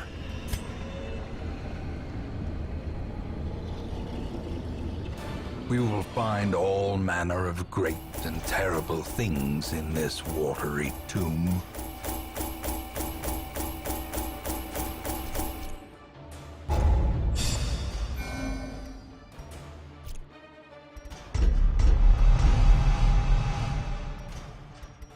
Hard skinned is a good one. Curiosity, interest, and obsession. Mile markers on my road to damnation.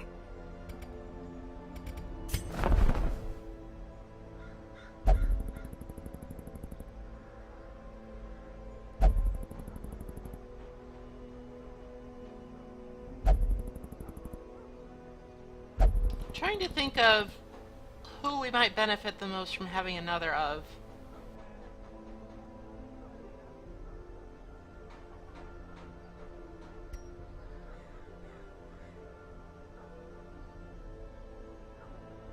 The level 2 Arbalist is tempting.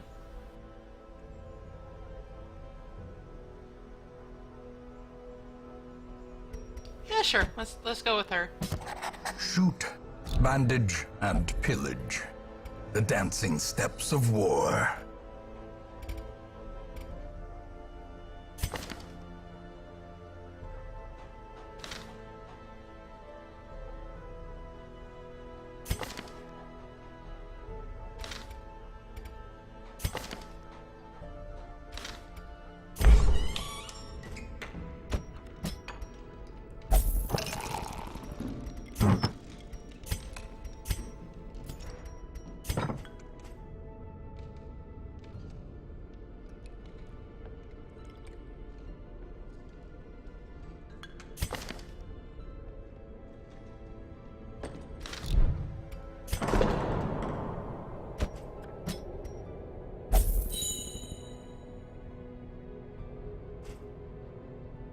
Alright, we've been going our customary 4 hours now, so I'm just going to take care of a few things and then probably break for the night.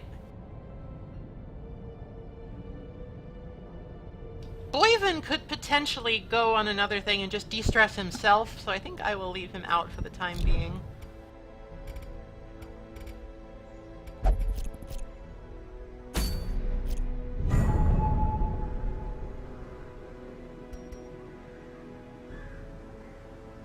Alright, we finally have access to the last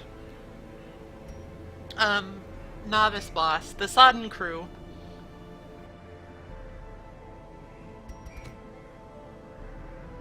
So I suppose I should start trying to put together a team.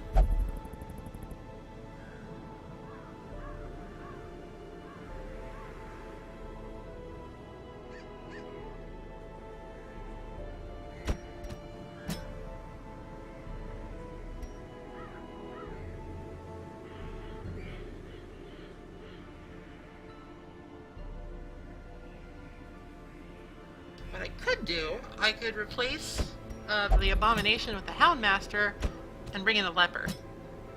It's a pretty durable team.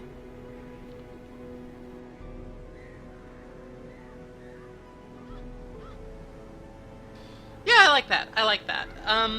But that's for tomorrow.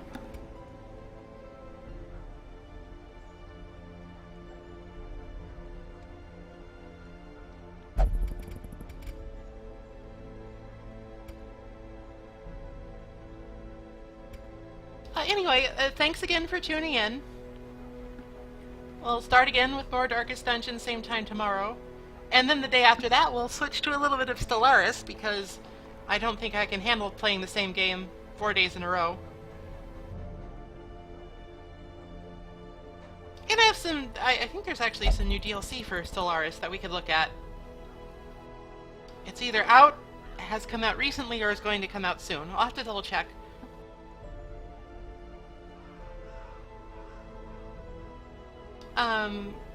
But until then, thank you for watching. If you could find it in your heart to press one of the many follow or subscribe buttons I have on my Twitch page now, that would be wonderful. But you don't have to. Don't feel pressured into it. Maybe feel a little pressured into it. I don't know. I'm bad at this. Talk to y'all later. Bye.